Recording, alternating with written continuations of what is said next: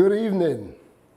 Welcome to this special electric and electrifying election night coverage. Here in the Federation of St. Kitts and Nevis, we have had a historic election day, August 5, 2022. As many of you will recall, it has just been 2 short years since we last went to the polls. But this one is really historic because for the first time, we actually had 3 formidable parties contesting the polls on St. Kitts, along with the 2 parties on Nevis. Stay tuned, be thrilled.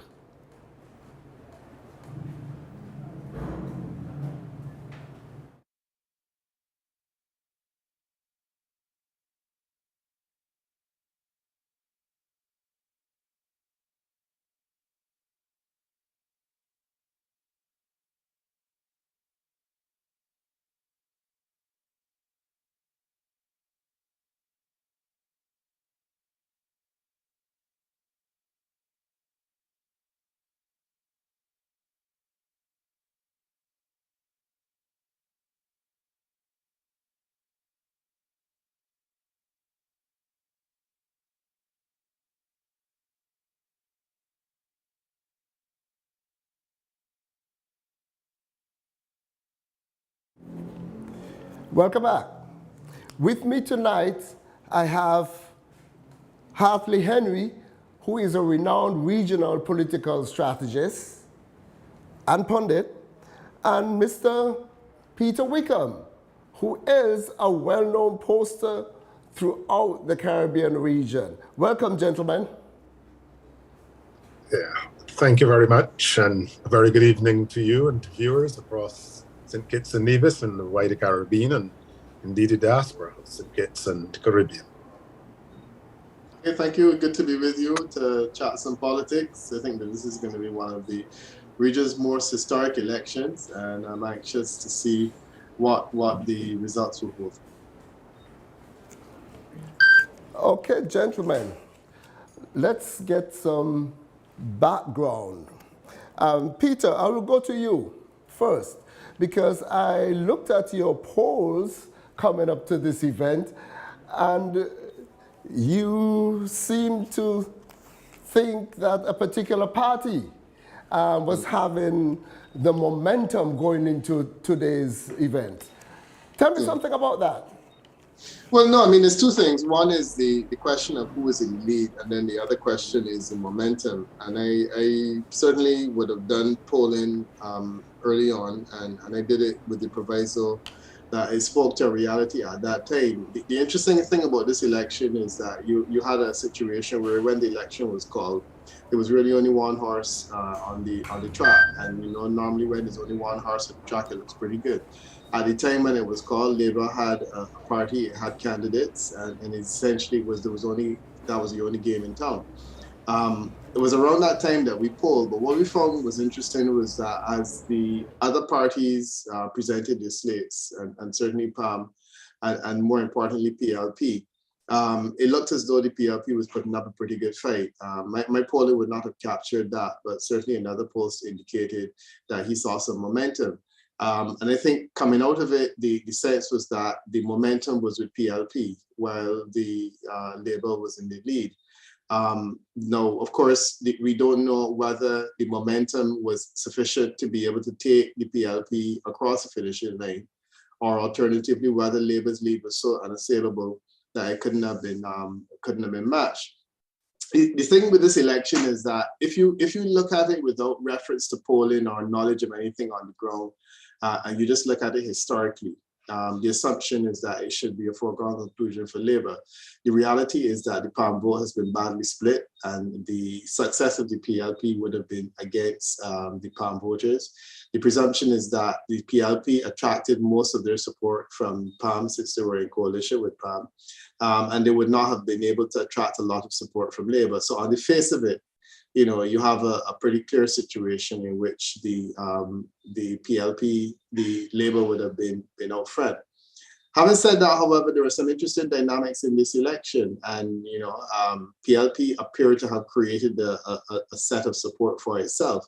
And in the context of St. Kitts and Nevis, that's a phenomenal achievement, and I think that that's something that you certainly need to watch going forward. And then there were some other interesting developments. I mean, St. Kitts and Nevis is peculiar in so many ways. You're looking at one of the smallest electorates in the Caribbean, but at the same time, you have 5 political parties competing for office, 3 in St. Kitts and 2 in Nevis. And that makes for some very, very interesting politics. The other thing is the margins of victory in the last election. That is always a starting point. And the margins of victory were razor thin in many instances. And it would mean that the alternative parties do not have much catching up to do when you think about it. I was looking at some of the margins in my analysis here.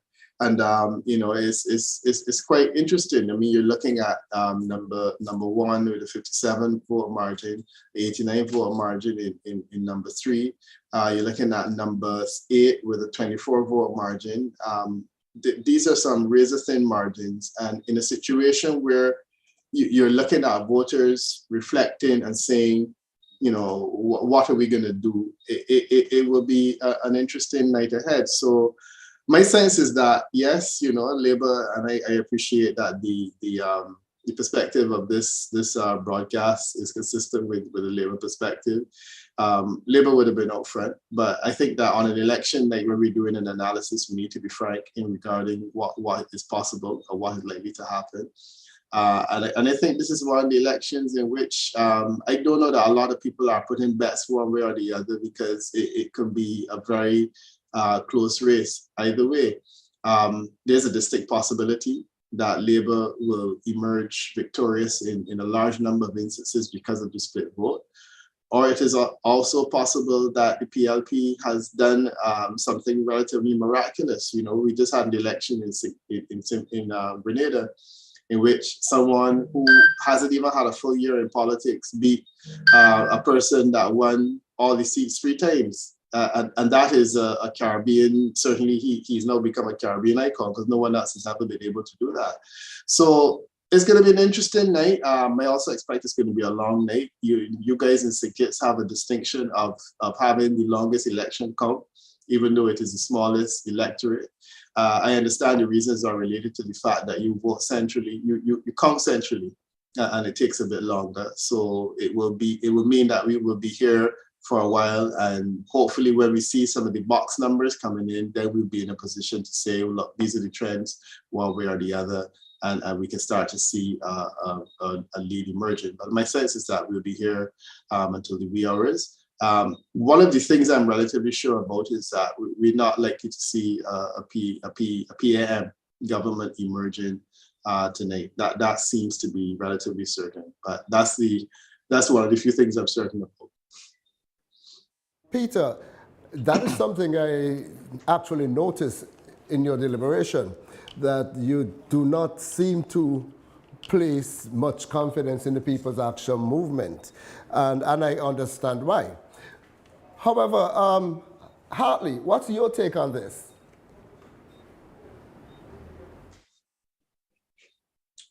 You need to unmute. Yes, thank you. And again, I agree to a large extent with Peter's analysis. I believe, however, that we have, in analyzing this election, we have to zoom in on the circumstance under which this election was called, because this is one of the rare occasions where history is not as helpful or as useful to us in approaching a general election campaign, and certainly an election night coverage, because the circumstances under which the election were called, I think, have to be examined, in the sense that you had a government which had won a first term and had received a pretty handsome majority going into a second term, collapsing in under 2 years. And it was a marriage that hit the rocks, went on the rocks and smashed. It didn't just dissolve. There was not a mutual agreement to go separate ways. It was, as we would say in the Caribbean, a breakup. And as a consequence of that, while the politicians would have proceeded, My concern has always been that it would have left quite a number of pained and perplexed and very disappointed supporters of the unity experiment out there. The question I think that will be answered tonight is, what did they do? Where did they go? What would they have done? And I'm agreeing with Peter that I think that certainly the People's Action Movement would have been given a tremendous job tonight in terms of reassuring its base of its suitability to resume or return to the office to office, given the circumstance in which it was removed from office. I think also the question is, was there enough time for the PLP to make the running? And therefore, I believe that while the election campaign would have started at a particular point, I think this was a campaign where the interests and the determination of voters would have been made out during the campaign. And as I'm seeing even today, I believe that many persons made a very clinical and critical decision whether or not to participate in this election. As we speak right now, very late into the evening, 8:45, there are several polling stations where voting is still continuing. And as Peter correctly said, the practice in St. Kitts and Nevis is one where they're not likely to start the counting until all the ballots are in. And I know there are two stations in Central Basseterre in particular, and persons outside of St. Kitts and Nevis. Central Basseterre is the capital, the constituency, which would have housed the capital city of Basseterre. There are two polling stations where at this hour, my last count was about 164 persons still in line waiting to vote. So there would have been a last minute surge in some constituencies, certainly Central Basseterre, which is critical, and which I'm sure that both PLP and Labour, and for that matter, PAM as well, because PAM has an incumbent there that is defending a seat. That is a seat that I think will be very critically watched tonight. And if you have voting ongoing all now, I'm agreeing with Peter that this is going to be a night where we're going to need a lot of coffee, because we're going to be around for a long time, because I don't see vote counting commencing in that constituency probably before about 11 o'clock or so. So it's going to be one of those nights, but I think that we can certainly have a discussion in terms of the campaigns that were conducted, the timing of the campaign. I think that I personally, as a political strategist, I must say that I will have a view on that, because I think that timing is everything in elections. And while I have tremendous kudos and admiration for Prime Minister Harris in terms of the strategy in which he brought about the demise of the People's Action Movement and the CCM in this campaign, and which he proceeded to attempt to resume governance of the country with minority support in the then Parliament. I'm not sure that his strategy of holding out for the 90 days was a clever one. I'm not sure that even going down to the last minute, that is something that I would like to examine in detail tonight, because if there was an error made, and I guess some persons will say it will only be known if it was an error after the last vote has been counted. But if there was an error made by the incumbent Prime Minister, I think a lot had to do with the timing. I really am at a loss to understand why this election was brought into the month of August. And that is something that I would wish to examine a bit later. But I think it's going to be a long evening.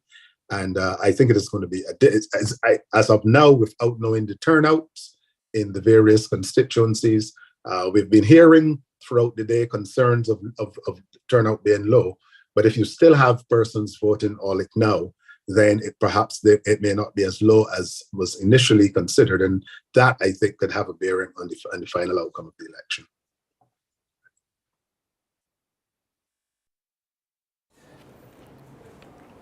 As both of you would agree, traditionally in the Caribbean, third parties don't make it. And we all keep saying tonight that this is indeed historic. Hartley, you mentioned Timothy Harris bringing about the demise of the People's Action Movement.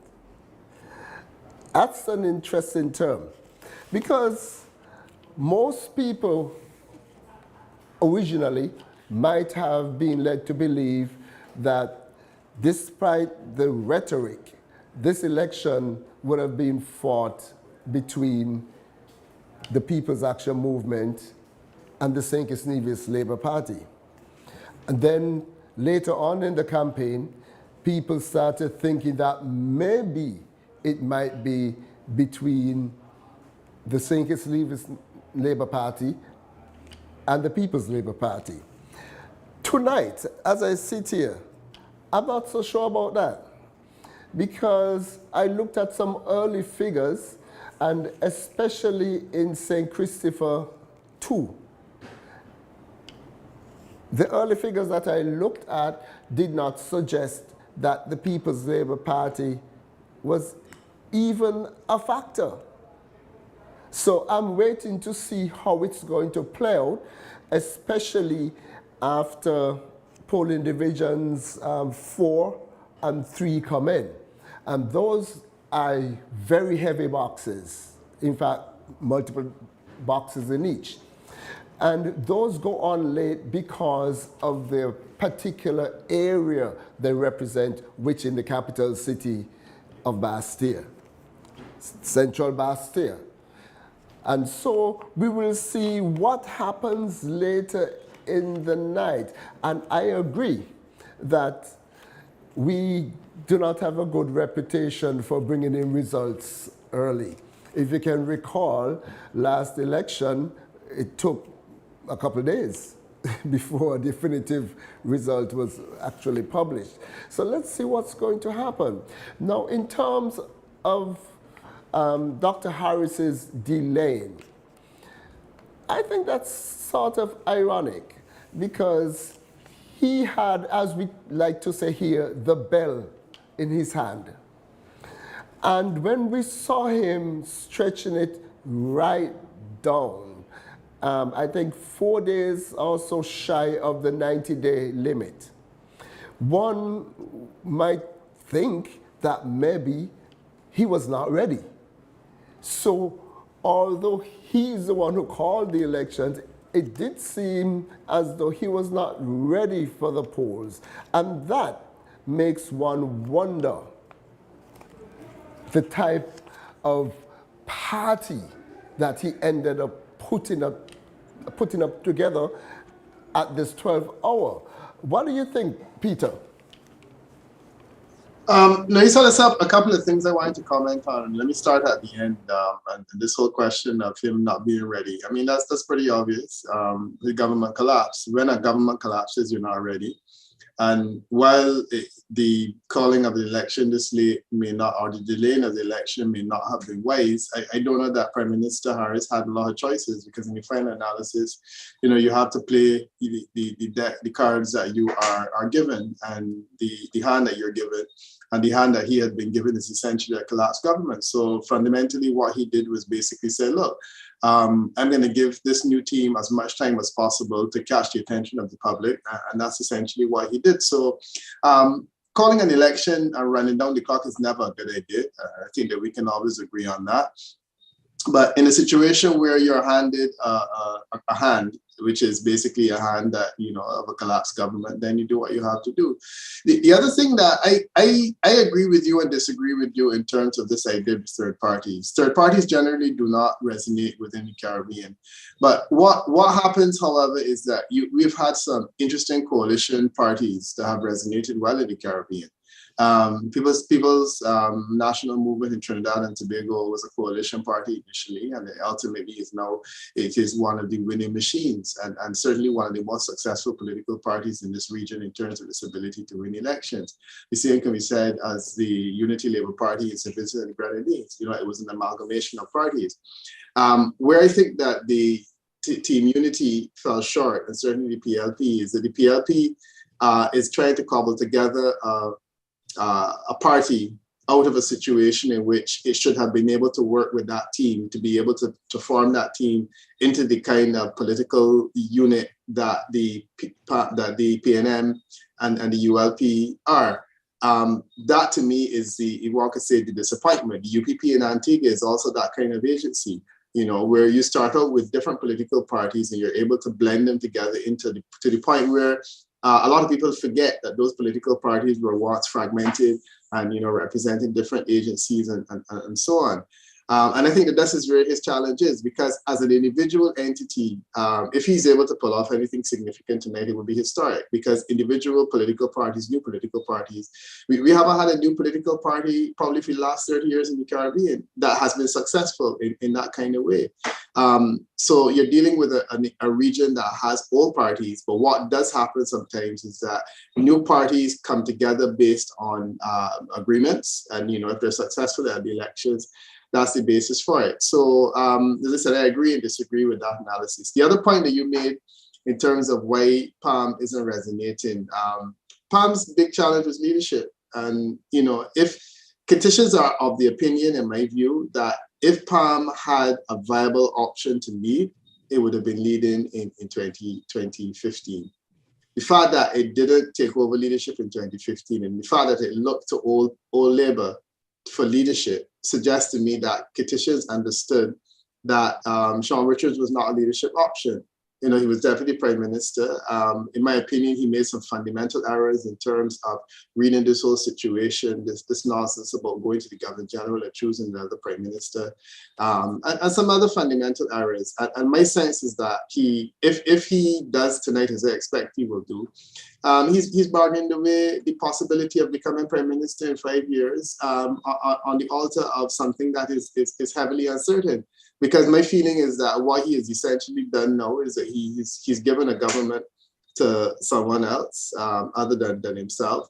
And he's more or less done it on the basis that the CCM wanted a fair share of the CIB resources, and Prime Minister Harris was uncomfortable with giving him that. So that's my reading of the situation. I really do feel the problem that PALM has is leadership. And I think that is what is going to be in the minds of people who are voting tonight. They see viable leaders in the shape of the Labour option, because Labour has a team that appears to be able to win. And they also see viable options in terms of the PLP, because PLP has been in government and has served successfully for 5 years. I won an election just recently with a virtual landslide. So those are the factors I think are at play. And as I said, I'm interested in seeing the details on your numbers, because I haven't been privy to anything like that. So I'm anxious to hear, where these numbers are, how they came in, and what exactly they're saying. Because the reality is that for the better part of this afternoon, they'll be hearing, various sides of the political fence. Everyone is calling and saying that they thought they had a good day and they've been successful. In terms of the demise of PALM, one might argue that Sean Richards brought about the demise of PALM because of things that you alluded to, Peter. I would not venture to say he shows weak leadership. I would say he showed a lack of leadership potential. And like you said, he should have taken the reins in 2020, and he did not do that. He ceded power to the same individual with whom they claim they had been having problems with for almost 5 years. And that created a situation whereby the people of St. Kitts have lost confidence in Sean Richards, and by extension, in the People's Action Movement. So what has emerged? What we see is that the only party, seemingly, the only party that is in a position to form a government on its own is the St. Kitts-Nevis Labour Party. I do not think that the People's Labour party has been able to garner the confidence of the electorate in St. Kitts. And I think you might see somewhat of a protest against a certain breed of politics, the transactional nature of the politics that was ushered in by Timothy Harris and his People's Labour Party. Hartley. Yes, I'm listening to the line of the trend of thinking, but I want to slightly return to the question of the type of campaign, the calling of the election, and the type of campaign. I would, as I said, I admired the decision of the Prime Minister to fire his dissenting colleagues and to dissolve the Parliament. I think it was a political masterstroke. I think it showed political guile. I think it showed that he had what we call guts, and I think it was a stroke of genius. Where I think he may have erred, and as I said, this is my view, irrespective of what happens tonight or tomorrow morning. I believe that at the point in which he did this, and I would have stood around for 4 to 6 weeks, he came with the predictable and anticipated bag of goodies. We were in the throes of the COVID pandemic, the tailwind of this. Persons were hurting. We had gasoline prices at unprecedented levels. We had growing unemployment. We had the ending of the tourism season, the peak season. And therefore, I think he also came with a very timely and very focused and effective, what one can term mini budget, and sweetened the pot in terms of the PAP workers, in terms of appointment of persons who for years had not been given that level of security, in terms of his reduction in the gasoline prices, food prices, and what have you. I felt all that was good politics, and I thought it was going somewhere. But I think as a horse racing enthusiast now, you do not take the horses to the boxes, lock them in the boxes, and then let them linger up for too long. Normally, the minute the horses get into the boxes, within seconds, you fly the tape. The point I'm making is politics is about timing, and I felt that Prime Minister Harris may very well have hung around too long, waiting to form and create and establish a political party that I don't think was necessary. I believe that he may very well, on reflection, I am forecasting that by tomorrow he may very well look back at this process and have a second thought as to whether he should not have gone presidential. In the sense that even though he formed the party, even though he stood around for the 90 days, even though he gave you an extra month and more after the 90 days, the election was still all about Tim Harris. To my mind, to take 7-8 weeks to come up with a Tim Harris campaign, I felt he could have done that from day one. I think at that time, the Labour Party was not as organized as it in the end turned out to be. I don't think its leader was as established and was as unanimous and challenged as he turned out to be in the end. I think that 7 weeks provided the Labour Party with the opportunity to settle all issues of leadership, to get its structure in place, to put a campaign together. And I believe that as a consequence of that, by the time the election was eventually called, and certainly in the last 3-4 weeks, to me, it turned out to be a non-event. Because I am saying now that I'm finding it very difficult to count a majority vote in this election, or as majority seat count for any party but the St. Kitts-Nevis Labour Party. And I'm saying that because I've been around the politics of St. Kitts for a few years, as a matter of fact, since 1993. And I'm not seeing how PLP will get a third seat in any equation tonight. I'm not seeing how PAM can get a fourth seat in any equation tonight. I do not think that if a majority of Kittitians voted neither for the People's Action Movement or the People's Labour Party, that they would be comfortable not being part of a government. And therefore, I believe that out of a series of errors, I believe has now emerged what I forecast is going to be a very decisive outcome in this election. I believe that the voters were, by a process of elimination, and also as a consequence of the opportunity to properly outfit and market itself, I believe that the St. Kitts-Nevis Labour Party should fancy its chances tonight of taking this campaign and taking this election. I agree with that. I think these elections today were, in addition to other things, a referendum on Timothy Harris, a referendum on his leadership style, a referendum on his reputation as a politician.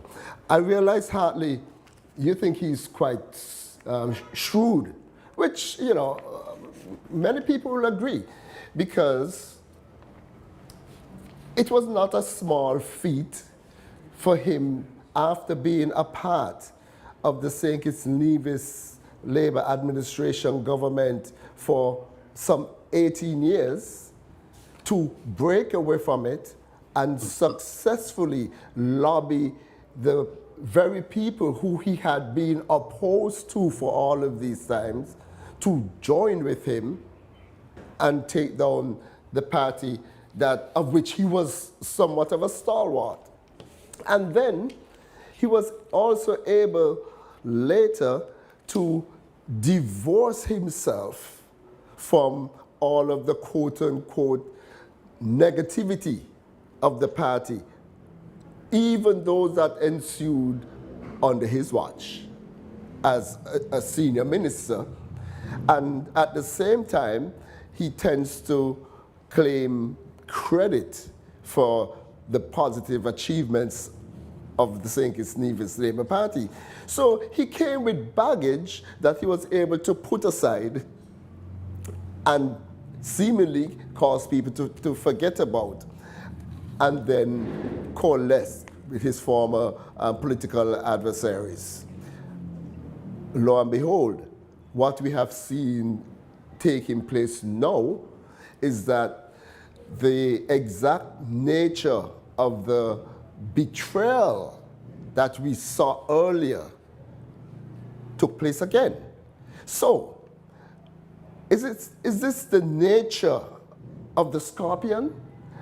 Could this be why the people of St. Kitts are not gravitating to him from an ideological point of view?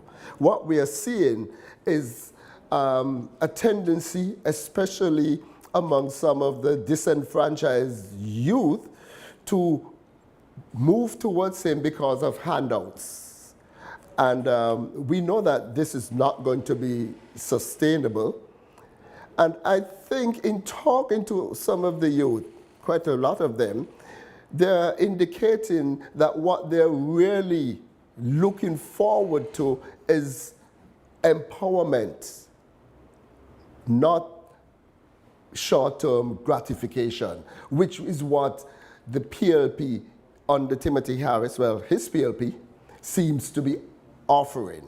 At the same time, there was an indictment of the People's Action Movement, because the criticisms that were being leveled against the Team Unity administration for 7 years are the same criticisms that the members of the PAM are now leveling against Prime Minister Harris. So, you know, that's quite an irony, because it's obvious that they were all part and parcel of all of the wrong deeds that they are now accusing him of doing. And he is able to elevate himself above the fray, although he is fingered as the one who actually engineered this and perpetrated all these wrongs. What do you think, Hartley? What do you think about that? Yeah. As a matter of fact, I think you're making a very interesting point there.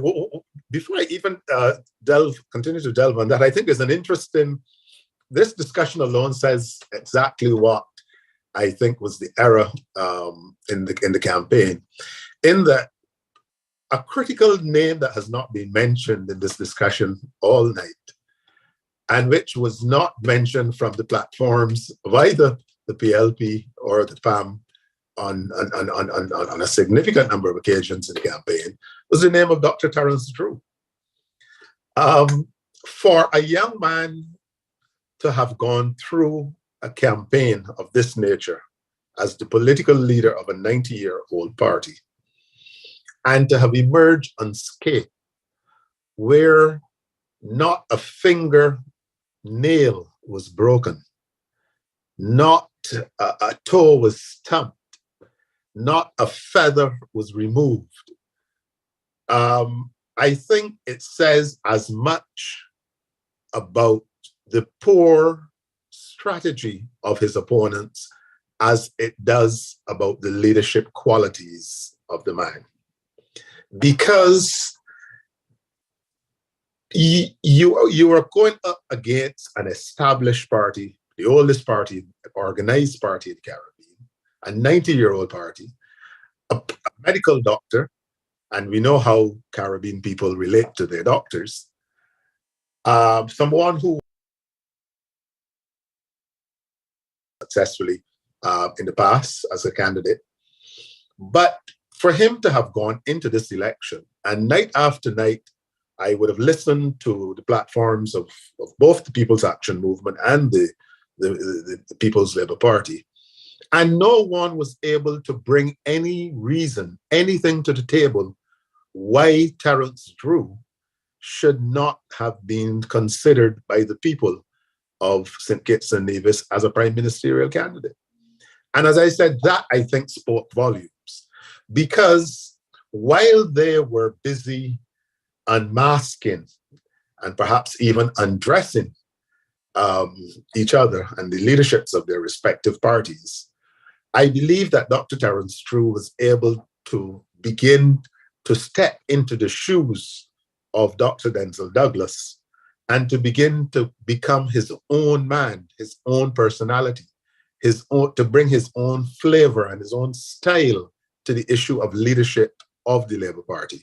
And while it may have started as a pretty shaky, uncertain scenario 6 months ago, well, 8 months ago, at the point of the election of a new leader, certainly I believe the campaigns of the PAM and the PLP would have aided, perhaps inadvertently so, in cementing and consolidating the leadership of Dr. Terence Drew. And that is why tonight, in all of this, while we speak of Prime Minister Harris and also of Mr. Sean Richards, I think it is also important that we remember that there's also a third leader who perhaps is in what is known as pole position tonight, at this hour, to become the next Prime Minister of St. Kitts and Nevis.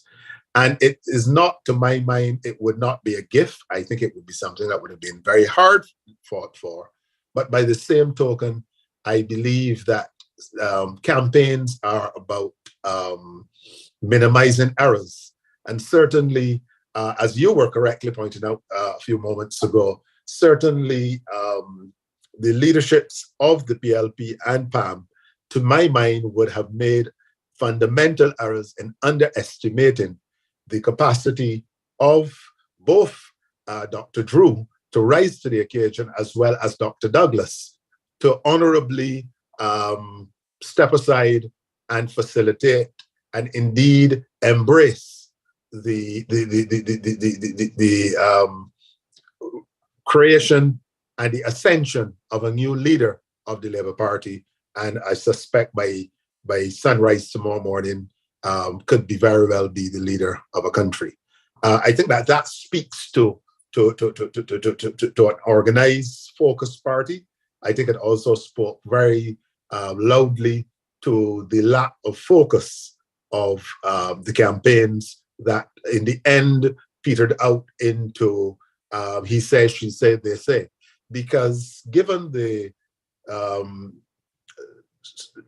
laws of libel and slander and what have you across the region, and certainly in St. Kitts, defamation and what have you, it would have been very difficult for either side in the unity government to really say exactly what needed to be said to convict in the public, in the court of public opinion, anyone. So what you had were innuendos, what you had were insinuations, what you had were aspersions on person's character, but there really was nothing that you can say, for this reason, this person should not hold public office again. For this reason, this person should be charged before a court of law. For this reason, this person is not fit to be elected to the parliament. What you had was a lot of jabbing, but no real lethal heart punch. And as a result of that, I think that the supporters of the unity construct would have all reason tonight to be quite angry with their leaders for creating this golden opportunity for the Labour Party, having served for 20 consecutive years between 1995 and 2015, again, being able tonight to be in pole position to form the government again. I think it was a gift from the unity leadership, and we will wait tonight and see exactly what happens. I think I should just remind persons why we are without results as of now. The reality is that in St. Kitts, you do have a situation where counting will not commence until all of the ballots would have been collected and transported to a central spot. And we actually do have, although they're moving pretty quickly now, I'm told, my information is that in central Bastille, where where one of the bigger problems existed, you have a situation now, as of a few moments ago, where there were just about 49 persons left in line, and that's at the old Pilgrim Church. So that building, Job Ward building, that is, I think, the hold up right now. There were 40 plus persons to vote. I suspect that they should be completed. Certainly, I would want to believe in an hour. So this is going to be a particularly long evening, but one is hoping that as soon as that process can be completed, we can begin to have some serious counting and some indications as to exactly what is happening. Because again, as I said, if there's going to be any excitement tonight, constituency number 2, which is Central Bastille, would have to be one of the places where there would have to be a major shifting away from what there would have to be an unforeseeable scenario in constituency 2. So that is the constituency to watch, because any party that wishes to form the government, to my mind, must win constituency 2. And that is why that particular constituency, I think, is going down to the wire. I think there's a last minute rush. I think that there are persons who perhaps stood home all day with no intention of voting, but for whatever reason, they came out just in time before I must point out that there would have been undergrounds and within the 100-yard confinement designated area. So therefore, they are eligible to vote. It doesn't matter what time they get to the ballot box. They were within the 100-yard point before 6 p.m., and therefore they are entitled to vote. And that is the reason why we are still at this hour without counting that we would have expected. And Hartley, before I continue along that road in terms of discussing what might happen tonight, I want to continue talking a little bit about the man who is Dr. Terence Drew. Dr. Terence Drew is somewhat of a gentle giant, because what he did about 8 months ago, he successfully challenged Dr. Denzel Douglas for the leadership of the St. Kitts-Nevis Labour Party. That might have been something that was unthinkable, but this man was successful in doing it, and then Dr. Douglas conceded and gracefully supports Dr. Drew as the leader of the St. Kitts-Nevis Labour Party. And why it was easy for Dr. Drew to become so palatable, as it were, is that he exudes this squeaky clean image. Like you rightly said earlier, there is no scandal over his name. No one can point to anything in terms of a misstep that he might have made in his political career. No accusations or allegations of corruption. No accusations or allegations of tendencies to be despotic. So Dr. Drew comes into this position as the leader of a 90-year-old party, the oldest political party in the English-speaking Caribbean. And he comes there with the poise of a leader in whom our population can have confidence, a leader of whom we can be proud. Because, like you correctly alluded to earlier, although there were no knockout punches, there were quite a few effective jabs against Prime Minister Harris, you know, and he has not been very successful in deflecting them. Most of these jabs have landed. And then Sean Richards, we see in him a weak and broken leader, a timid leader who decided to hide behind a promise rather than taking the helm and leading this country forward. I think Mr. Richards has permanently forfeited his opportunity to be the Prime Minister of St. Kitts and Nevis. I think the people in his constituency, number 5, Sandy Point, might have recognized that too. And we might see something upsetting as the results come in tonight. Because that seat, which was always considered to be, in recent times, a sure seat for the People's Action Movement, that seat is in play tonight. And Kenny Douglas of the St. Kitts-Nevis Labour Party might very well capture it. And I'm going to talk about another seat that might be captured tonight as well. And it's not number 4. Number 4 seems to be a foregone conclusion for the St. Kitts-Nevis Labour Party. Like I said, I don't have a crystal ball. I still have to wait on the numbers. But the incumbent, Lindsey Grant, is damaged goods. And I think even before he was elected, people doubted his integrity. We will all remember what happened at the Marriott. He was caught on tape. And then he was still given a chance. And then, while in office, he was found guilty by a court of some other malfeasance, to put it mildly. You see? So he is damaged goods. And I do not believe the people of constituency number 4 will consider him again.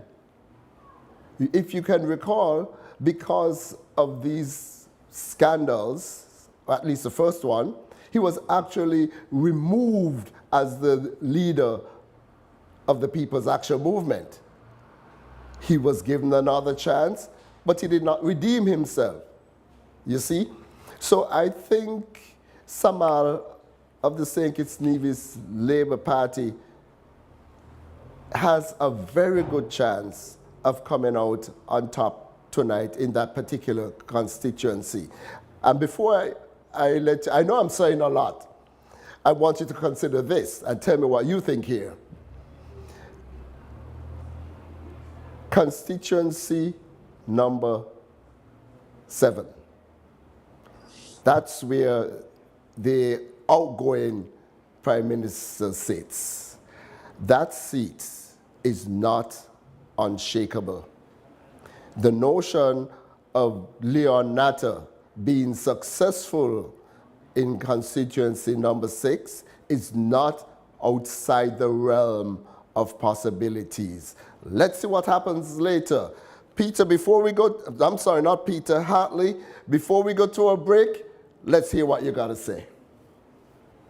Yes, I'm monitoring very closely the voter turnout in constituency 7, because I believe that a low turnout in constituency 7 could be problematic for the incumbent Timothy Harris.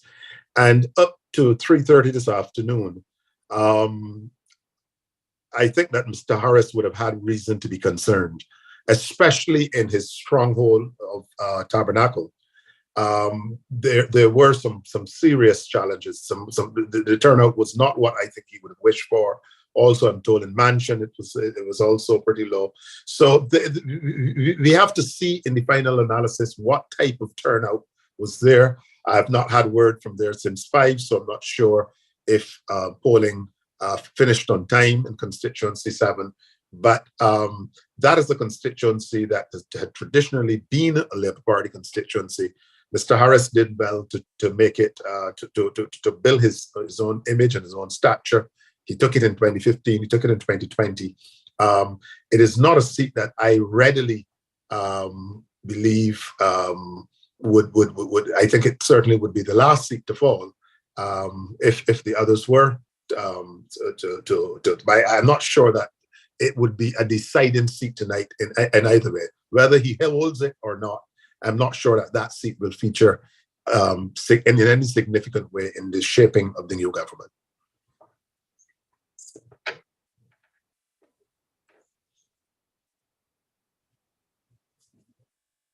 Hearing of any results anytime soon, but I can tell you this. Let us, in fact, let me backtrack a bit. Let us, Hartley, look at this elections constituency by constituency. You said 2 interesting things. At one point you said that the road to establishing a government runs through Central Bastille, constituency number 2. You also suggested that that road does not necessarily go through constituency number 7. Then, where do you see the other must-haves in order to form a single-party government by the Labour Party in St. Kitts? Yeah. First, let me say that I am curious as to the strategy that would have gone into all 3 campaigns when you look at it. And interestingly, this opportunity should be taken. I'm sure even though it's in Kitts and Nevis elections, There are a number of Barbadians who I'm told are following this discussion. And I should point out that in my many years, this election attracted more political support and more political operatives, Barbadian political operatives involved in this campaign than any I have been involved in over the years.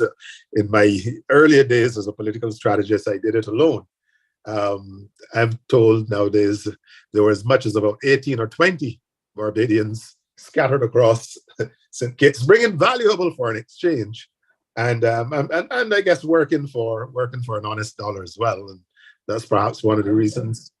Jamaicans as well. And Jamaicans as well. The entire and Caribbean is looking at this. Yeah. Many persons, came and they offered some assistance and what have you. But I'm curious as when I look at the campaigns that were created, and if I take that, for example, the PAM campaign, I'm not sure, and I know that there are some operatives from Barbados who have featured very prominently in the PAM campaign, and some business persons and what have you.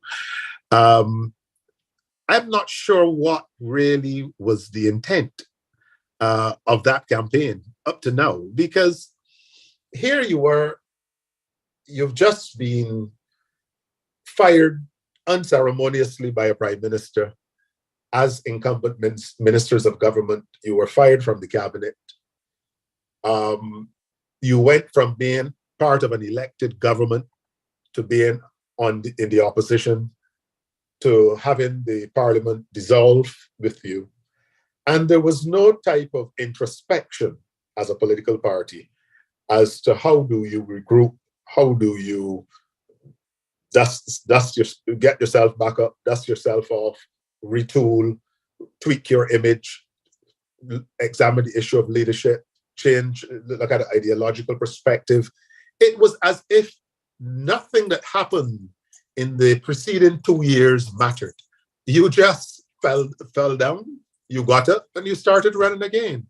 That, to me, is not modern day politics. And I'm not sure how much my compatriots would have been paid for their advice and assistance, but I'm not sure they did the business of campaign management tremendous favor by advising the People's Action Movement to proceed in this campaign with the case of business as usual, because it really did not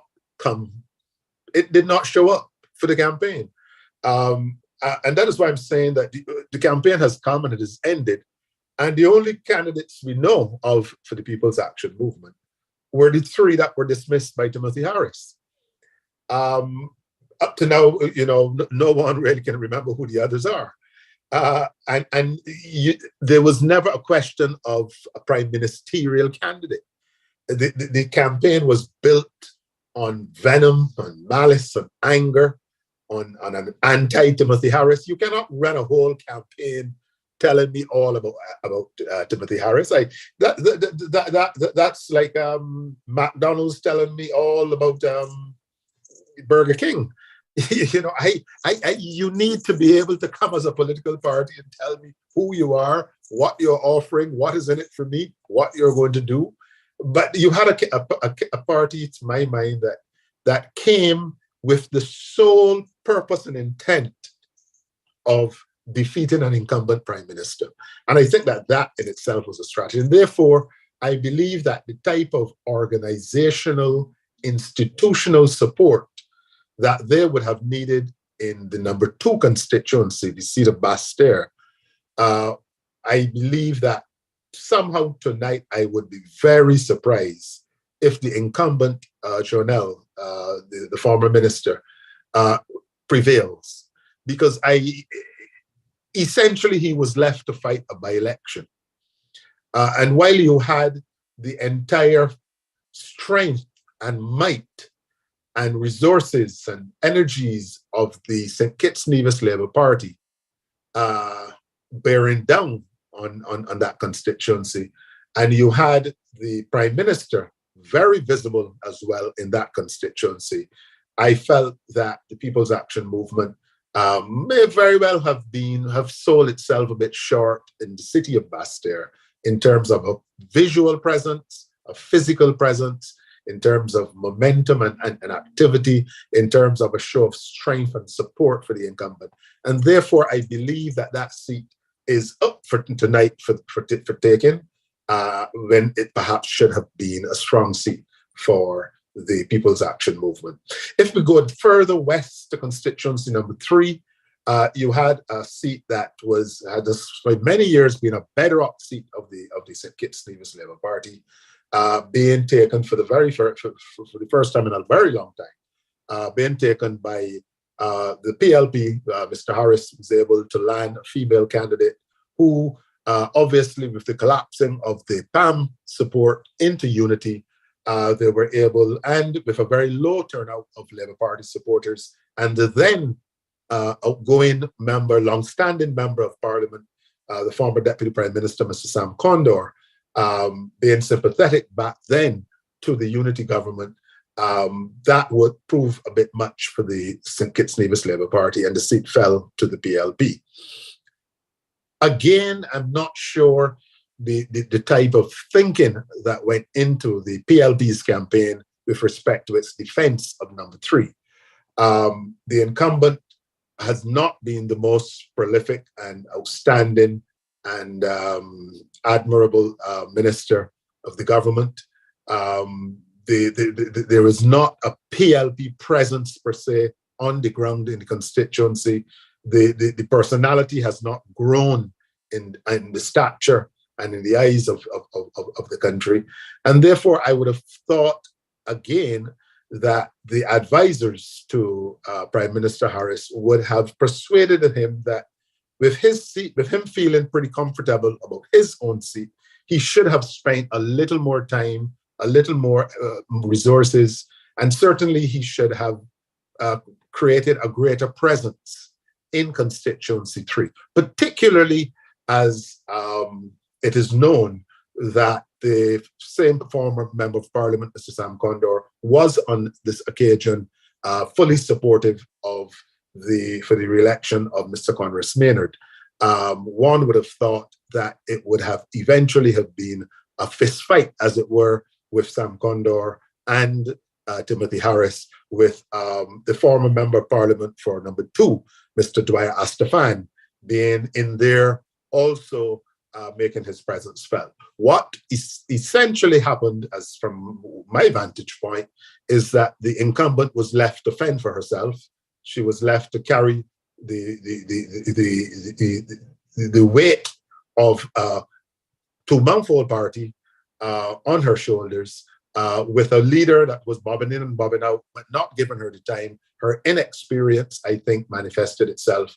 And when you had not only a returning MP, an MP who had just lost, but who's pretty well known, former Calypso King, Mr. Conrad Maynard, and you also had the strength and the experience and expertise of his family, and particularly his father, who was a former organizer of the Labour Party, all devoting their time and energy to number 3. I would not be surprised tonight if that proved too much for the incumbent Member of Parliament for number 3. That number 3 is going to fall back to the St. Kitts-Nevis Labour Party. And I think Aquila made a serious misstep. One might even categorize it as a blunder. With all the misgivings that some might have with regard to Denzil Douglas, Denzil Douglas is still today one of the most popular politicians in St. Kitts. Aquila was in his constituency maybe a week or 2 ago, and she launched an attack on Denzil Douglas. Denzil Douglas is still beloved. And Denzil Douglas was able to quite effectively rebut point for point that she leveled against him. And because he's so charismatic, because people still lived still love, I'm sorry, DLD.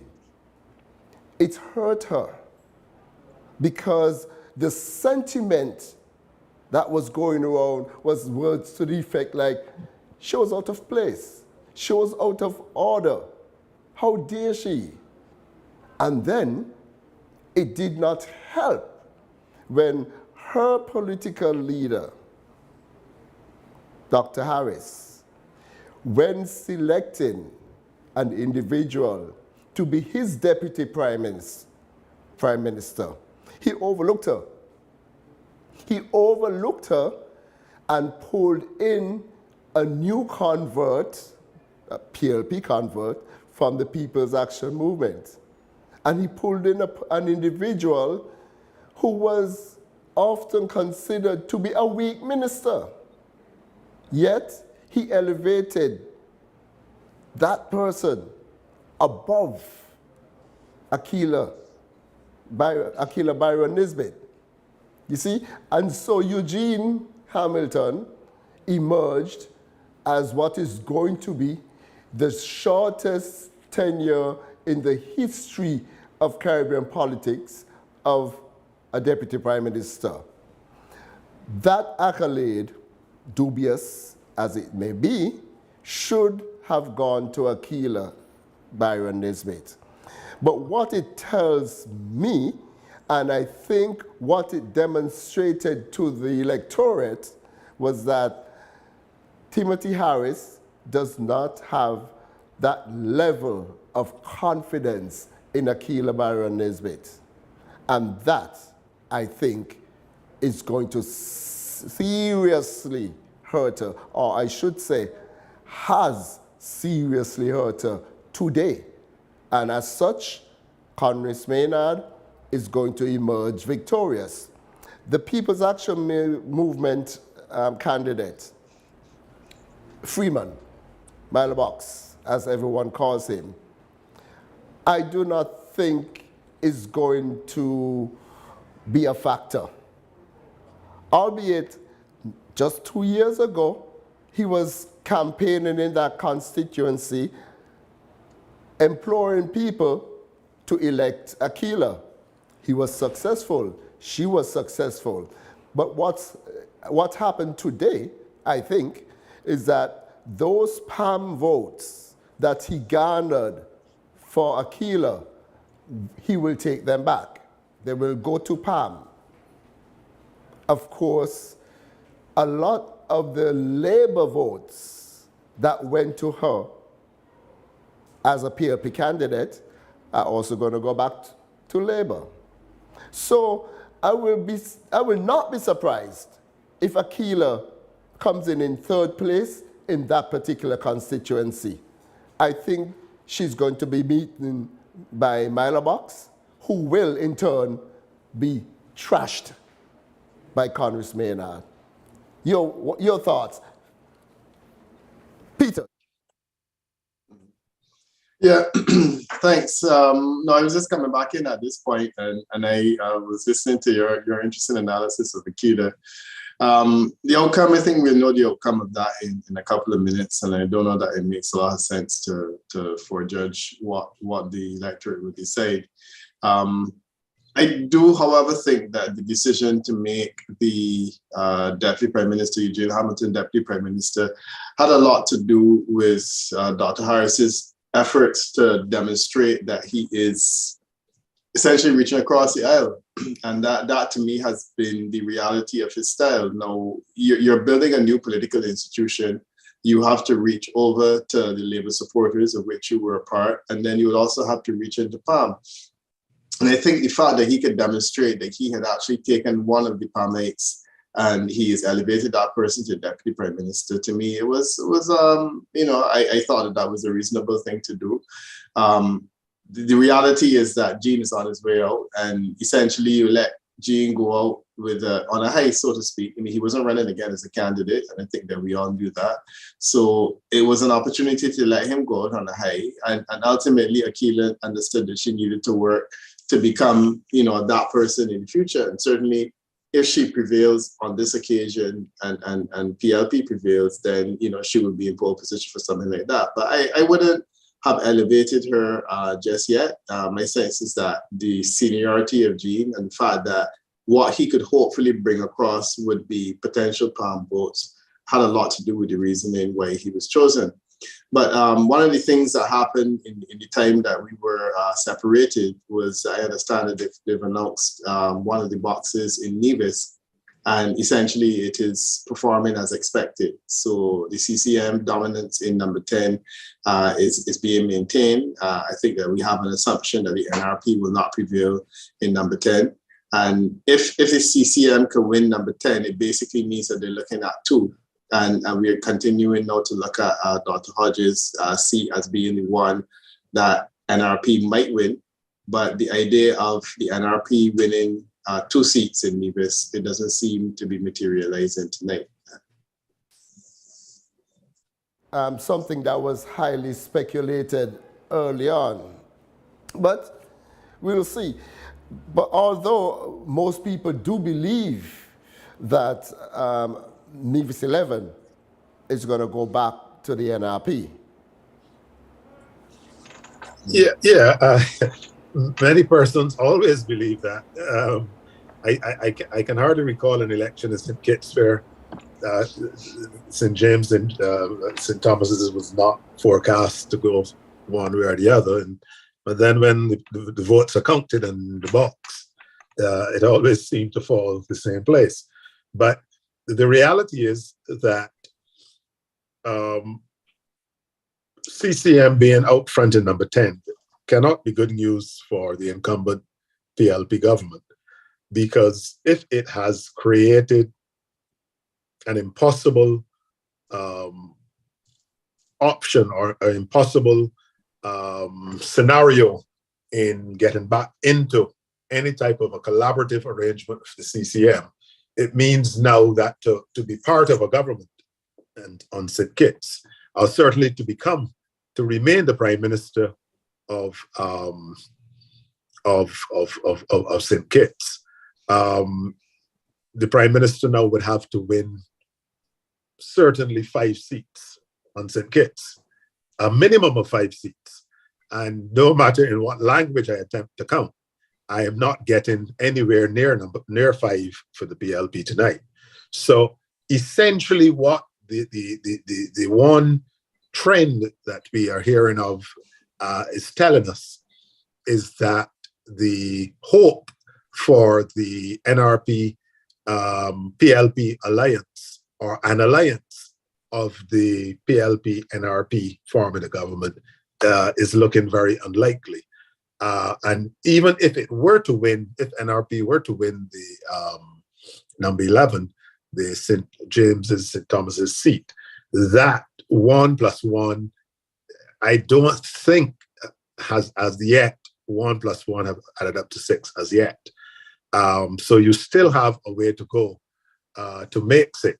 And I believe that we are therefore beginning to see something developing that is more consistent with reasoned thought and analysis.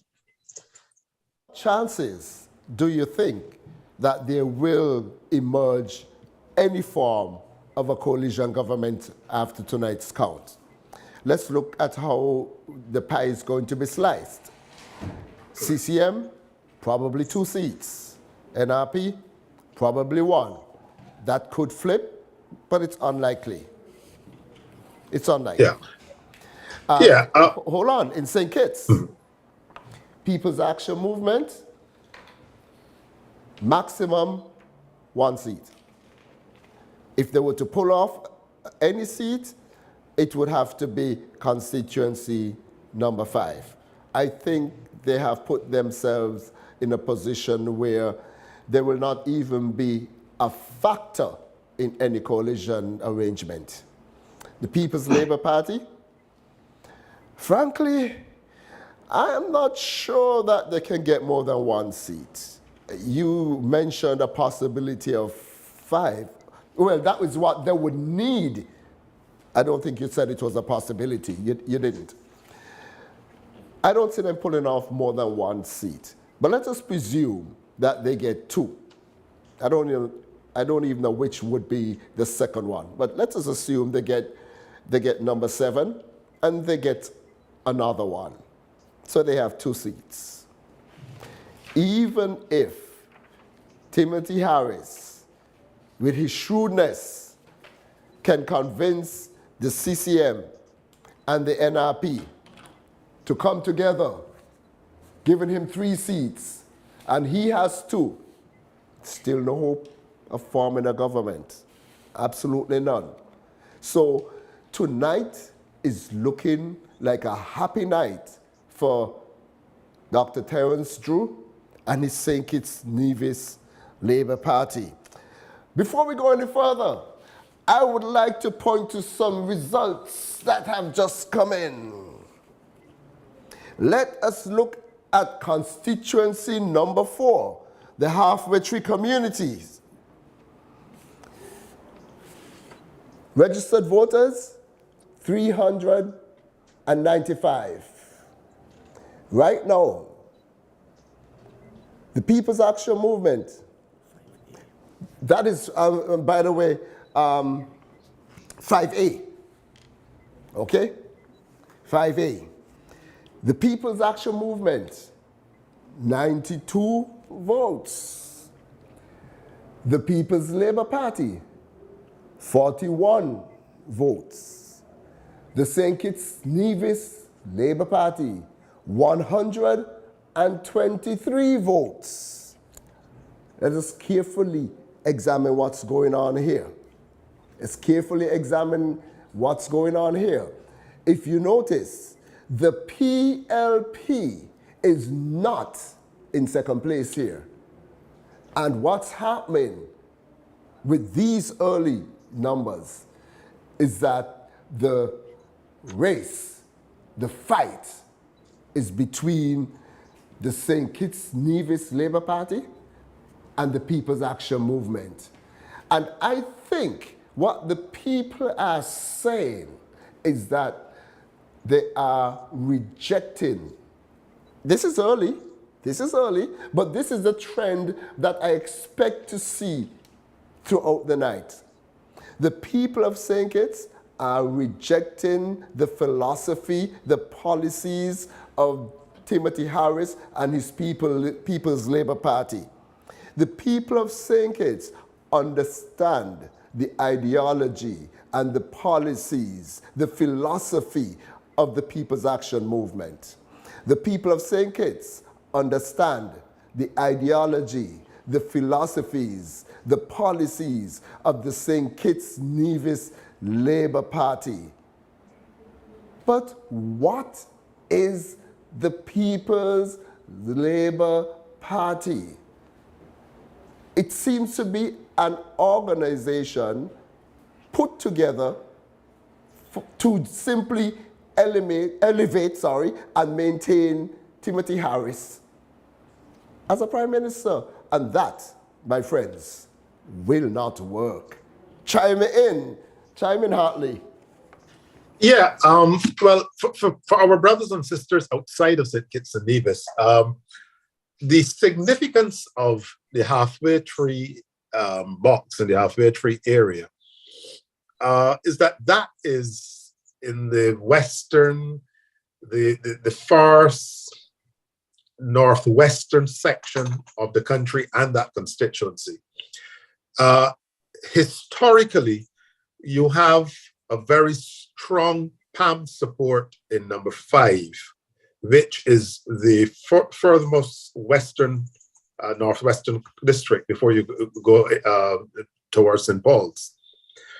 By Samuel Duggins, who is not a quote unquote native of number 4, doing as well as he has done in halfway tree, which normally is a 50-50 box. Halfway tree normally is a barometer as to how that constituency is looking. It is not a stronghold of the Labour Party.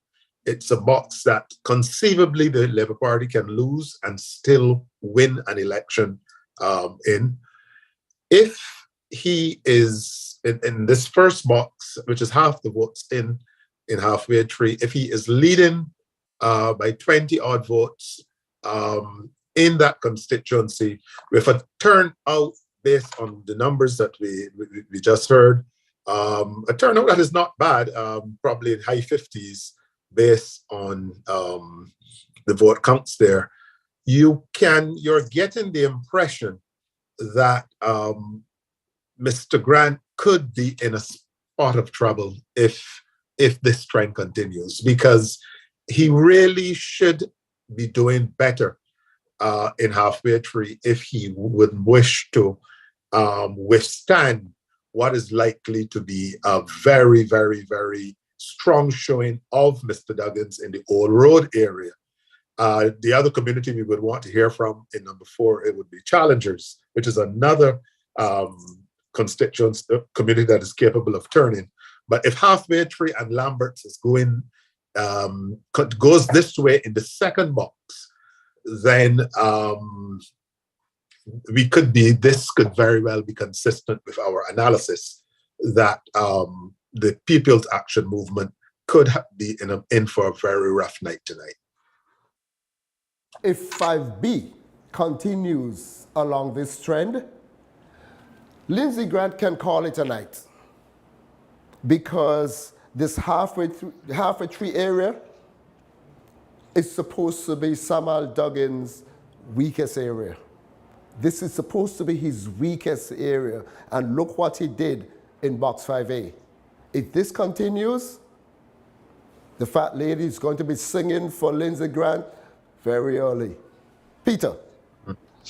Yeah, I don't really know that the result presents a huge surprise. And I mean, the thing that I was more keen on looking at is the Labour support versus the anti-Labour support. And I mean, when you add it, the anti-Labour support is actually higher than the Labour support. So, I mean, what I'm seeing is a split vote, because it is, as Hartley said, I mean, his analysis was on point. It's really an area in which Palm did well and would be expected to do well. And what you've seen in that instance is that the Palm vote has been cannibalized, and the government the seat is essentially being handed to Labour on a result of that cannibalism. And that to me is probably the clearest evidence that the split vote theory is holding true in this election. I mean, I don't know what else will happen in the other ones, but certainly in this one, you know, I'm seeing, and this is the first one on the mainland that I'm able to analyze in this way. And, you know, it's a clear situation in which the anti-Labour vote is higher, which is what we would have expected in a constituency or in an area of the constituency where Palm tends to reign supreme. But it's been chopped up, and, you know, 41%, 60% of it that the PPLP got isn't a significant amount of votes, and it is in third place. You don't deny that. But in the final analysis, you only need to shave off 10% to cause someone to lose a seat. So if this trend holds in several other constituencies, what you will find is that the PLP is very effective in terms of damaging Palm's chances of actually being able to retain a seat. And what they're doing is they're almost handing the government to the Labour Party. And I'm sure that you guys would be happy to say thank you very much and carry on with business. Yeah, as a matter of fact, Peter, if you... Okay. Let's talk about the cannibalism.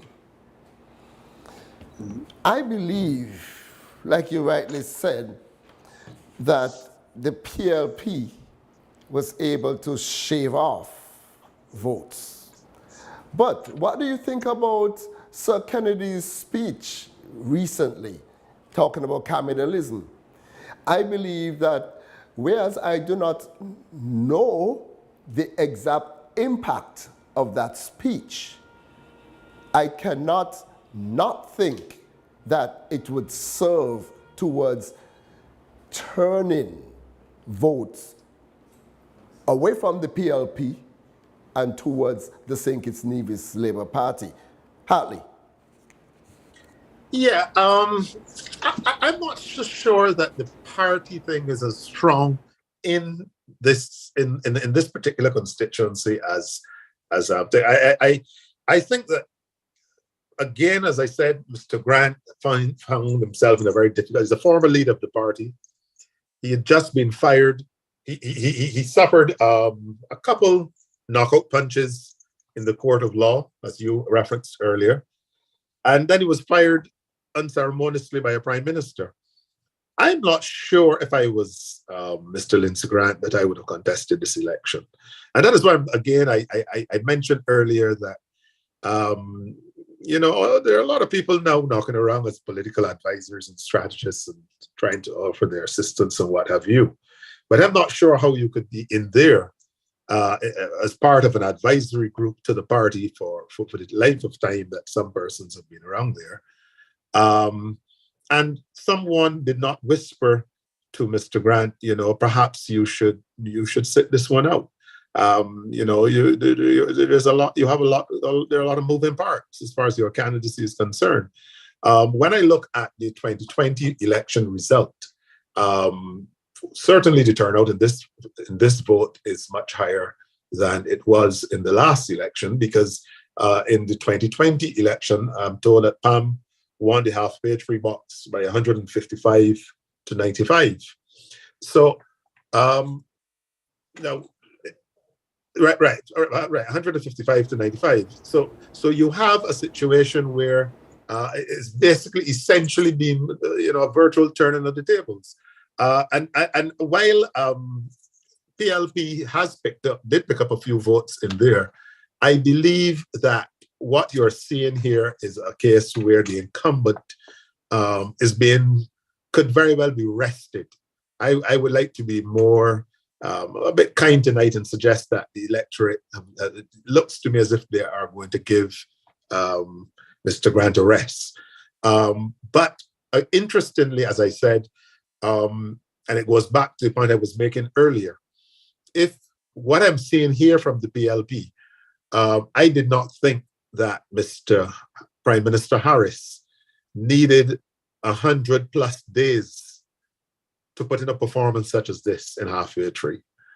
If you're going to hang around the starting boxes, you must be doing something. You don't come with one plate of food to a child, feed him on a Sunday, and expect that by Thursday he's not hungry. You have to feed him on a Monday, on a Tuesday, on a Wednesday, on a Thursday. You fire your ministers. You came with a basket of goodies that went down well, and then you brought no food for the next few days, and then you come back and say, "I'm ready." And then even when you're ready, you starve me out again for another few days. And how do you expect to sustain momentum and energy in a campaign? By just putting on an orange shirt? It really made no sense. And it may be too early to call, but certainly what I'm seeing here from halfway tree tells me that I'm not sure that PLP got it right, from start to finish in the campaign. I think up to the dismissal of the ministers were good. I think up to the address to the nation where he outlined a series of measures were good. But after that, I saw no genius. I saw no brilliance. I saw no craft, no no guile, no anything. I saw ordinary. And I'm seeing ordinary up to this very minute. I would like to go to some results from Nevis 10. What we saw in polling station 2, we saw that Mr. Evelyn of the CCM, he garnered 67 votes. Mr. Isles of the NRP, he garnered 32 votes. There was one spoiled ballot, and that's the long and short of that. In the St. Christopher 4 that we were talking about earlier, like I said before, Samuel Duggins got 123, Lindsey Grant 92, Mr. Liebert of the PLP got 41, and there was one rejected ballot. No surprise here from my point of view, especially in Nevis. And the results so far in number 4 are what I would have predicted. Before we went there though, Hartley, you were looking at St. Kitts constituency by constituency. Yeah. Interestingly, we started at 2 and then went to 3. What do you think about Dr. Hanley in number 1? Well, again, I think Dr. Hanley has matured tremendously. I think as an incumbent member, he would always have started as a very difficult candidate to defeat in that constituency. He has a record from a youngster growing up around the Labour Party, supporting St. Martin, Dr. Earl St. Martin, supporting Ed before then, and he has paid his dues. I believe that both PAM and PLP, again, even if the unity construct had remained as one, Dr. Hanley would have been a difficult candidate to defeat in constituency in East Basseterre. I think by splitting into 2 and coming with 2 relatively unknown political sorts, the former MP Patches was not, that visible, that active, what have you. There really was not a campaign in constituency 1, and I would be very, very surprised if there is any semblance of a competitive race in the constituent in East Basseterre.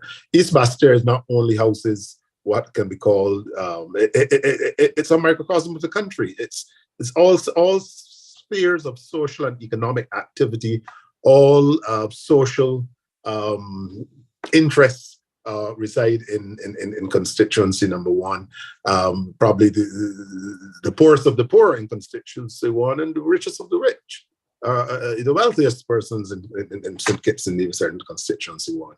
So therefore, I believe that when all is said and done, I think that is a seat that clearly will be beyond the reach of both PLP and PAM tonight. And I think that it is now clearly the second strongest seat for the St. Kitts-Nevis Labour Party, and I expect it will remain that way. Constituency 4, even prior to the halfway tree first box coming in, I felt that a 3-way race would definitely not favour the incumbent Lindsey Grant, but I also felt that the incumbent is injured. He is damaged, and I would have certainly, were I involved in that campaign, I might have asked him to take a rest. I believe that with Old Road to come, which is the largest area, and I'm very interested in seeing what is happening in Challengers. I believe that Mr. Duggins could very well be favouring him, his chances at this time. It's still early days. Interestingly, the PLP has not put up the strong showing that it perhaps expected to put up, because even in their projections for the country, they were giving themselves 4 seats, and constituency 4 was among the 4 seats that they tended to favour. They were favouring 3, 4, 5, and 2, and 7. Sorry, and 7. So the fact that in halfway tree so far they are so far behind would not be any reassured, would not provide them with the comfort that I'm sure the PLP strategists would have wished to have at this stage. Because if you're doing that bad in halfway tree, I am not sure that you're going to do very well in Old Road. And Challengers is a very small area. The Lamberts and there, it's going to be very difficult for you to make an impression. And if you're not making an impression in number 4, then it also tells me that you're going to have some problems in number 8, because to do well in number 4 would tell me that you're making a national impression. And if you're not doing that great in number 4, then you're not likely to do that great in number 8, which tells me it's pretty much not PLP's night tonight at this early stage. But I would still wish to see 1 or 2 other turnouts. This turnout is stronger than we were led to believe. It is not the greatest of the 395 votes. Certainly, it's not a bad turnout under the circumstances, because we are still in a COVID environment. We are still in an environment where a lot of the diaspora voters did not come in to participate in all constituencies, and certainly persons have, you can see the intent of the constituency displayed in this initial result. I will not be as kind as Hartley to suggest that the people of constituency number 4 will give Lindsey Grant a rest. I think Lindsey Grant will be put out to pasture tonight. Political career ended. It started earlier, a few years ago, when he was fired as the political leader of the People's Action Movement. That was the beginning of the end for him. Then, when he was captured on the Marriott tape, we would have thought he would have regrouped and come better. He did not. He was given a chance. He was elected, and then he was convicted. Lindsey Grant will know. Then, before that, he was fired by his Prime Minister, Timothy Harris. These are some serious strokes against Lindsey Grant. Now, he will be fired by the electorate. Lindsey Grant's political career ends tonight. Peter. Well, again, I mean, the people of the constituency will determine that one way or the other. My role here tonight is to try to analyze the evolving scenario. And it is one in which I think Lindsey Grant certainly has only himself to blame for what is happening. It's unfortunate. I think there's several things about his political career that have been unfortunate. He struggled to win a seat while he was leading the People's Action Movement. He subsequently won a seat with the People's Action Movement on the last occasion. And now basically his re-election is being stopped short after 2 years. I heard him say on the political platform that he's not even pensionable, and the likelihood of him becoming pensionable after this would be very low. The reality is that I think that Lindsey Grant and Jonelle Powell and Sean Richards were badly advised in this whole thing. And, you know, Hartley was talking about advisors. I'm not convinced that the national hero would have been one of the advisors. I don't know whether he was or he wasn't. But I listened to the speech. I didn't think it really resonated, because in the final analysis, the people who are actively voting in this election and making the decisions and so on, a lot of them are not familiar with the distinguished leadership of the former Prime Minister and national hero. So, I mean, I'm not suggesting that he is not a politically significant individual, but I'm saying that his message resonates with a particular age of petition and division. And my sense is that the conversation was really about, or really among younger people on this occasion. So I don't know that his message really resonated. The other thing, you know, as I said, in terms of the advice, it was not good. I felt that those guys, and I said those guys, I mean Grant, Sean Richards, and Powell, should have read the tea leaves and should have been in a position to say, look, we do have a position of greater power now that we are likely to have if an election is called.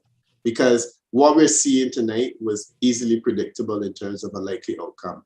And my thing is that against that background, you have to be extremely careful in relation to, you know, the kind of political decisions that you're taking, because you're in a far weakened position now. And as I said, I mean, Lindsey Grant, if he is a casualty tonight, and it looks as though he will be, you know, this is a person who wasn't even able to make 2 full terms. and his political career is cut short. And I'm really curious to know, within the conversation, who was advising the People's Action Movement that this was a wise thing to do to essentially bring down the government. And that to me is something that I'm still trying to understand why they would have done it. Who would have told them that this is wise and that this is something that you can achieve. And I heard certainly about a British QC who advised them that it was possible for them to take over the government. And I think that that person certainly should return the fee that they were paid, if indeed they were paid a fee for offering such advice. And I think that that's really what is coming down to tonight. It's coming down to bad advice. It's coming down to a split vote, which is entirely predictable. It's coming down to the fact that it appears as though the PLP, while not able to win, the one power it has is essentially to stop Palm from ever gaining government. And the reality is Palm was out of office after, 25 years. Technically speaking, some of the Palm supporters were able to benefit from government for the last 7 years. And now they may go back to a situation where they're out of it. Now, my question is, will whoever remains of Palm try to negotiate for a piece of the pie within the context of a Labour government? And I mean, we could as well talk about that now too, if it has to happen. My sense, certainly in the polling, was that Kittitions and Divisions did not want to have a coalition government again, because it did not sit well with them on the last occasion. So my feeling is that a coalition government would have been something that would happen if they certainly would not have voted differently. So my feeling was that they're voting for a winner, and that's really what it is coming down to. If, however, you have to pull together a coalition, my feeling is that if Labour wins a majority, an outright majority, on say Kitts tonight, it will not be looking to form a coalition unless it absolutely has to. And if it has to form a coalition, then you look to see who are the least harmful people that you can associate with. But I don't think that this is going to be a situation where you will go jumping into bed with people unless you're absolutely convinced that it's something that you have to do. Because clearly, I think Kittitions and Divisions don't really want a coalition government again. And if they deal a hand towards the Labour Party that says, you can run a government on your own, my feeling is that I don't really see the benefit of them getting into bed with anyone unless they absolutely have to. Peter, I would like to bring you back to constituency number 2, because I like to attempt to compare and contrast candidates and try to see where the electorate is coming from, get into the mindset of the people. Now, when we look at Marsha Henderson comes in very similarly to Dr. Terence Drew. Squeaky clean, impeccable, impeccable character, the people's defender, as she has been dubbed. She comes off credible and honest. And when one exudes credibility and honesty, then there is that likability factor. And this, I think, is one of the things Marsha has above the other 2 candidates. She's squeaky clean and she's likable. People feel comfortable approaching her. Now, when we look at John L. Powell, he has some of the same baggage that Lindsey Grant has. Then when we look at Nubian, he is actually an unknown entity for good things, and where he is known, it might not be for very good things all the time. So when we compare all of these 3 candidates, I would understand why the people of number 2 would tend to want to gravitate towards Marsha Henderson. And I am inclined to believe that she is going to be returned tonight. I mean, that sounds like something that Hartley probably needs to respond to. I don't know if I agree with your analysis, and I'm going to be frank. General Powell won the seat on the last occasion after serious questions were raised regarding his involvement in dealings with legal matters that raised concerns. And I was one of the first people that was saying, I honestly don't think that voters will react to that. Simply because voters are to somewhat extent desensitized by these kinds of scandals. Ultimately, they voted for him, notwithstanding the fact that there were questions that were raised with him and Lindsey Grant, and he had baggage. So to say that he has baggage, no, he had baggage in the last election too. I think the real issue now is the damage that has been done to the People's Action Movement and its inability to run its affairs in government. Because of all the baggage in the world, if he was able to deliver as a constituent, and he was able to deliver to the people and continue to be a minister in the government, he'll be a force to reckon with. We are having this conversation tonight because the Team Unity government collapsed. And I don't believe it collapsed because General Powell has baggage. So he may be traveling far more heavy than he would like, but at the same time, I don't think that that's the deciding factor tonight. I think the deciding factor is that he is part of a government that has collapsed, and the Labour Party has put forward a candidate. And I think that one of the greatest things that she has going for her is that she runs for the Labour Party. And so be it. I just saying that integrity does not play into this. Whereas yeah, but you're going back to that, and I'm saying hold on. I am not here to make Labour points. And if this is the case, then you have the wrong analyst. No, right? I'm not doing that. The people of St. Kitts tonight will determine what they want in a representative, if it is integrity or whatever. But I'm saying that as I look at politics across the region, as I looked at the type of characters that have won seats in the Caribbean, and not only in St. Kitts and Nevis, the kind of questions that have been raised about candidates that have been able to successfully land seats over and over again. I mean, one of your neighbors just across the road, you have an individual that has a long history of all kinds of nefarious actions. And this is an individual who wins 80% of the popular vote. Even Hartley knows him well. It's not as big a deal as you may think. And then I'm saying, it's good to say that to run a pro-Labour message, which is fine. But when it comes down to it, in terms of the kind of analysis that I'm keen on, I don't know that that's a factor. And main asset is the fact that she's on the Labour ticket? Yes, that is my professional opinion. That's your opinion? Yeah. What about you, Hartley? Well, I'm actually not, I am less hot on the personalities that I have.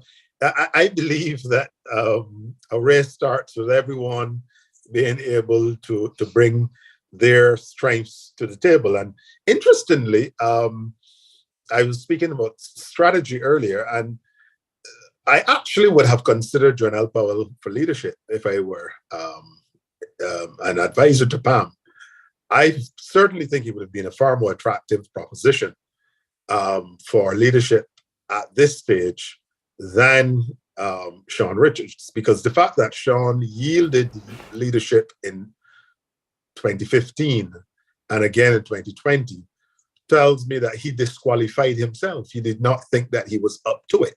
And if you didn't think you were up to it when you won in 2015, and you didn't think you were up to it when you won again in 2020, now that you were kicked out of office and your government collapsed, I think it was a colossal error to have, for the leadership of PAM to have allowed Sean Richards to lead that party to the election.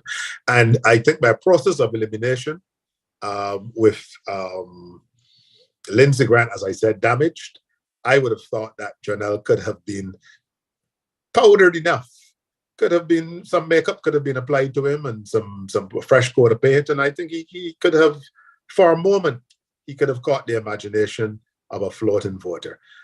So I'm not ruling him out on the basis of the stuff of the political platforms. What I'm saying is that, and also he has, we don't like to use the term in the Caribbean, but he has some pedigree. He has political pedigree.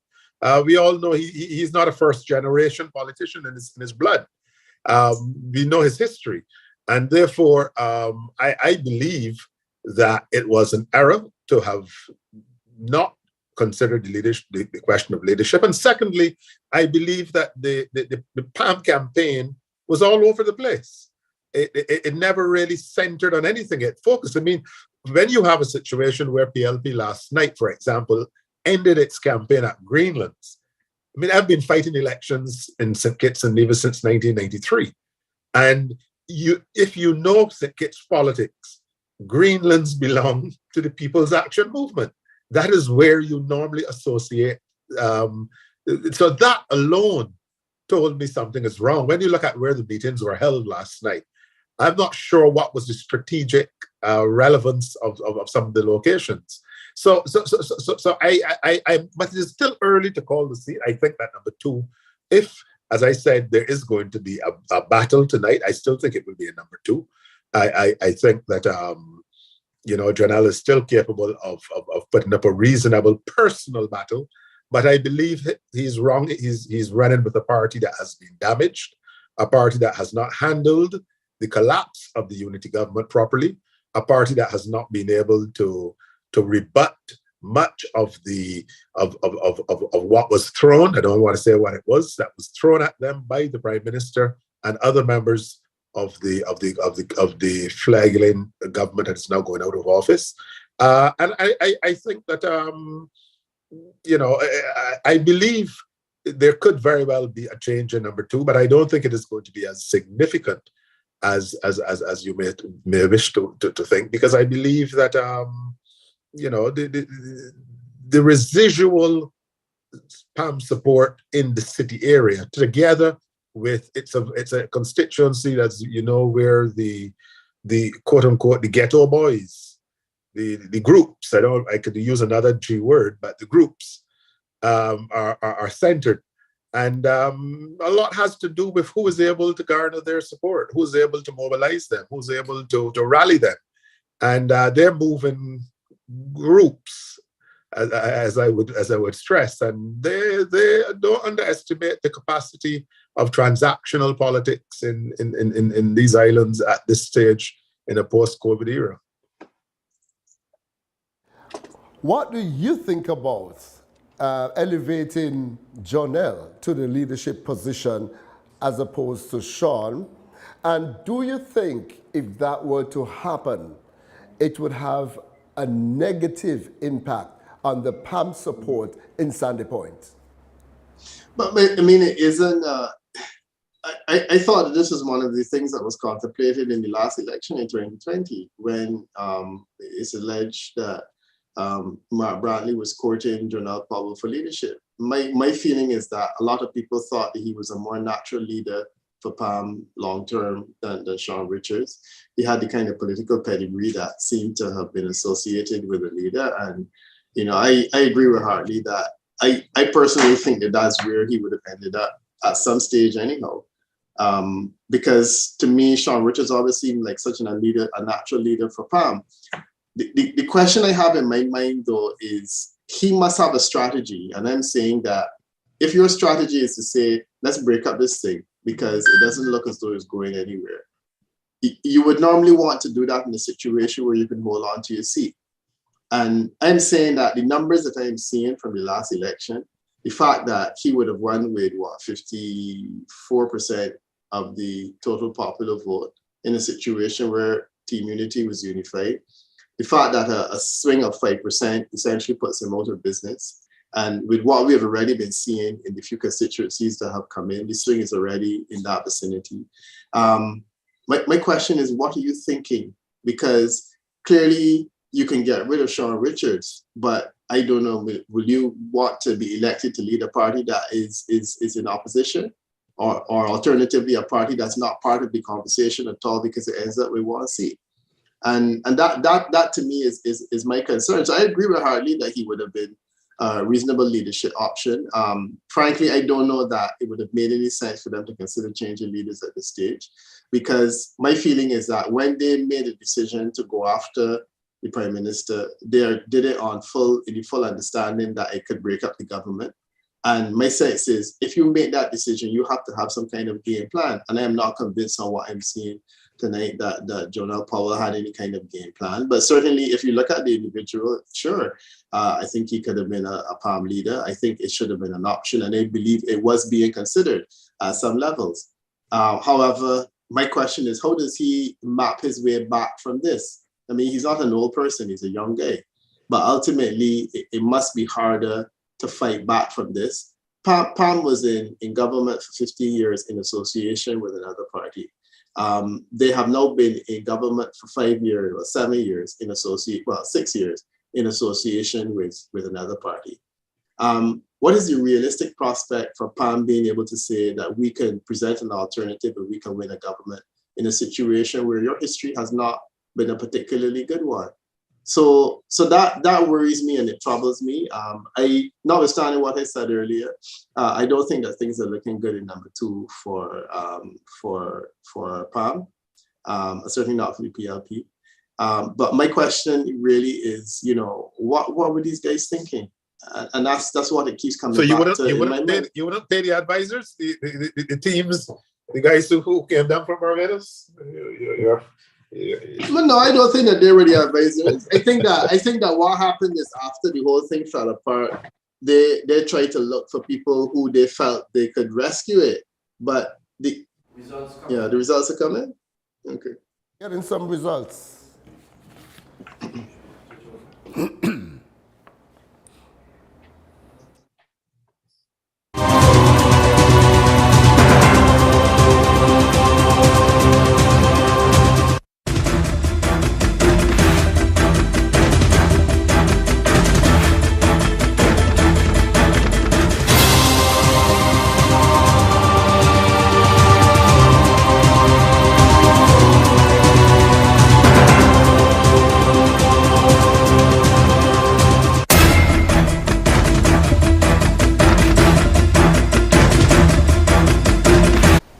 Good evening once again. I have results to share.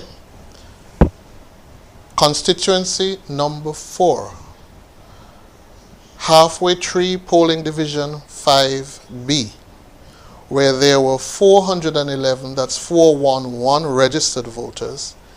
The number of ballots validly cast was 273. There were no rejected ballots. There was 1 spoilt ballot. Samuel Duggins of the St. Kitts-Nevis Labour Party received 127 votes. That's 127 votes. Lindsay Grant of the People's Action Movement received 102 votes. That's 102. And Kende Liebert of the People's Labour Party received 44 votes. That's 44 votes. And in that same constituency, number 4, polling division 1A in the challengers area, the number of registered voters was 322. The number of votes validly cast was 195. There were 2 rejected ballots. There were no spoilt ballots. Samuel Duggins of the St. Kitts-Nevis Labour Party received 104 votes. That's 104 votes. Lindsay Grant of the People's Action Movement received 72 votes. That's 72. And Kende Liebert of the People's Labour Party received 17 votes. That's 17. And in polling division 1B, also in the challengers area, where there were 284 registered voters, the number of votes validly cast was 178. There were 3 rejected ballots. There were no spoilt ballots. Samuel Duggins of the St. Kitts-Nevis Labour Party received 94, that's 94 votes. Lindsay Grant of the People's Action Movement received 60, that's 60 votes. And Kende Liebert of the People's Labour Party received 21 votes, that's 2-1. In the constituency of St. Christopher 7, Tabernacle and its surrounds, at the Edgar T. Morris School, there were 538 registered voters, and the number of votes validly cast was 329. That's 329. There were 2 rejected ballots. There were 2 spoilt ballots. Lincoln David Pell of the People's Action Movement received 22 votes, that's 2-2. Timothy Harris of the People's Labour Party received 188 votes, that's a 188. And Leon Nathan-Nelson of the St. Kitts-Nevis Labour Party received 117, that's 117 votes. In polling division number 2, Tabernacle Community Center in St. Christopher 7, where the number of registered voters was 497. The number of votes validly cast was 293. There were 3 rejected ballots. There were no spoiled ballots.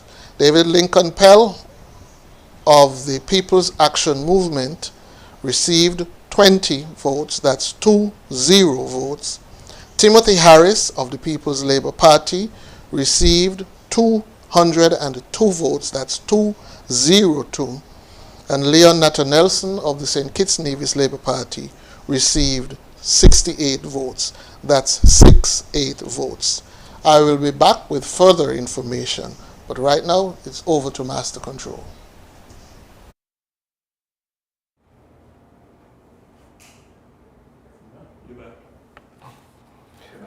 Well, there you had it.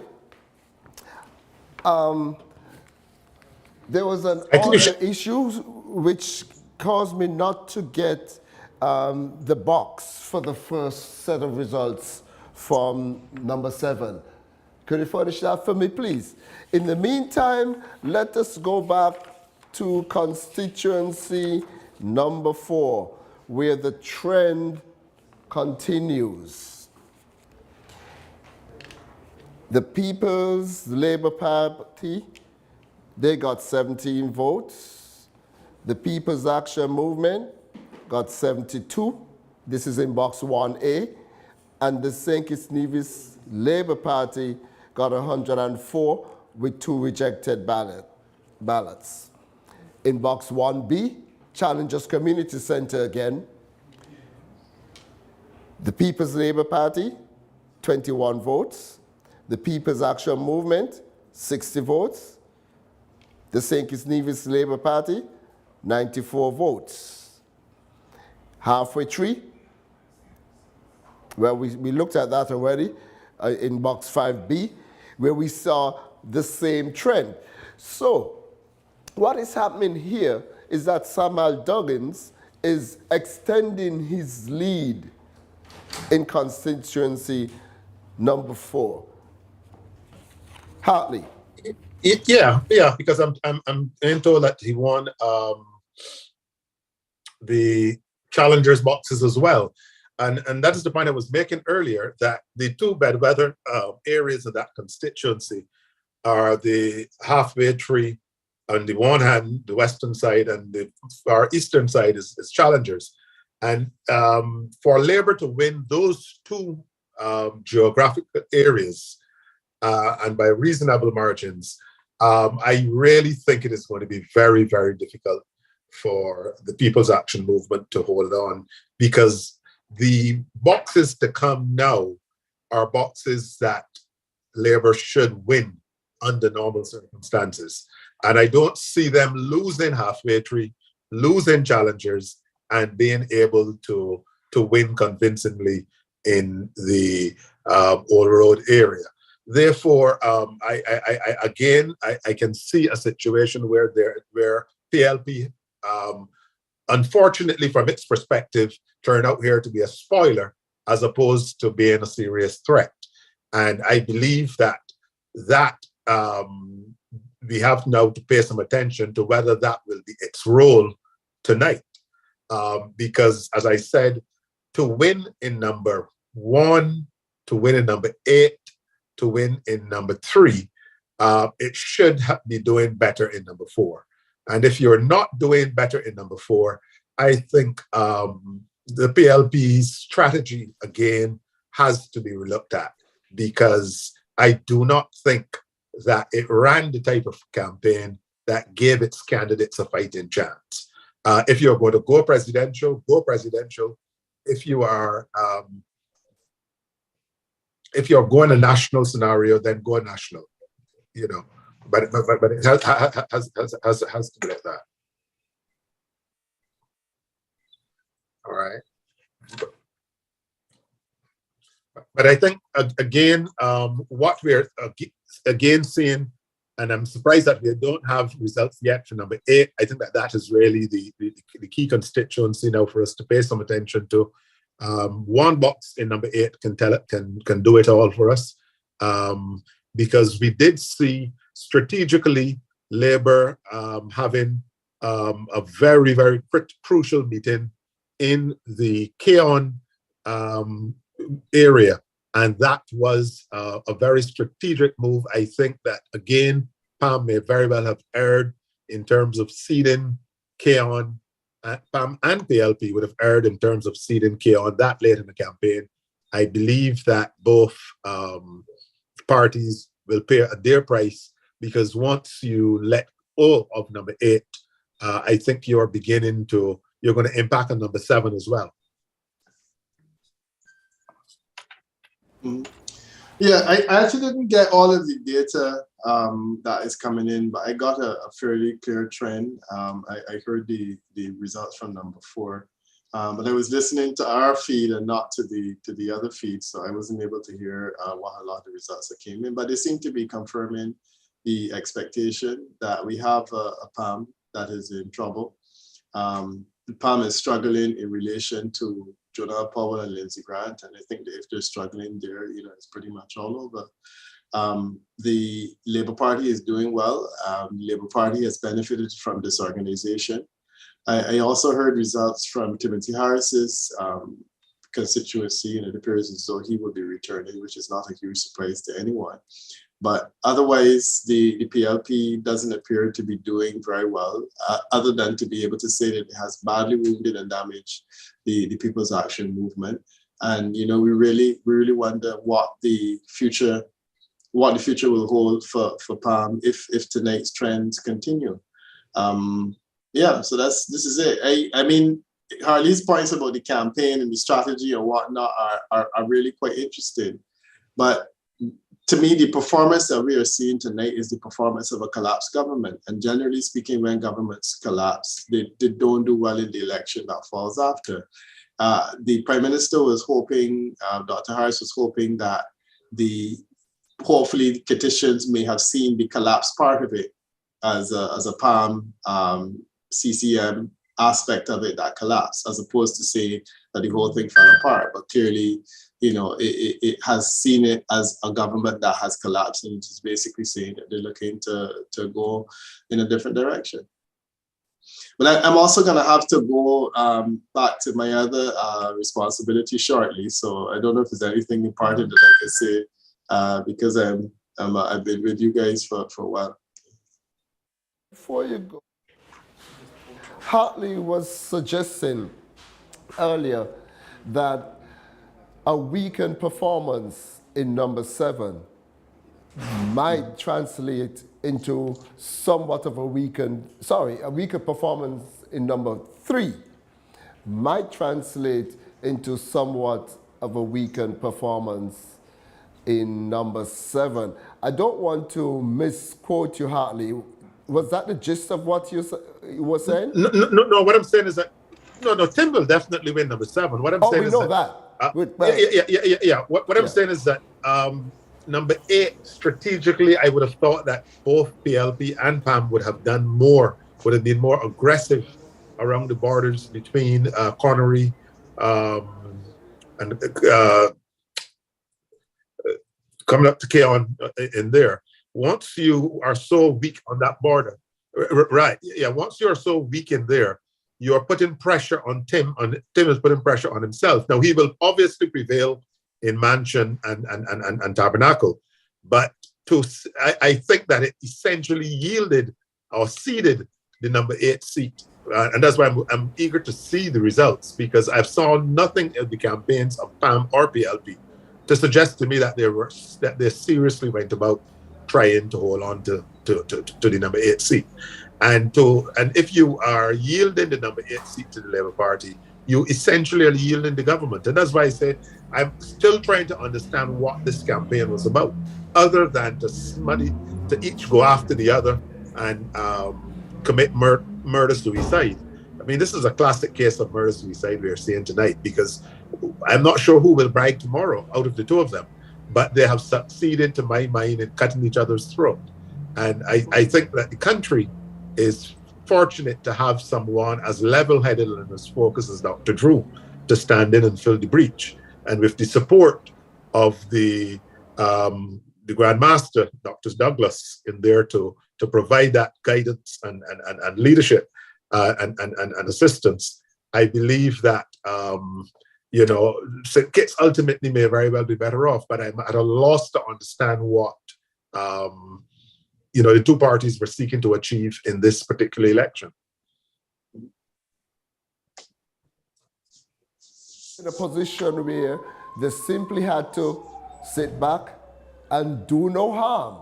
Just right. Yes. Because, as I said, what is interesting in this campaign is that there was nothing that emerged in this campaign on the 8 candidates of the St. Kitts-Nevis Labour Party.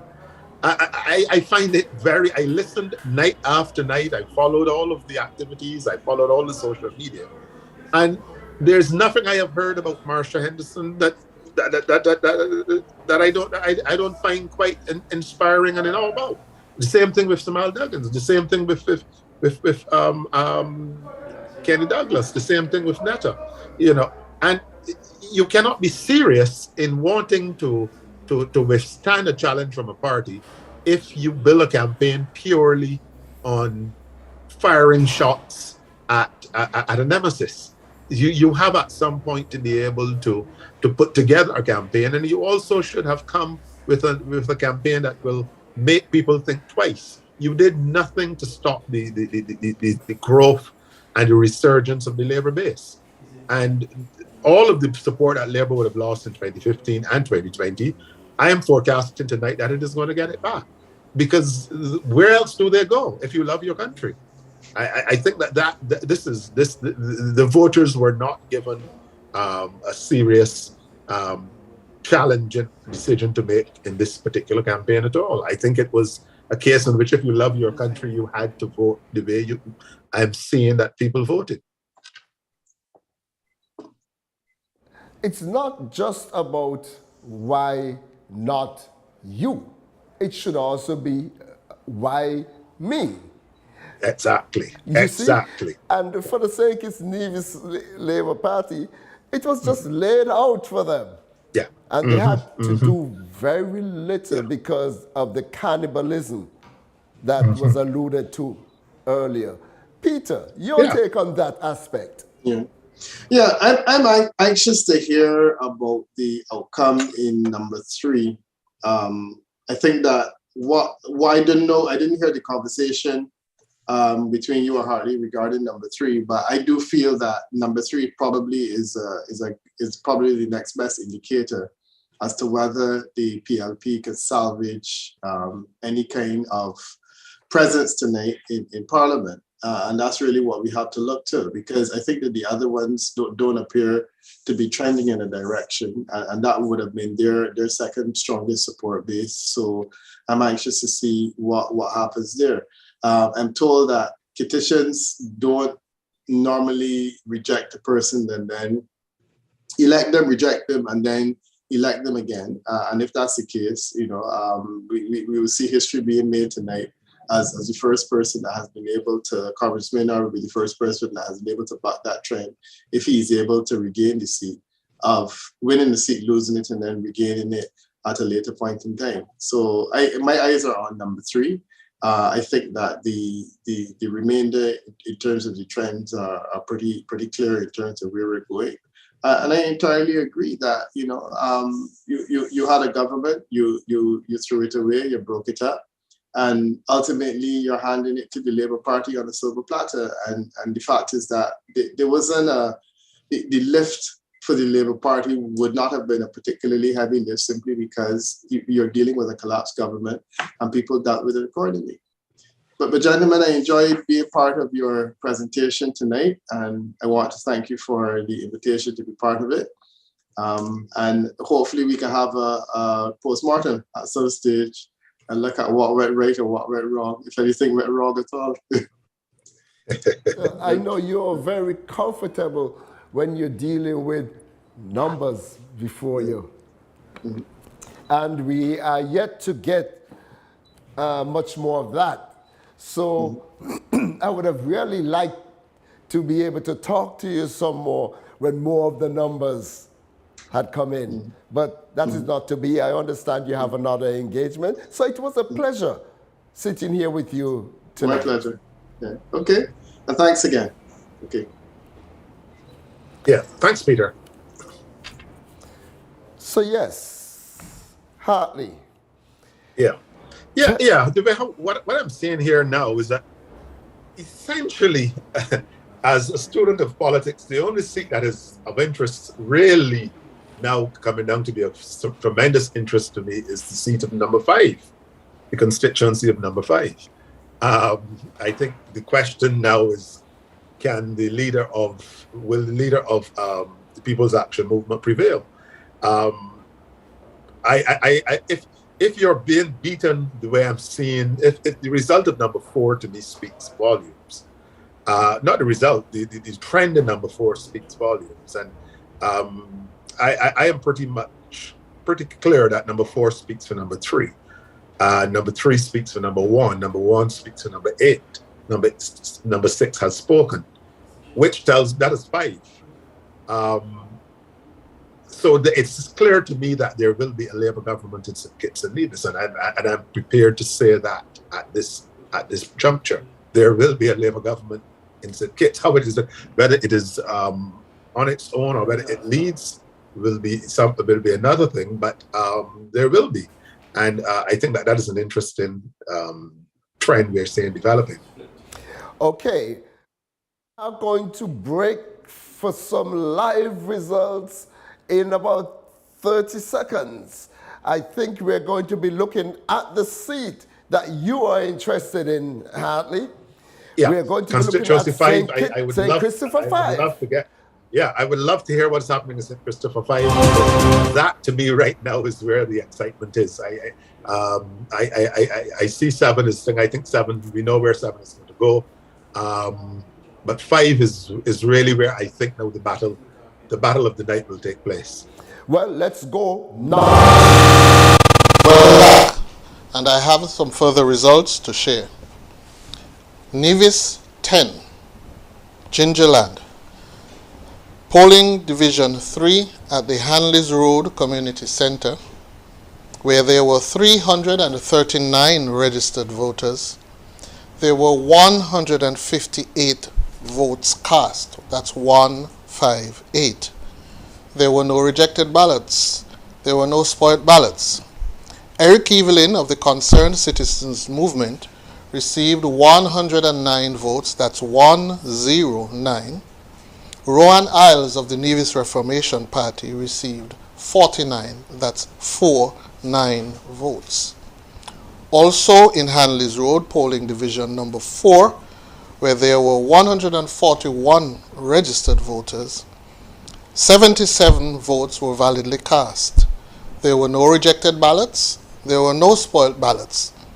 Eric Evelyn of the Concerned Citizens Movement received 56, that's 56 votes, and Rowan Isles of the Nevis Reformation Party received 21, that's 21 votes. In constituency of St. Christopher 5, we have 3 results to share. Polling Division 1A at the Sandy Point Recreation Ground, where there were 414, that's 414, registered voters. There were 266 votes validly cast. 266.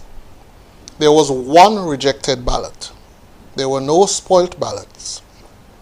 Kenneth Douglas of the St. Kitts-Nevis Labour Party received 101 votes. Sean Richards of the People's Action Movement received 132 votes. That's 132. Stachio Williams of the People's Labour Party received 32 votes. That's 3-2. Polling Division 1B, again at the Recreation Ground in Sandy Point, where there were 382 registered voters. That's 382. Number of votes validly cast was 257. There was one rejected ballot. There were no spoilt ballots. Kenneth Douglas of the St. Kitts-Nevis Labour Party received 108. That's 108 votes. Sean Richards of the People's Action Movement received 122 votes. That's 122. Stachio Williams of the People's Labour Party received 26 votes. That's 2-6. Polling Division 1C, again at the Recreation Ground in Sandy Point. The number of registered voters was 412. There were 278 votes validly cast. There were 2 rejected ballots. There were no spoilt ballots. Kenneth Douglas of the St. Kitts-Nevis Labour Party received 106 votes. Sean Richards of the People's Action Movement received 141 votes. That's 141. Stachio Williams of the People's Labour Party received 29 votes. That's 29 votes. In St. Christopher, number 7, at the Estridge School, Polling Division 3, there were 365 registered voters, and the number of votes validly cast was 225. 225. There were no rejected ballots. There were no spoilt ballots. Lincoln David Pell of the People's Action Movement received 7 votes. 7 votes. Timothy Harris of the People's Labour Party received 111 votes. That's 111. Leon Nathan-Nelson of the St. Kitts-Nevis Labour Party received 107 votes. That's 107 votes. That's all I have in this section.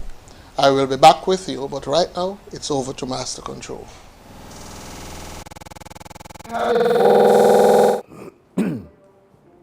Let us look at this, Hartley, chronologically, in terms of constituencies. And this works out well for you, because I know you're just salivating to talk about Sandy Point. So what are we seeing here? What are we seeing here? We are seeing this. First of all, the People's Labour Party, so far, does not seem to be much of a factor, which is interesting. And I'll go back to that. Why? Let me make myself a note. So this is a head-to-head race between the People's Action Movement and the St. Kitts-Nevis Labour Party, as it usually would have been. What if we determine that the People's Labour Party is siphoning votes from PAM? Then that would put Sean Richards, or would have left him in a very firm position had PLP not been there.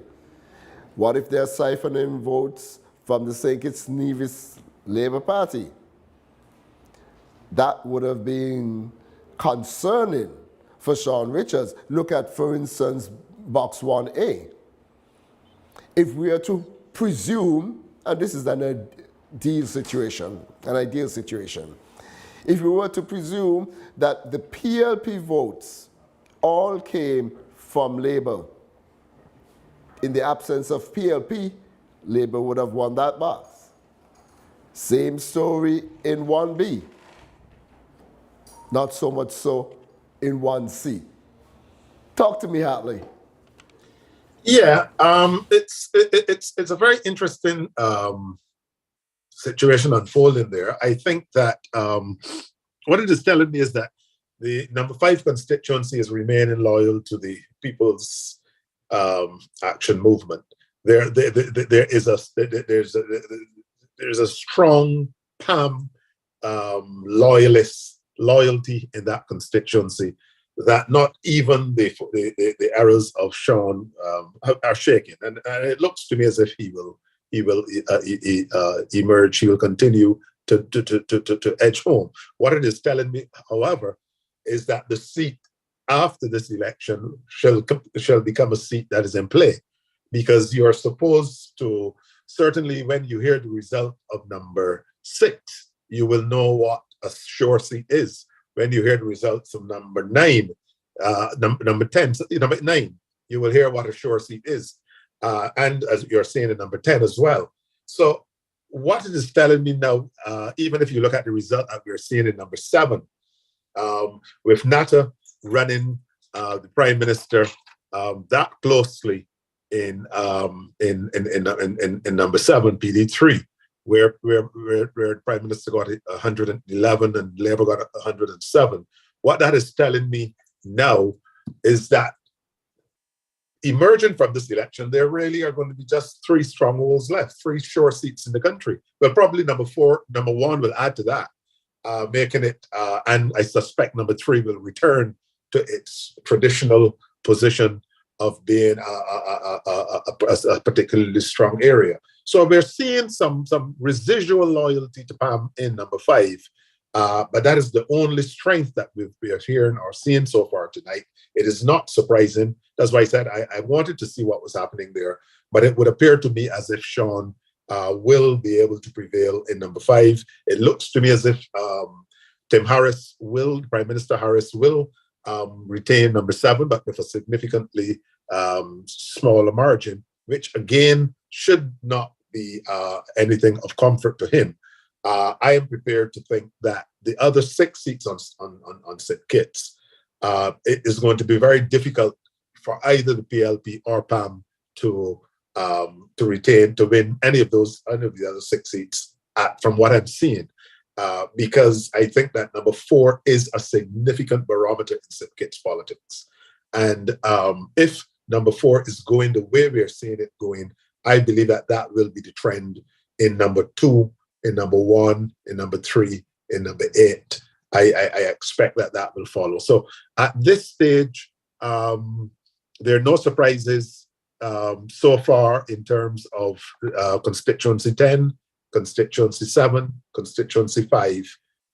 They are what one would have expected, but I think from here on, and I think this the surprise, well, not the surprise, but the clear trajectory that one is seeing is that number 4 looks as if it will be a very difficult seat for the People's Action Movement to defend in this campaign, and also that the PLP, in spite of all the hype, in spite of all the polls, I recall a particular Jamaican pollster placing his career on the line, and I'm saying I didn't realize that pollsters were paid that much, that you would sacrifice your entire brand in a matter such as this. I don't know where those numbers were coming from, but certainly so far tonight, I'm not seeing the numbers that were being forecast for the People's Labour Party. I think it will become a spoiler in this election, and I think that it will succeed in becoming the object or the subject of Angela Channing's next edition of Murder, She Wrote, because I think it will be a case of a classic murder-suicide with PAM and PLP tonight.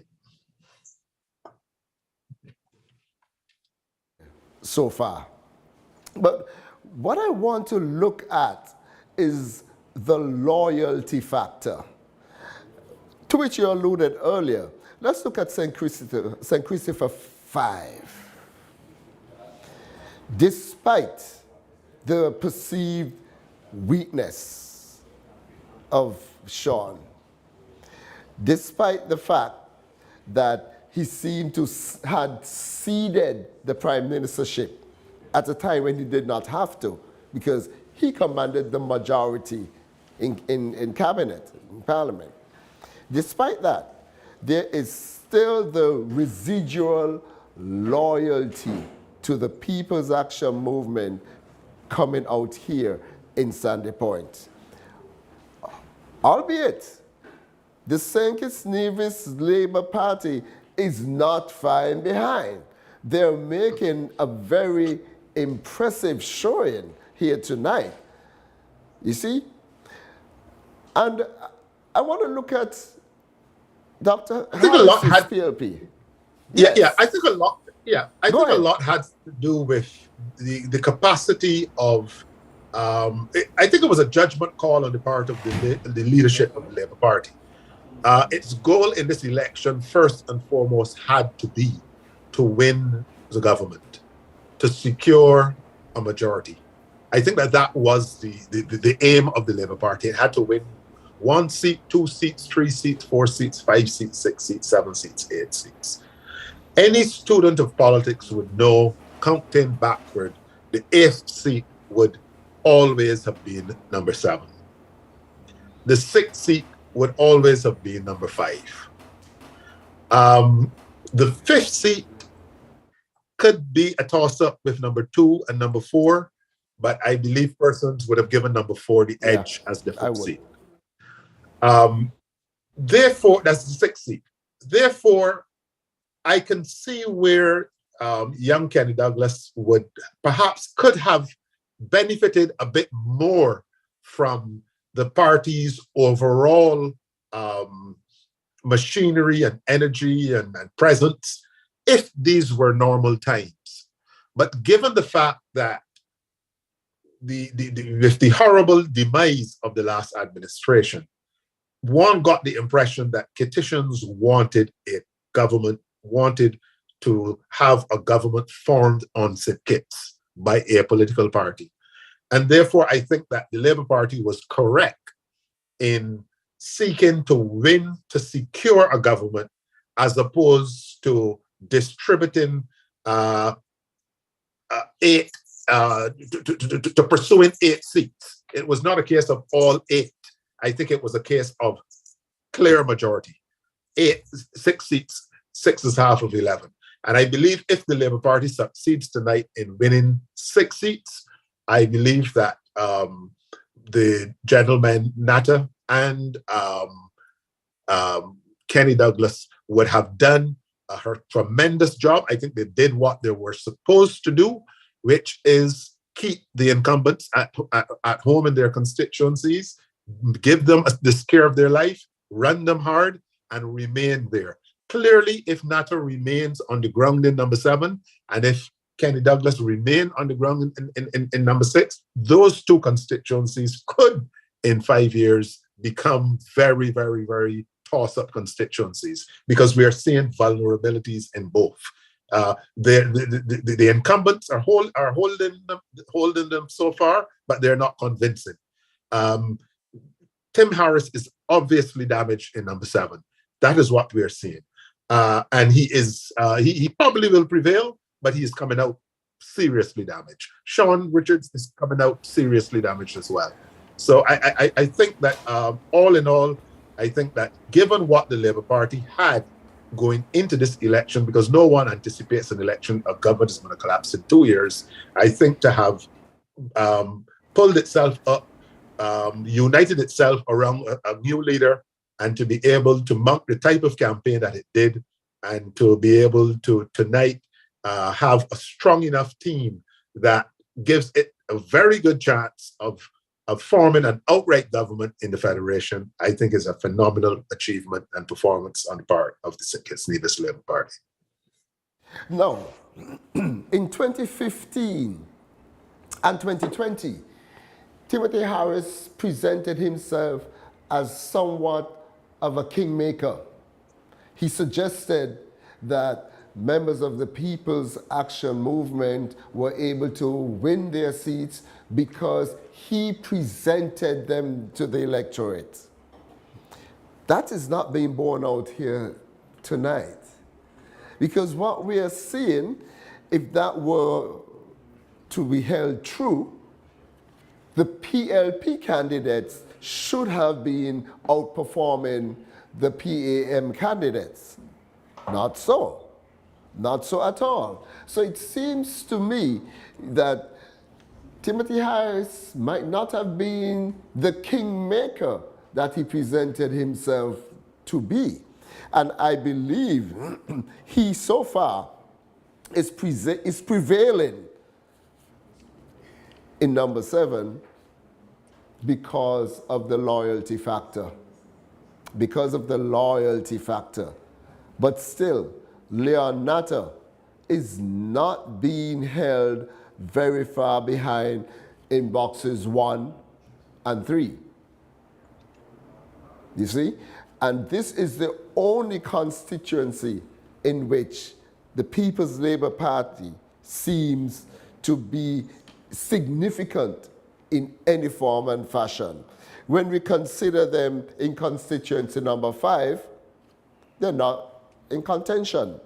When we look at them in constituency number, number 4, they're not in contention. So, what are these figures really telling us about the Kittitians' attitude or feelings towards this new third party, the People's Labour Party? What do you think? I think that the hype, again, as I said, in politics, everything is about timing.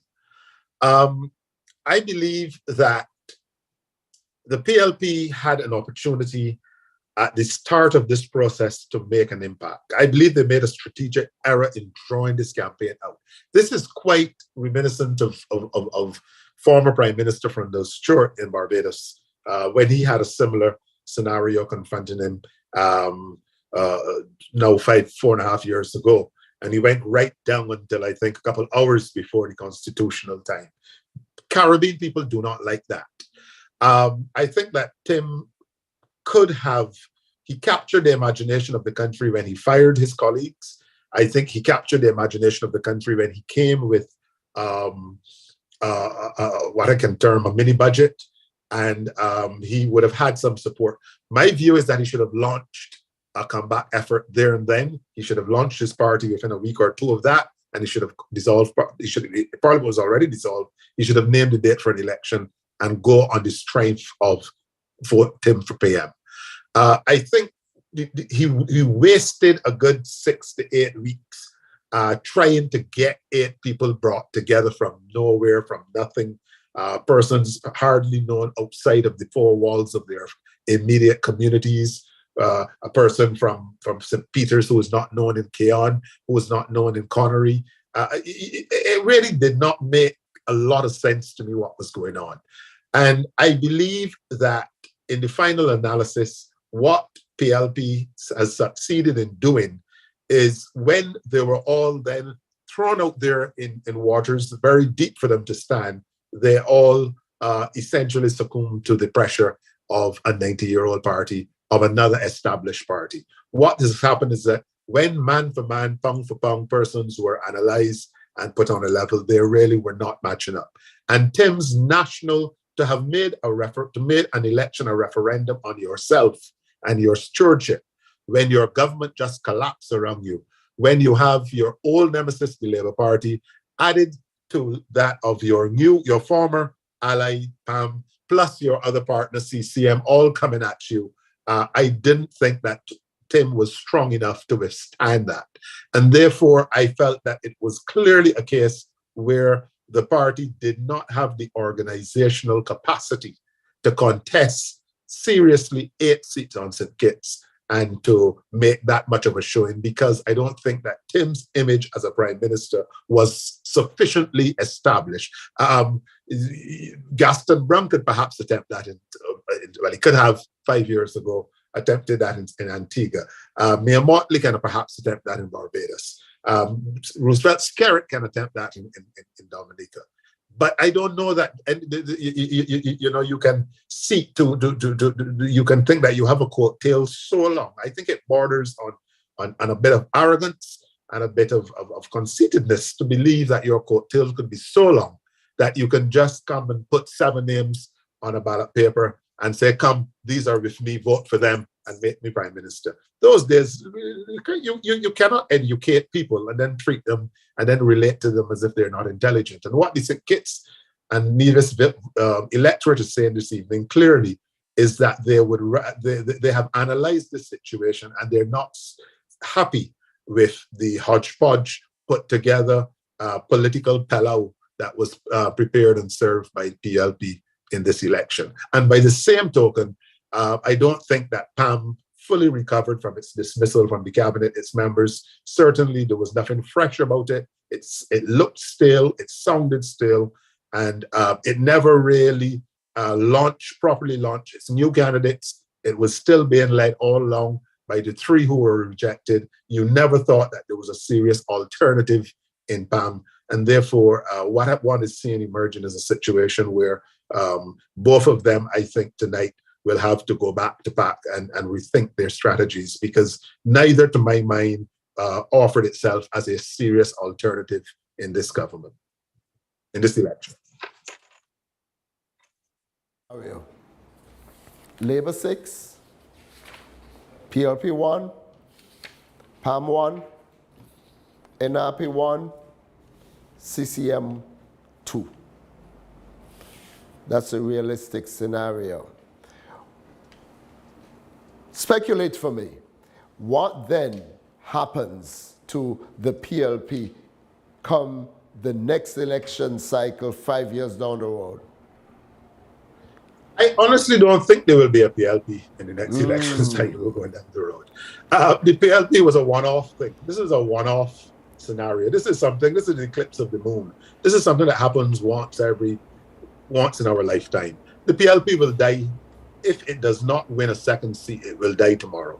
You will never hear of the PLP again.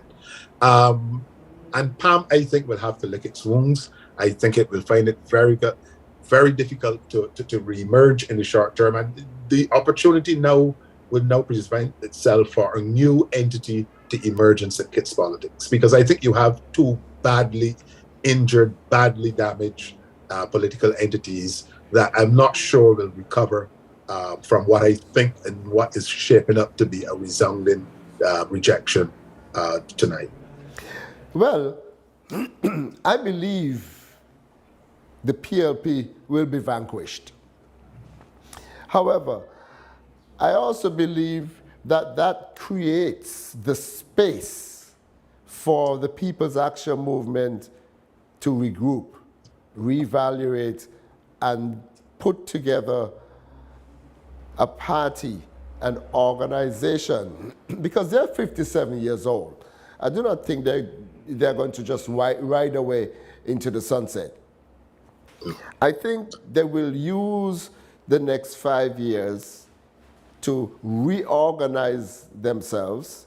I do not think that they would have effectively done that to the extent that they would become a formidable opposition come 2027. However, I think they will remain around because I am not sure that the electorate in St. Kitts has the appetite for a third party. One might jump and say, oh, but they embraced the PLP. No, they did not. No, they did not. There was a measure of sensationalism. There was a hype that was exciting, especially with the young people. But with discerning people, students of politics, patriotic-minded people, I do not think the PLP actually resonated. There are the die-hard, long-standing, staunch PAM supporters because St. Kitts knows what the PAM is. And they're the die-hard, long-standing, staunch SKNLP supporters, because the people know what the St. Kitts-Nevis Labour Party is. PLP is still an unknown entity that seems to go with the ebb and tide. But hold on, Hartley, because in about 18 seconds, we're going to get some more results. Yes, I'm seeing three in there. I'm seeing Yes. three in there. This is very interesting. Yes. Yes, we would be very interested to hear what's happening in three. Three and the final one and four could finish it off four. Good evening again. I am back with further results. This time for St. Christopher 3, West Bastille, in polling division 1 at the St. Johnson's Community Center, where there were 621, that's 621 registered voters. The number of votes validly cast was 379. 379. There were 4 rejected ballots. There were no spoiled ballots.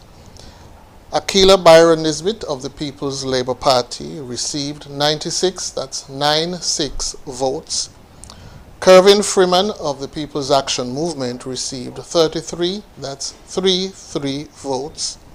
Conris G. Maynard of the St. Kitts-Nevis Labour Party received 246 votes, that's 246 votes. In polling division 2 at the Antioch Baptist Church, where there were 269 registered voters, the number of votes validly cast was 167, that's 167. There were 2 rejected ballots. There were no spoilt ballots. Aquila Byron Nisbet of the People's Labour Party received 44, that's 44 votes. Kervin Freeman of the People's Action Movement received 11 votes, that's 1-1.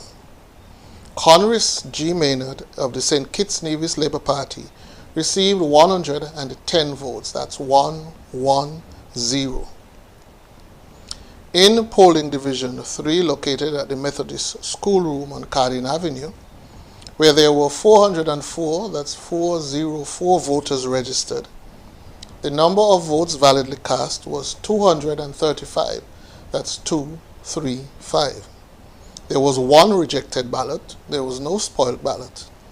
Aquila Byron Nisbet of the People's Labour Party received 64 votes, that's 6-4. Kervin Freeman of the People's Action Movement received 18 votes. Conris G. Maynard of the St. Kitts-Nevis Labour Party received 152 votes, that's 152. A further result from St. Christopher 4, polling division number 2A in Old Road, where there were 403 registered voters, 403. The number of votes validly cast was 253, that's 253. There were 2 rejected ballots. There were no spoilt ballots. Samuel Duggins of the St. Kitts-Nevis Labour Party received 165 votes, that's 165. Lindsey Grant of the People's Action Movement received 62 votes, that's 6-2. Kende Liebert of the People's Labour Party received 24 votes, that's 2-4. And in constituency number 6, St. Paul's area, we have 4 results. In polling division 1A, located in the Newton Ground Primary School, there were 352 registered voters. That's 352. There were 236 votes validly cast. 236. There were no rejects, but there was 1 spoiled. Dr. Denzel Douglas of the St. Kitts-Nevis Labour Party received 196 votes. That's 196. Carlton DuPont, independent candidate, received no votes. Troy Flanders of the People's Action Movement received 11 votes. That's 1-1. And Thomas Mark Williams of the People's Labour Party received 28 votes. That's 2-8. In polling station 1B, also at the Newton Ground Primary School, there were 296 registered voters. There was 191 votes validly cast. There were no rejected ballots. There were no spoiled ballots. Dr. Denzil Douglas of the St. Kitts-Nevis Labour Party received 166 votes. That's 166. Carlton DuPont, independent candidate, received no vote. Troy Flanders of the People's Action Movement received 11 votes. That's 1-1.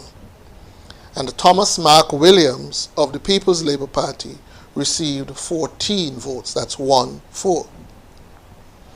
Polling division number 2, located at the St. Paul's Community Center, where there were 479 registered voters. The number of votes validly cast was 333. That's 333. There were no rejects and there were no spoiled ballots. Dr. Denzil Douglas of the St. Kitts-Nevis Labour Party received 310 votes. Carlton DuPont of the independent candidate received no vote. Troy Flanders of PAM, People's Action Movement, received 6 votes. And Thomas Mark Williams of the People's Labour Party received 17 votes. That's 1-7. In polling division 3A, St. Paul's Primary School, where there were 399 registered voters, the number of votes validly cast was 296. There were no rejected ballots. There was 1 spoiled ballot. Dr. Denzil Douglas of the St. Kitts-Nevis Labour Party received 273 votes. That's 273. Carlton DuPont, independent candidate, received no vote. Troy Flanders of the People's Action Movement received 5 votes. Thomas Mark Williams of the People's Labour Party received 17 votes. That's 1-7. And in St. Christopher 7, polling division 3, located at the Estridge School, Primary School, there were 365 registered voters, and the number of votes validly cast was 225. That's 225. There were no rejected ballots. There were no spoiled ballots. Lincoln David Pell of the People's Action Movement received 7 votes. Timothy Harris of the People's Labour Party received 111 votes. That's 1-1-1. Leon Nathan Nelson of the St. Kitts-Nevis Labour Party received 107 votes. That's 107. That's all for now, and we will be right back. But right now, it's over to Master Control.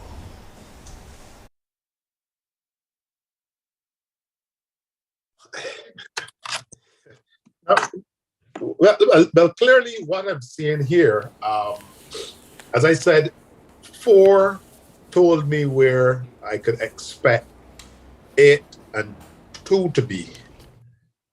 3 has now reiterated that in my mind.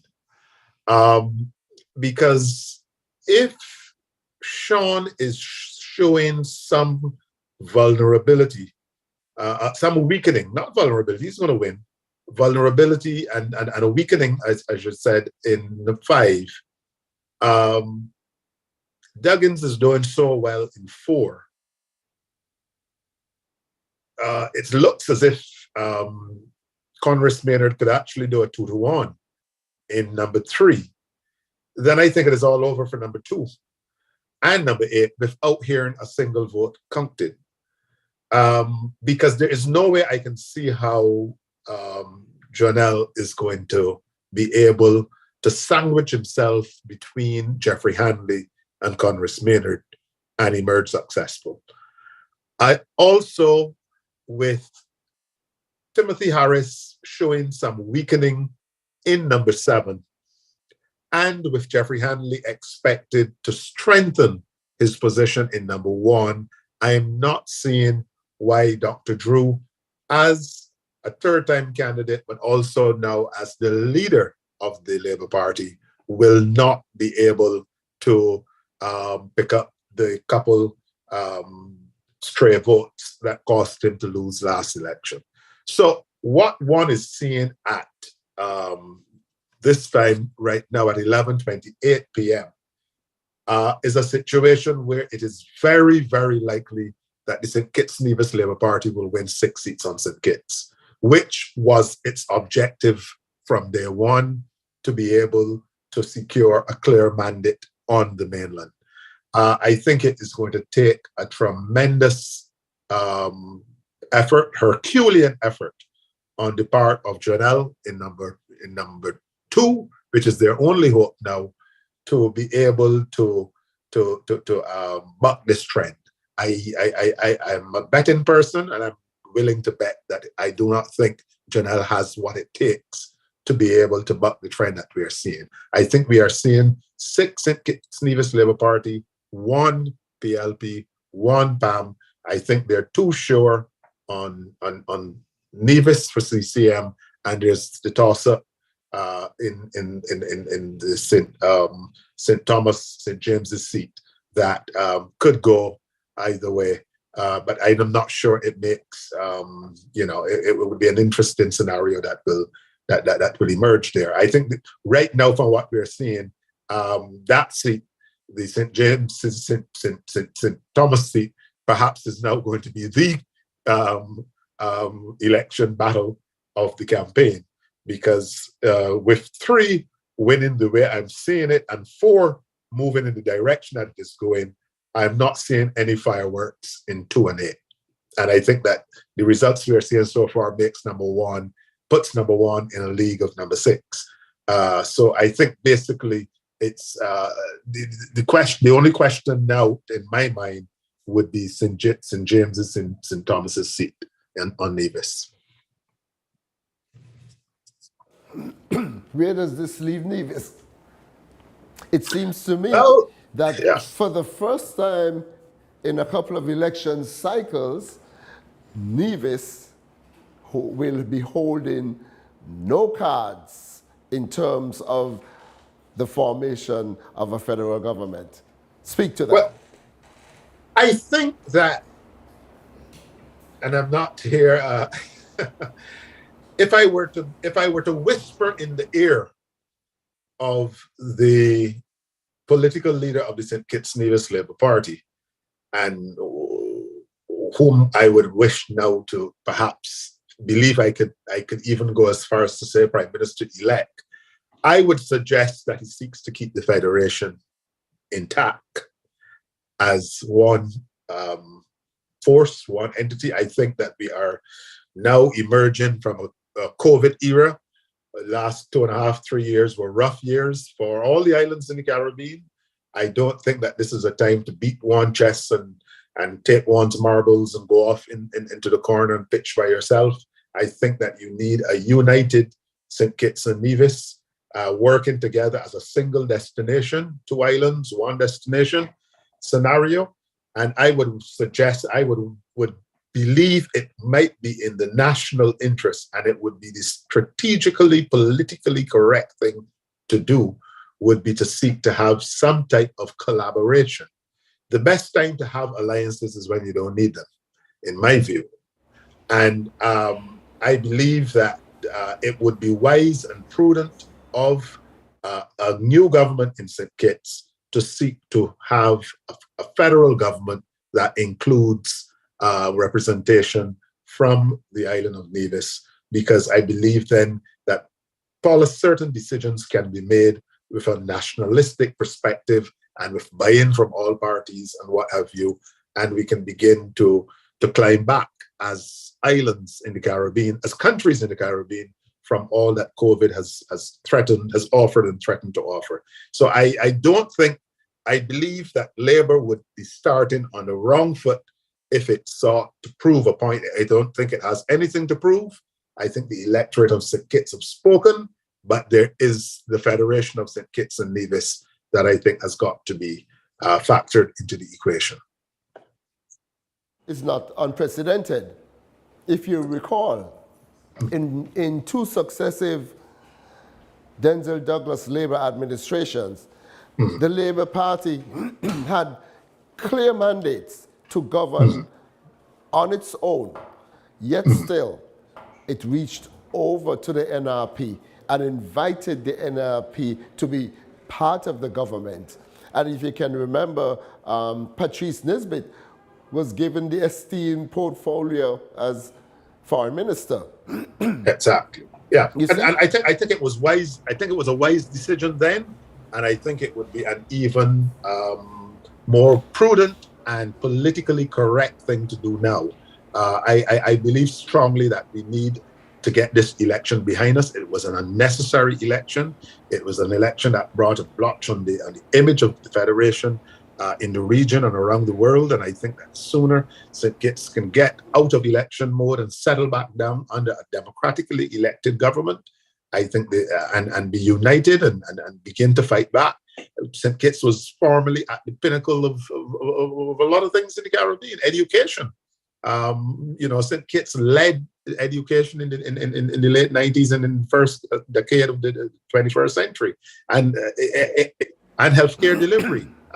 St. Kitts was the primary voice in the region, and the whole question of HIV/AIDS and what have you. St. Kitts has to begin to my mind, take back its rightful place and get back out there. And I believe 48,000 people is just the minimum that is required. And to further cut that into two portions, I am not saying. If my opinion were sought, I certainly would suggest that we seek to have some type of collaboration and cooperation at the highest level with the two islands, so that there can be an umbrella leadership structure going into 2023 and certainly from August 2022 and onward.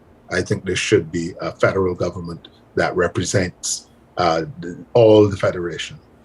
Whereas I cannot purport to speak for the St. Kitts-Nevis Labour Party, it is my view that this is the direction in which they would probably go.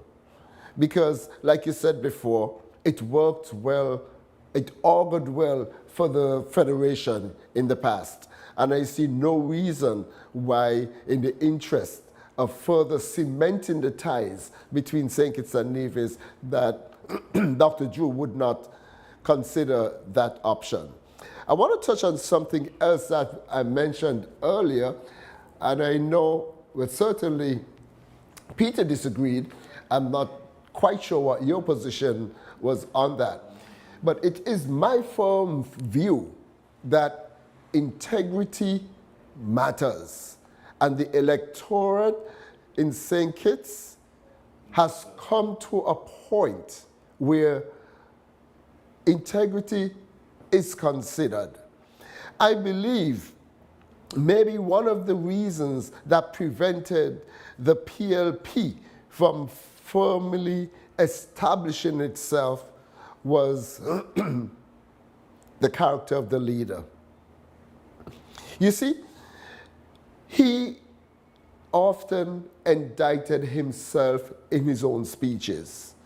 So when he had been recorded as pointing out the flaws of Denzel Douglas in remaining in government, in office, while there was a motion of no confidence over his head, while he spent years preaching to the world how illegitimate the Denzel Douglas government was, he then came along and did precisely the same thing, but worse. Because in his case, you had 6 members of his cabinet walking away saying, "We no longer want you to be prime minister, step down." In the case of Denzel Douglas, 2 people walked away. You see? So I believe that people do look at these things. And if these aren't issues that are front and foremost on their minds when they're deciding to choose a party, even on a subliminal level, integrity matters. People want to have a prime minister of which they can be proud. Excuse me, proud. And I think Dr. Harris deprived the nation of that. I know this is not an area that you might be comfortable discussing, but do indulge me if you're so moved. No, well, it's an area that a regional political operative normally would not delve into, because I wouldn't pay that close attention to the daily goings on.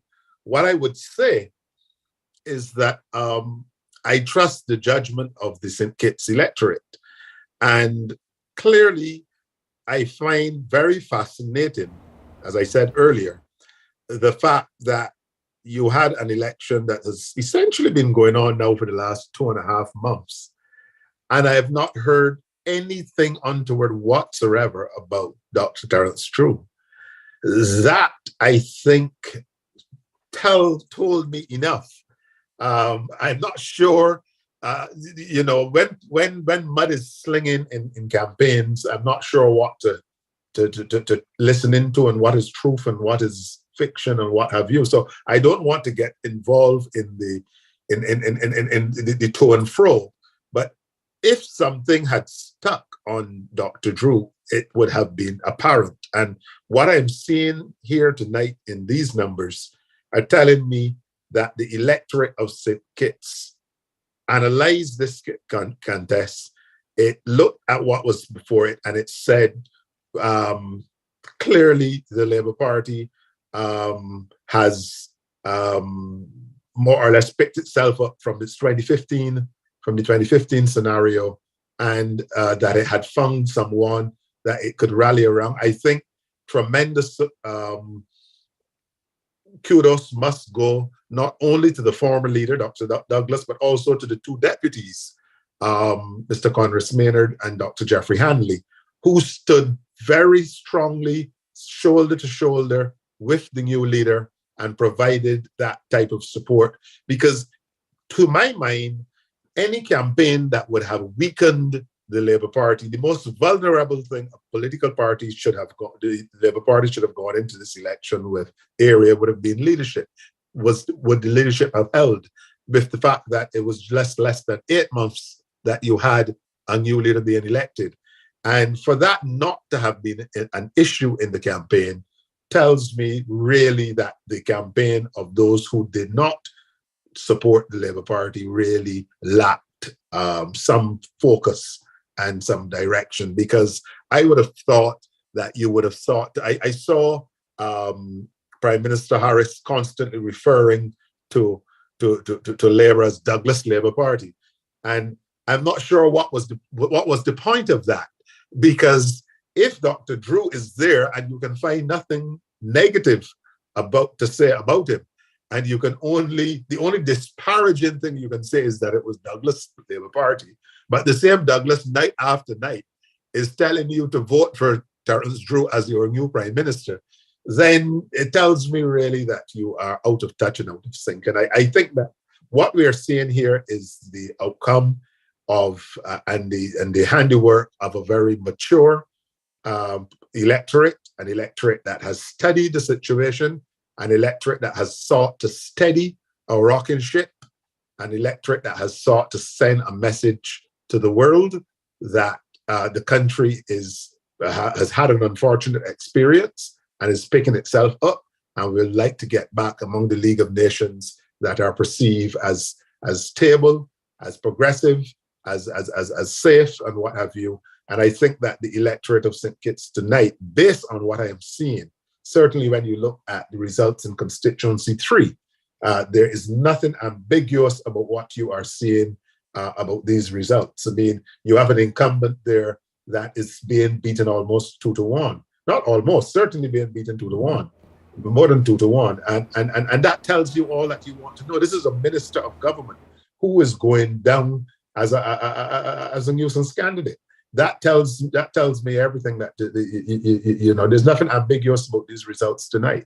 And I think petitions, you know, should really be applauded for not the outcome. I'm not getting involved in the actual parties and stuff, but certainly what I like about this result is that it sends a clear and unambiguous message as to the will and intent of the people. And I'm not a member of either the CARICOM or OAS observer missions, but I see nothing ambiguous about this election result or anything that would suggest that the will of the people is not reflected in the result that is emerging. That is not on the ballot. I find it very difficult to resist the urge to take you up on the Douglas Labour Party label. Let's see how that resonated. The Douglas Labour Party, that should have been a scare tactic. I don't know. How did it resonate? 196 to 28, 166 to 14, 310 to 17, 273 to 17. St. Kitts-Nevis Labour Party to the People's Labour Party. I think it backfired. Yeah, because clearly there was an underestimation of the popularity and the appeal of the former. You don't lead a party for 20 years, as a government for 20 years, party for even longer, and be easily thrown away and thrown under a bus by people.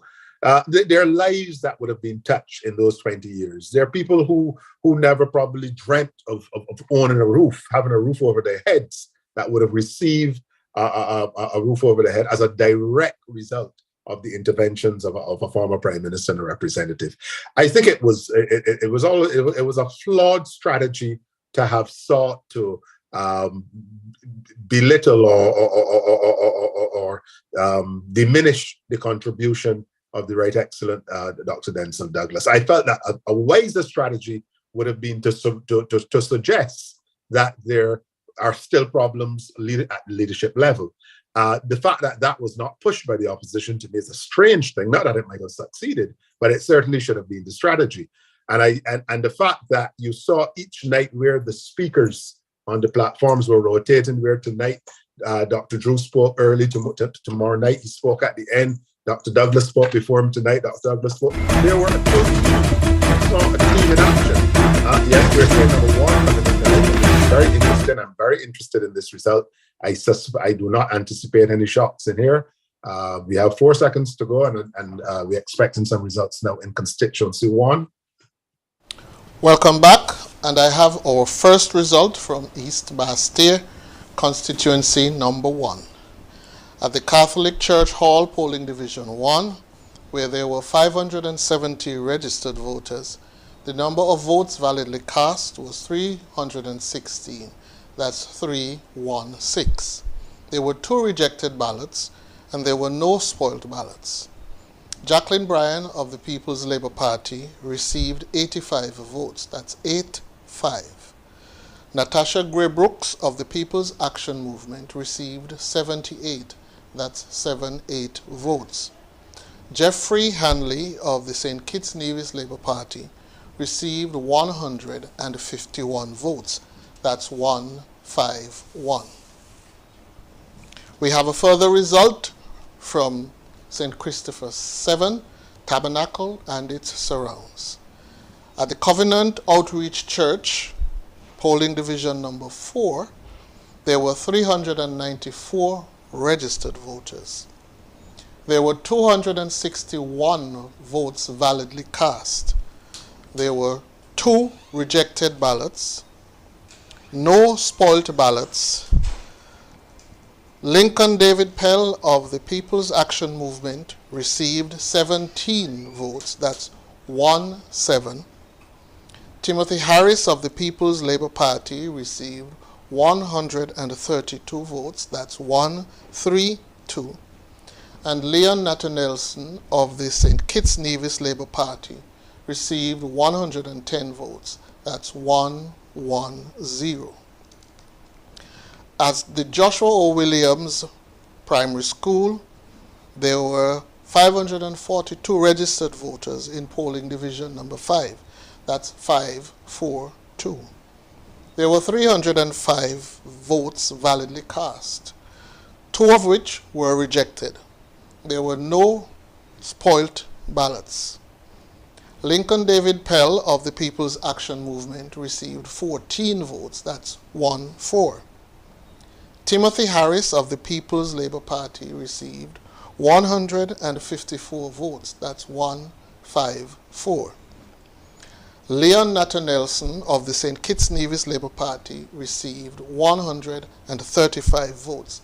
That's 1-3-5. And from Divis 9, we have 5 results. In polling division number 1, located in the Cox area, there were 476 registered voters. There were 202 votes validly cast. There were 3 rejected ballots, no spoilt ballots. Patricia Bartlett of the Nevis Reformation Party received 103 votes. That's 103. Mark Brantley of the Concerned Citizens Movement received 90 votes. That's 90. Samuel Keynes of the Moral Restoration Movement received 6 votes. In constituency number 9, Elizabeth Pemberton Primary School, polling division 2A, there were 355 registered voters. That's 355. The number of votes validly cast was 137. There were no rejected, there were no spoiled ballots. Patricia Bartlett of the Nevis Reformation Party received 67 votes. That's 6-7. Mark Brantley of the Concerned Citizens Movement received 66 votes. That's 6-6. Samuel Keynes of the Moral Restoration Movement received 4 votes. At the St. John's Primary School Annex, constituency number 9, Nevis, where 332 voters were registered, the number of votes validly cast was 145. That's 145. There was 1 rejected ballot. There were no spoilt ballots. Patricia Bartlett of the Nevis Reformation Party received 52 votes. That's 52 votes. Mark Brantley of the Concerned Citizens Movement received 91 votes. That's 9-1. Samuel Keynes of the Moral Restoration Movement received 1 vote. In polling division 3A, we had 412 voters registered. That's 412. There were 216 votes, 216 validly cast. There were 4 rejected ballots. There was 1 spoilt ballot. Patricia Bartlett of the Nevis Reformation Party received 88 votes. That's 8-8. Mark Brantley of the Concerned Citizens Movement received 122 votes. That's 1-2-2. Samuel Keynes of the Moral Restoration Movement received 2 votes. And in polling division 3B, where there were 328 voters registered, 165 votes were validly cast. That's 165. There was 1 rejected ballot. There was no spoilt ballot. Patricia Bartlett of the Nevis Reformation Party received 64 votes. That's 6-4. Mark Brantley of the Concerned Citizens Movement received 100 votes. That's 1-0-0. Samuel Keynes of the Moral Restoration Movement received no vote. That is all. I will be back with more results after this, but right now it's back to Master Control. About Nevis 9, where we have the incumbent, Mark Brantley, facing what I would consider to be somewhat of a challenge from the Nevis Reformation Party. Here we have Patricia Bartlett in box 1, getting 103 votes, as opposed to Mark's 90. In box 2A, 67 votes, as opposed to Mark's 66. In box 2B, 52 votes, where Mark pulled out a respectable 91. 3A, 88 to Mark's respectable 22. And 3B, 64 to Mark's 100. What I'm seeing here, though, is something that I'm not sure I expected. Ms. Bartlett is a newcomer. She's a newcomer challenging the sitting Premier of Nevis and the recent former Minister of Foreign Affairs for the Federation of St. Kitts and Nevis before he was fired. Hartley, what are you making of this? Well, if I am now more with a leg out of into retirement than I am into active practice. If I was still in active practice, I would say Mr. Brantley should thank God for airplanes and the fact that they still fly and can bring people and take people. But I'm no longer involved, so I wouldn't put an analysis to why this is how it is looking. But on a serious note, I believe that Mr. Brantley clearly was damaged by the events of the collapse of the government. I think he was seen to have been part of a government that I wouldn't wish to use too many adjectives to describe, because I'm not a Kittitian. I don't live in the Federation, and therefore I don't want to get involved in the internal politics, but you can use some words to describe the former unity government, especially a lot of C words, that I believe have not escaped the electorate of Constituency 9. I'm very familiar with Constituency 9. The late Malcolm Guichard was a very good friend of mine, and I know that constituency, and I know it's a very no-nonsense constituency.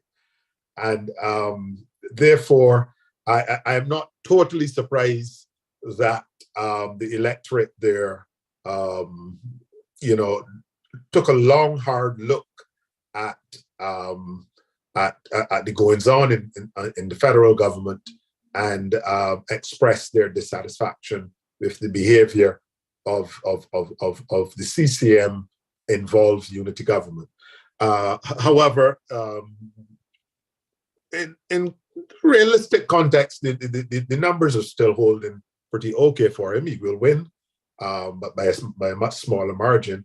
But what it is telling me, obviously, is that the Nevis Island administration elections coming up will be very interesting to view, because, as you know, there are a significant number of persons who do not participate in the federal elections who will vote in the local elections. And I think that this is a wake-up call for Mr. Brantley, because certainly as Premier, and as you said, as a former senior minister in the Unity administration, he really should have been doing better.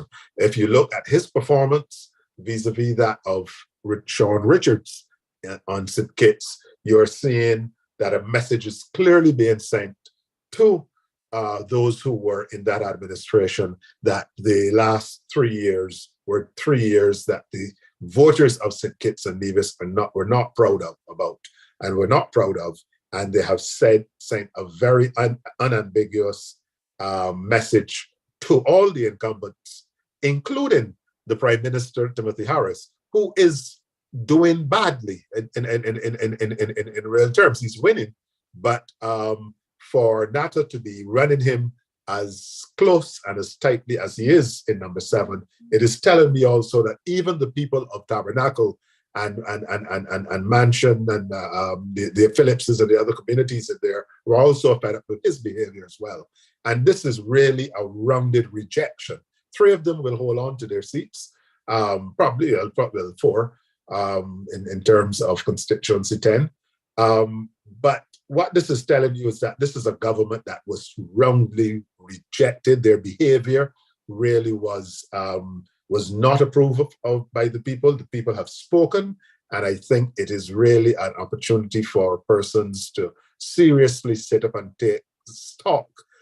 This is very, very reminiscent of the recent election in Grenada.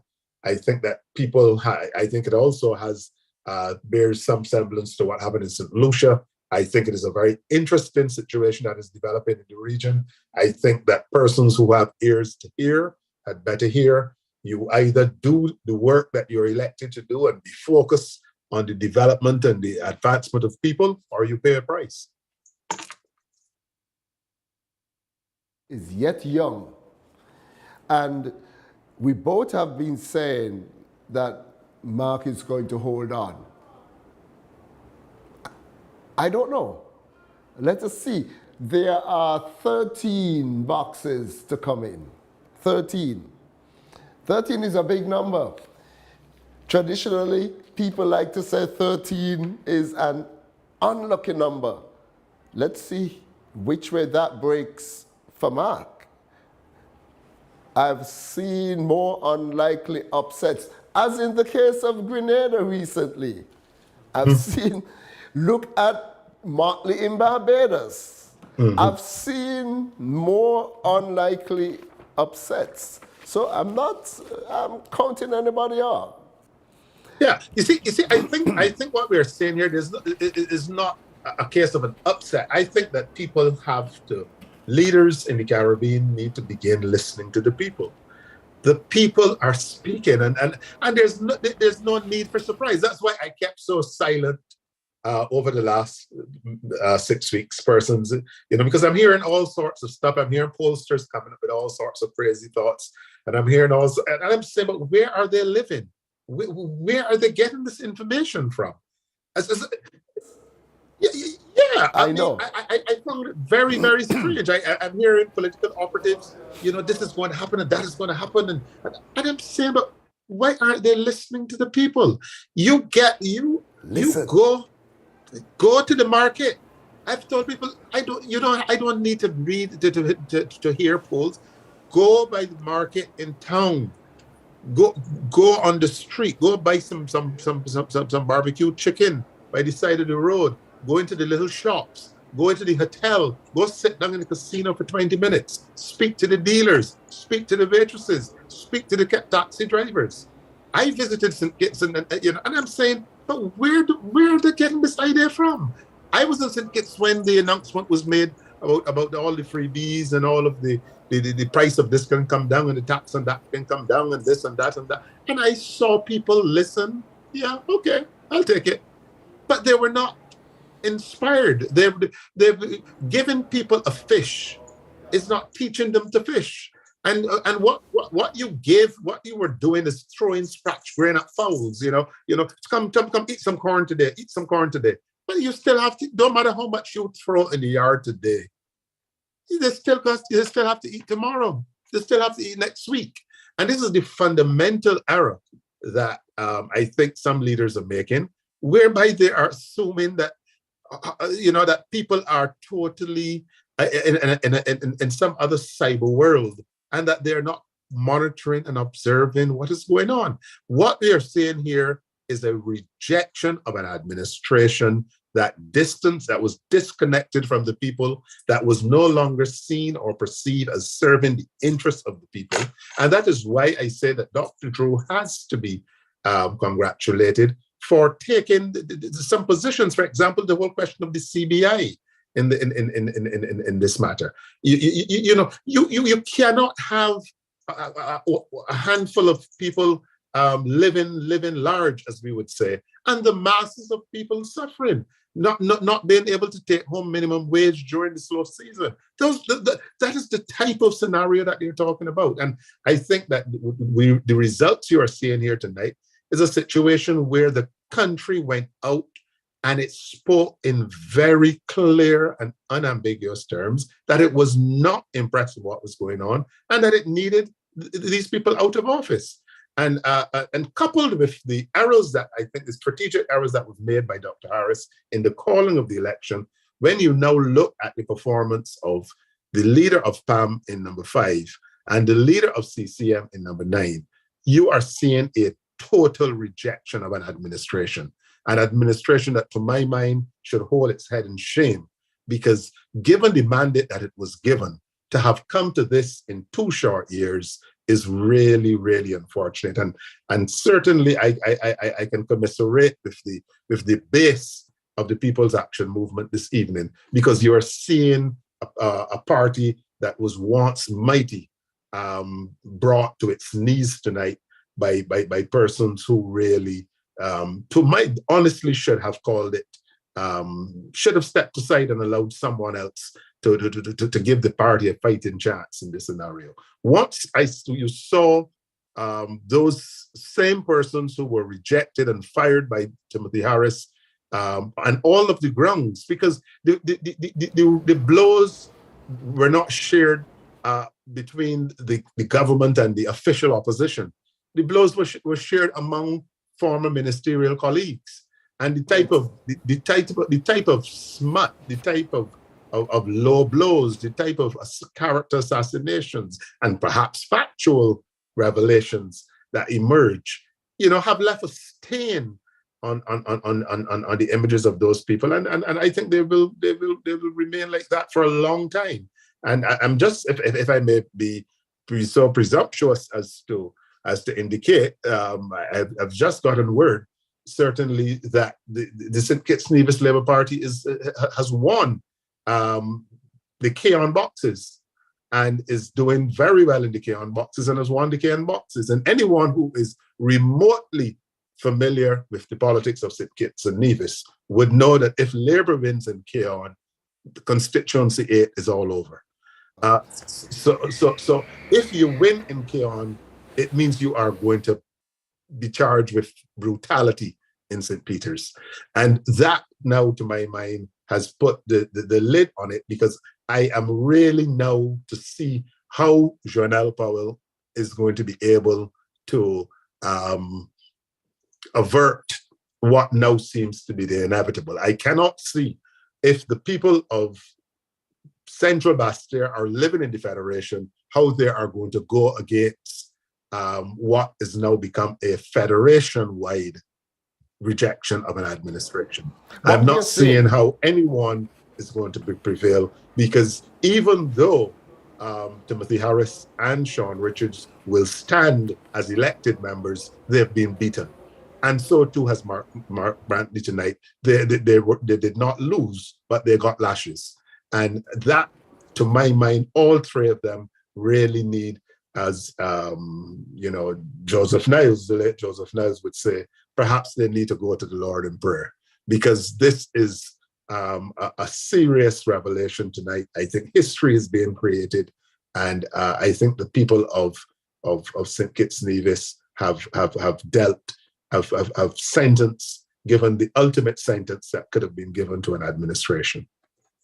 Earlier, I want to go on to another topic that's not on the ballot. But before I go there, what we are seeing, like you said, is a complete rejection of the team unity government. A complete rejection. And the rejection is falling on all components of it. PAM is being rejected. CCM is also being rejected, as is the PLP. And the leaders, all 3 leaders, are hanging on because of the loyalty factor. That would not sustain. One cycle later, that would not hold them. The team unity administration has been a failed experiment. Not just the PLP, it includes the PAM and the CCM. And this is what we are witnessing tonight. St. Kitts and Nevis, as a nation, has decided to stand up and reject the handout politics, the transactional politics. I've been speaking to a lot of the young people, and they're telling me straight up. This morning, a young man was telling me, I want to be empowered to do my business. I want Social Security. How long does the Prime Minister expect that I will be satisfied with $500?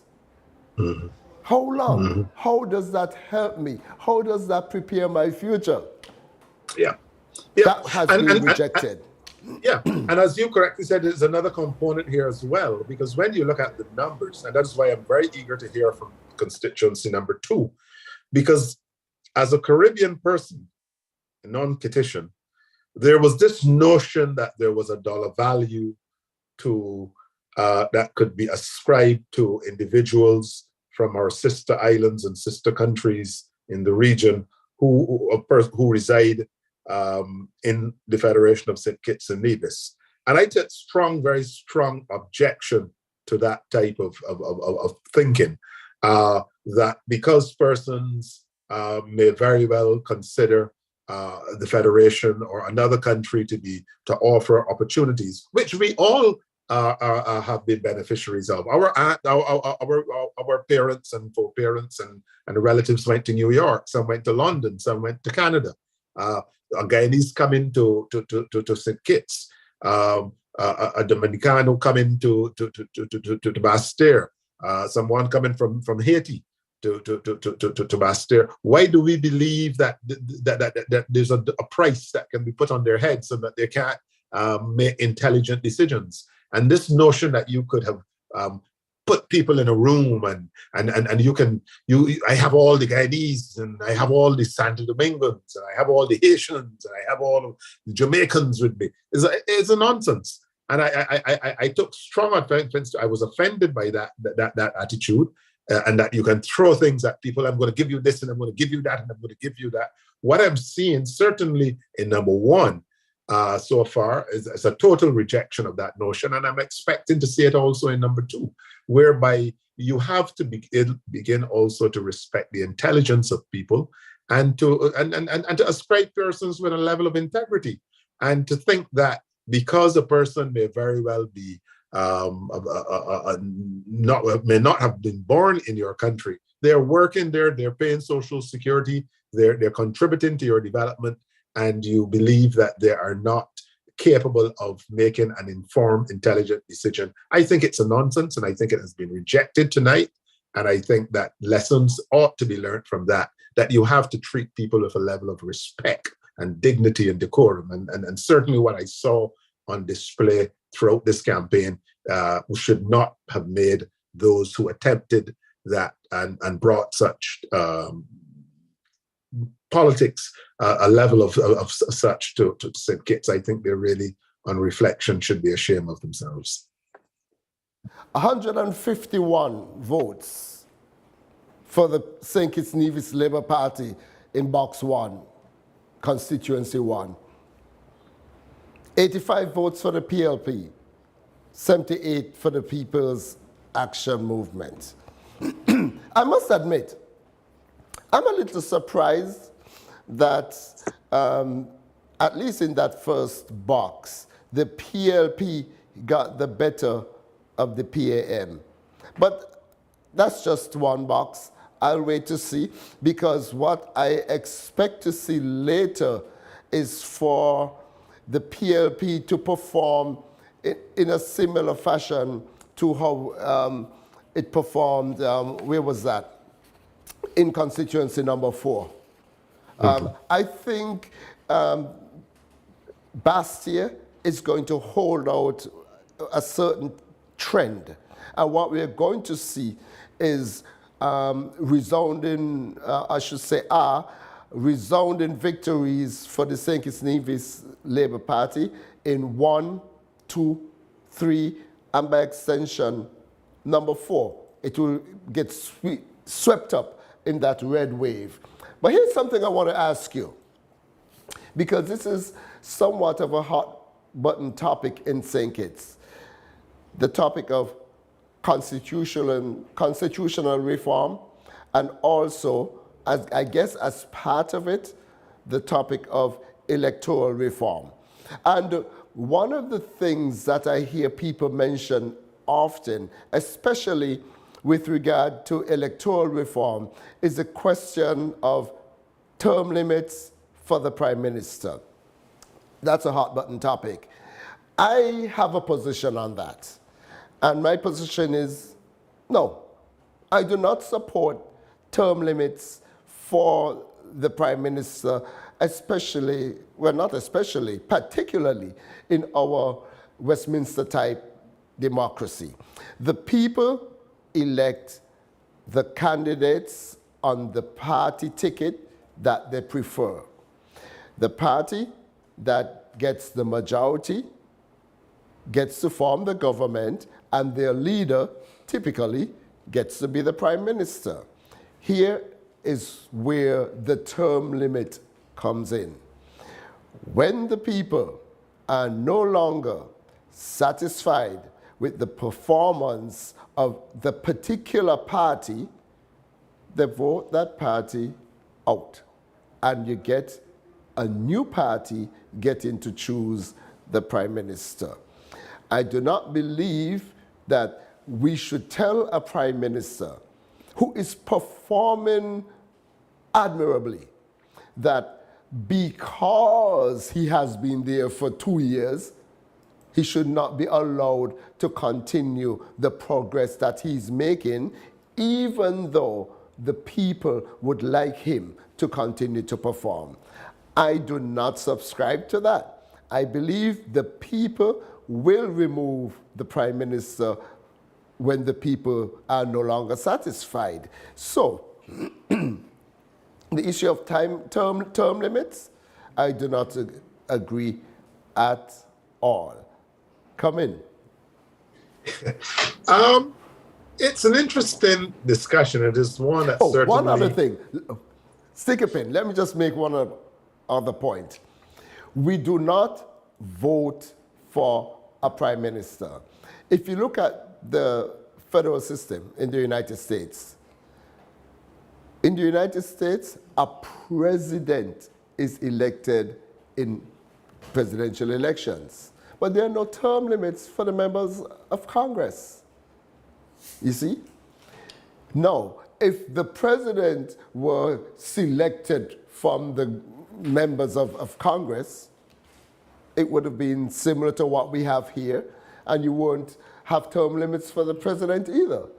So, for our system, no term limits. Let the people decide how long they want an individual to serve as Prime Minister. Okay, jump back in. It's a discussion that I think is going to gain tremendous momentum around the region in the months and years ahead. Obviously, there are two sides to the coin, because if I was a Grenadian tonight, I might understand why persons may wish for there to be term limits. If I were perhaps of Vincentian, I may also have very strong views. If I'm a Barbadian right now, I may have a different view. So a lot has to do of whom much is given, much is also expected. And the counter to not having term limits is to have responsive, sensitive, pragmatic leadership that is also capable of knowing when enough is enough. If I'm going to give you the right to stay there, then you should exercise, to my mind, a certain degree of responsibility and fair-mindedness and reason in determining when it is time, or when there may very well be someone else who can do as good a job as you, and for you to permit that job to be done. So I think it is a balancing act. It is, in the Caribbean, we have a term, wedge issues. I think it is becoming a wedge issue where I'm not sure, it has its advantages and disadvantages, because term limits with persons who have made their contribution, have bowled their fastest delivery, have played their best innings, can be a good thing. Term limits for a person who is now getting into full stride and performing well could be a hindrance to national development and not in the national interest. But I'm also having a problem with persons who impose themselves upon a people. So I think that, again, it gets down to listening to the people. The people will tell you, if you listen to the people tell you when it is time. And I somehow believe that I can think of one or two leaders in recent times across the Caribbean who did not listen to the people and who the people dealt with. And while I am not necessarily an advocate for term limits, I'm definitely an advocate for leaders listening to people and monitoring the pulse of the country and knowing when it is time to say, adios, I've run my course, I've run my race, I've finished my course. It is time for me to hand to someone else. I believe that there has to be a balance. Otherwise, either to come with a guillotine effect whereby we put it in law that you cannot serve more than 2 terms or 3 terms.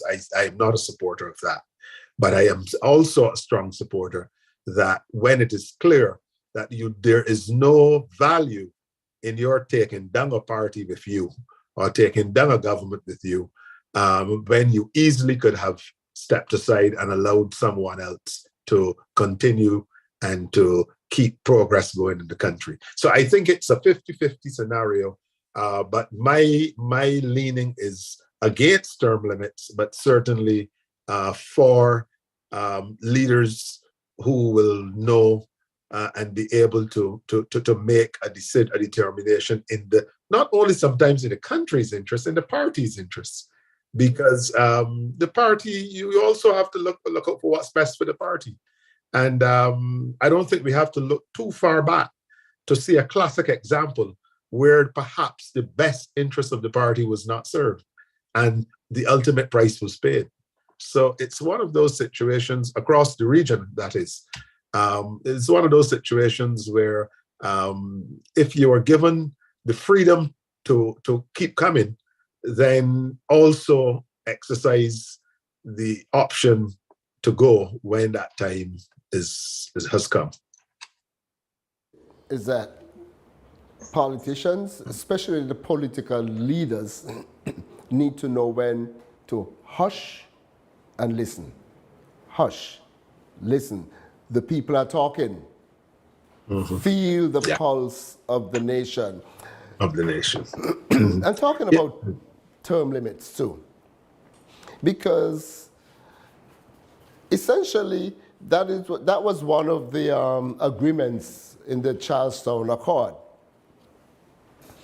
But I think Sean Richards might have misunderstood the whole idea behind it when he claimed that because he had given his word, he went along against the better judgment of the his entire party, and decided to rush to government headquarters to get Timothy Hamish sworn in again. No. The Charlestown Accord, if that was the agreement in which this was discussed, did not say that an individual is guaranteed 2 terms as prime minister. That was not it. It said no individual must serve more than 2 terms. So after the first term, when it was agreed that Timothy Harris, in his capacity as prime minister, was not functioning to the liking of the rest of the unit and to the benefit of the country, when that was determined, that was the time for Sean to assume a position of leadership and go along with the rest of the group and have Timothy Harris removed. The agreement did not guarantee 2 terms. It simply said you will not have more than 2 terms. He could have had a term and a half. He could have had 1. He should have had 1. Yeah. See, the other perspective on this is that if you were serving the interests of the people and you were delivering for the people and you were addressing the concerns of the people, these issues would never have arisen. I've never heard a happy, contented people become fixated with terms and who is prime minister and who's in government and who shouldn't run. The point I'm making is when you look at when the history of this entire episode is recorded, what is going to, I think, stand out is that here was an opportunity given to individuals to advance the cause of the people of the Federation, and it was an opportunity that was thrown away, that was undermined. It was honored more in the breach than anything else.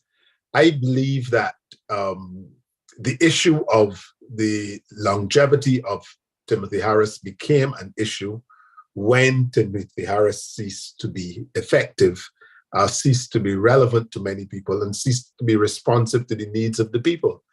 And that is, to my mind, where the arrow needs to be pointed. When you begin not to serve the interests of the people is when you've been there for too long. If you are performing, if a batsman, I've never seen a cricket captain declare when a man was 80, 85 not out, and batting well. You allow the guy to make his century. You allow him to go on, and if he make 100, you don't stop if he's hitting the ball, cleanly and saying stuff. You allow runs to be scored. The longevity of a government only becomes an issue when that government ceases to perform.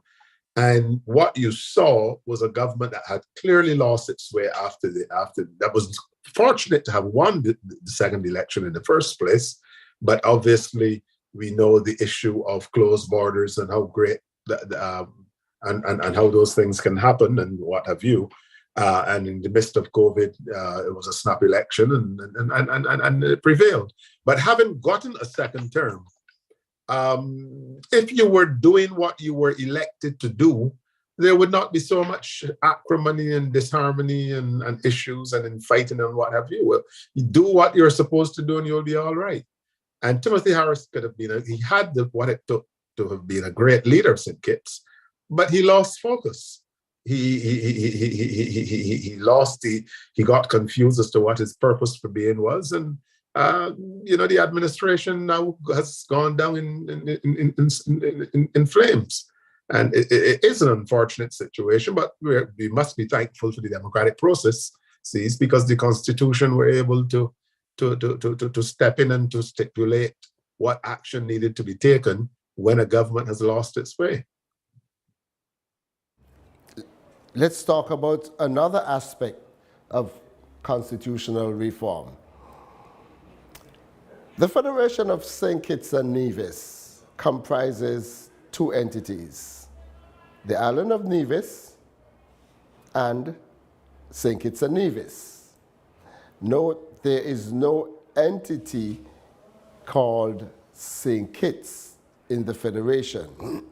So, as a result of that,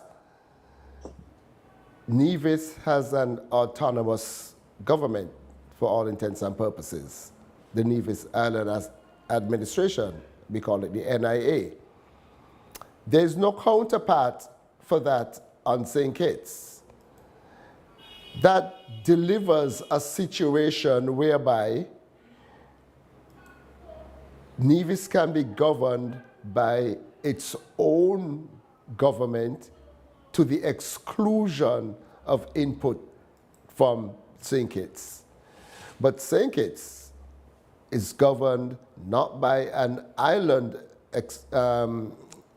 administration, but by the federal government that includes input from Nevis. That is a contentious point for many Kittitians who often try to suggest that perhaps we should have adopted the green paper that was presented by the late Limo in place of strife. And that document attempted to establish a real federation comprising two entities, one of which would have been St. Kitts, the other would have been Nevis. As a student of politics, Hartley, what is your take on this? I'm familiar with this argument. Immediate rebuttal to this is that it is not lost on me the fact that in this election, let us look at the prime ministerial candidates going into this election. They all have one thing in common. That the prime ministerial candidates going into this election that was held yesterday, they all had one thing in common. They were all Kittitians. Because there is the written law and there's also the practice word, the practice of a country. It was never, the thought is never entertained of anyone but a Kittitian leading the Federation of St. Kitts and Nevis. The power, the leadership of the Federation has to date always been reposed in St. Kitts. Whom? Well, I never heard in the last 2 months anyone tell me that Mark Brantley is likely to be the leader, the Prime Minister of St. Kitts. I heard all sorts of possibilities. None of them foresaw Mark Brantley being the leader of the Prime Minister of St. Kitts and Nevis. That tells me clearly that it is understood by all exactly how, as we would say in Barbados, how barley grow. Therefore, I do not know what greater powers politicians in St. Kitts need through the law to deliver to the people that which the people have voted for. There is nothing preventing politicians from performing, from delivering, from meeting the needs of people. And we saw it in the first 2 terms of PAM. We saw it in the first 3 terms of Labour. Governments in St. Kitts can perform for the people of St. Kitts. What the problem comes is when people lose focus and they become distracted, as we saw in the last 3 years in St. Kitts, whereby people began looking out for all sorts of interests other than that of their constituents. So the point I am making is that I am not sure that changing a law will remedy the issue of the absence of meaningful community representation that is being sought by people. And I think that has to be something for the newly elected members of this parliament to sit and understand why Lindsey Grant is on the verge of losing his seat. It had nothing, to my mind, to do with many of the issues that you may have raised earlier in terms of rulings and what have you. It has, when you lose your seat, when people no longer feel loved, when they do not feel it, when they do not see it, when they do not sense it. That's why couples get divorced. And that's why people withdraw their support from incumbents when they no longer feel that they are at the apex of the focus of that representative. And what we need in St. Kitts and Nevis now is effective parliamentary representation. Members of parliament who are going to roll up their shirt sleeves and work for and on behalf of the people that send them to parliament. And too many people I find are entering public life to look out for themselves. I've heard one or two of the PLP candidates make the point during the campaign. I listened to them that one of their beefs was that their family didn't get enough under one administration, and they're here to make sure that their family is taken care of. That cannot be a reason for entering public life. It can't be. And even if you give St. Kitts its own administration and give this and do what have you, if you have bad apples in the bunch, if you have square pegs in round holes, you're going to get the same outcome. What you need are for people to begin to understand that they are elected to represent people, and that they must go and represent the interests of the people.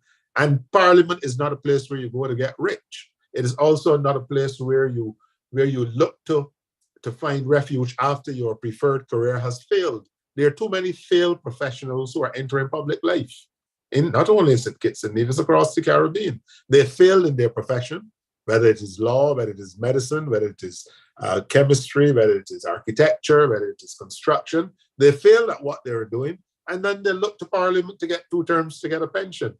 And the poor workers of the country have to pay them a pension for the rest of their lives. If you're talking reform, that is something that needs to be looked at. So that's the reform you would want. Okay, let me throw something else at you. Should members of the Nevis administration be allowed to hold dual seats as members of the federal government at the same time? Mark you, this necessitates that they do 2 full-time jobs, getting 2 full-time salaries simultaneously, being in 2 places at the same time. Let me hear you. To me, it comes down to whose interest they're serving. I saw the late Vance Amory did it, and did it, to my mind, very admirably, very ably, and very sincerely on behalf of the people of Nevis. He represented Nevis at every level, as a sportsman, as an administrator, as a premier, and he also served at the federal level, and he did well. So I have seen it done before. I do not know that there is an issue in the structure. The issue comes when people are not serving the interests of people. And you normally find, and that's what I'm saying, if you look at the result tonight in number 9, a message is being sent that if persons don't pull up their socks, that there could be some interest, some issues there, in the local election. So I'm saying there are the checks and balances are there for persons who do not perform. Even if they have 2 roles and you perform one, sometimes you can hold one and lose the other. Sometimes you can lose all 2. And what one is seeing clearly is a warning message being sent that some more attention is going to have to be given to domestic affairs. Otherwise, you're going to find yourself in trouble. But I'm not sure that we have to guard against making issues, shifting the goalposts, and addressing the issues not at the root cause. I think a lot of these issues have to do with the persons who are being attracted to public life, and the fact that many are there are not enough safeguards. We are not following through. Persons who bring disrepute and who perform below par in office should be held accountable. And I think just losing your seat should not be the only punishment. I believe that is where Auditor General reports and that sort of stuff become very interesting tools, because people who go against the interests of the country and who act selfishly and what have you need to be dealt with at higher levels. And it shouldn't just be, okay, he or she has lost the seat, so let them go.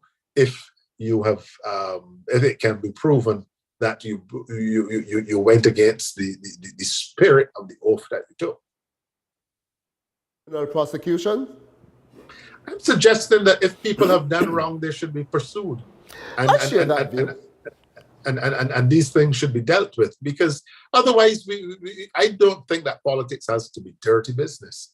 I think we have to clean up politics. I think we have to get some of the right people in politics. And I think that that is why I'm saying it is amazing that you have a young man like Dr. Terence Drew, who has been around, who's known, and who could have come through an entire election without one fingernail being broken, without one serious accusation of any sort being leveled at him or against him. I think is a remarkable thing. I believe that is the sort of thing that's the same thing in Grenada. If you look at it, I mean, a young man has just emerged there as prime minister who you get the impression is a gentleman in every respect you word. That is the sort of thing you want to hear about.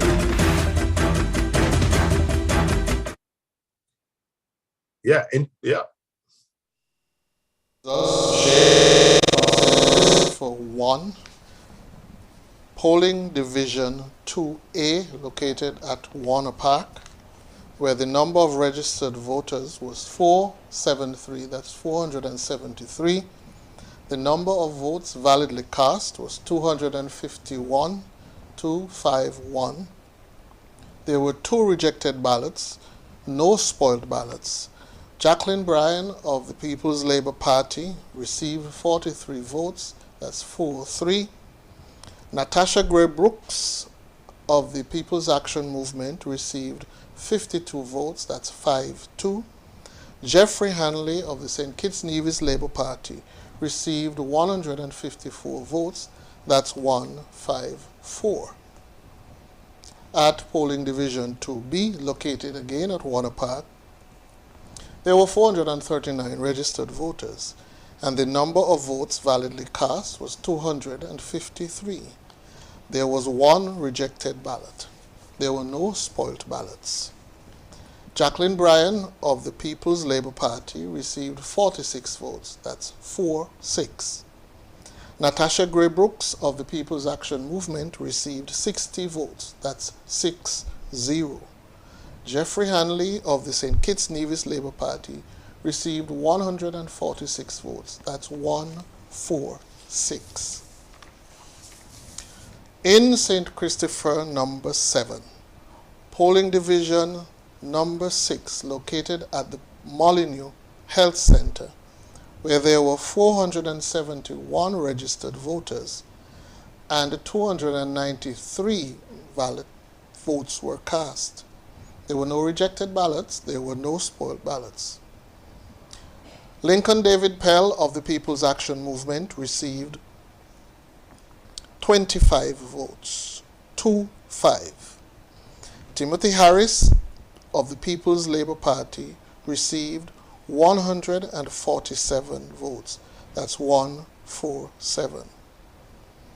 Leon Nathan Nelson of the St. Kitts-Nevis Labour Party received 100 221 votes. That's 1, 2, 1. At the Mount Carmel Community Center, polling division number 7, St. Christopher 7, there were 322 registered voters. There were 202 votes validly cast. That's 202. There was 1 rejected ballot. There were no spoiled ballots.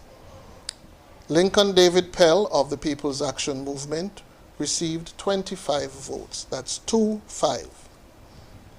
Timothy Harris of the People's Labour Party received 88 votes. That's 8-8.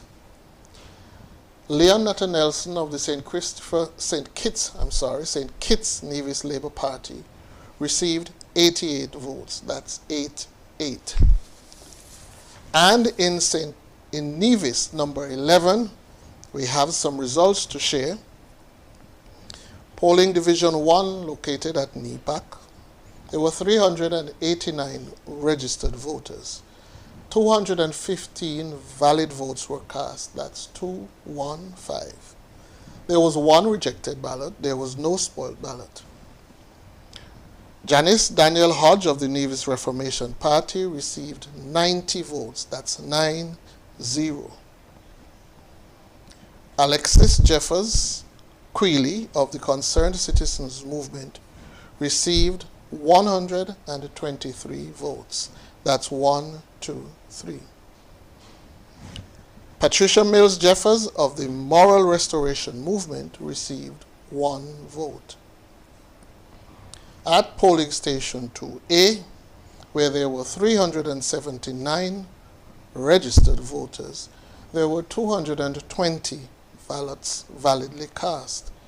There was 1 rejected ballot and 1 spoiled ballot. Janice Daniel Hodge of the Nevis Reformation Party received 124 votes. That's 1, 2, 4. Alexis Jeffers Quealy of the Concerned Citizens Movement received 91 votes. Patricia Mills Jeffers of the Moral Restoration Movement received 4 votes. And at polling station 2B, where there were 395 voters registered, there were 241 votes validly cast. There was 1 rejected ballot. There were 3 spoiled ballots. Dr. Janice Daniel Hodge of the Nevis Reformation Party received 148 votes. That's 148. Alexis Jeffers Quealy of the Concerned Citizens Movement received 89 votes. Patricia Mills Jeffers of the Moral Restoration Movement received 3 votes. And in Nevis 10,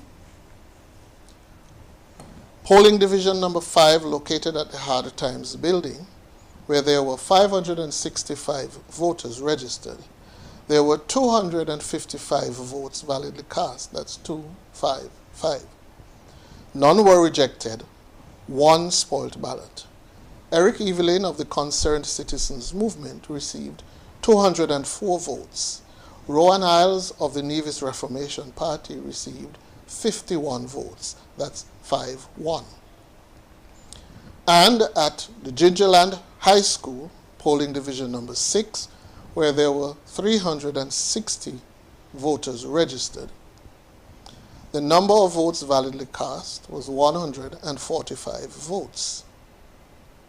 There were no rejected ballots, and there was 1 spoiled ballot.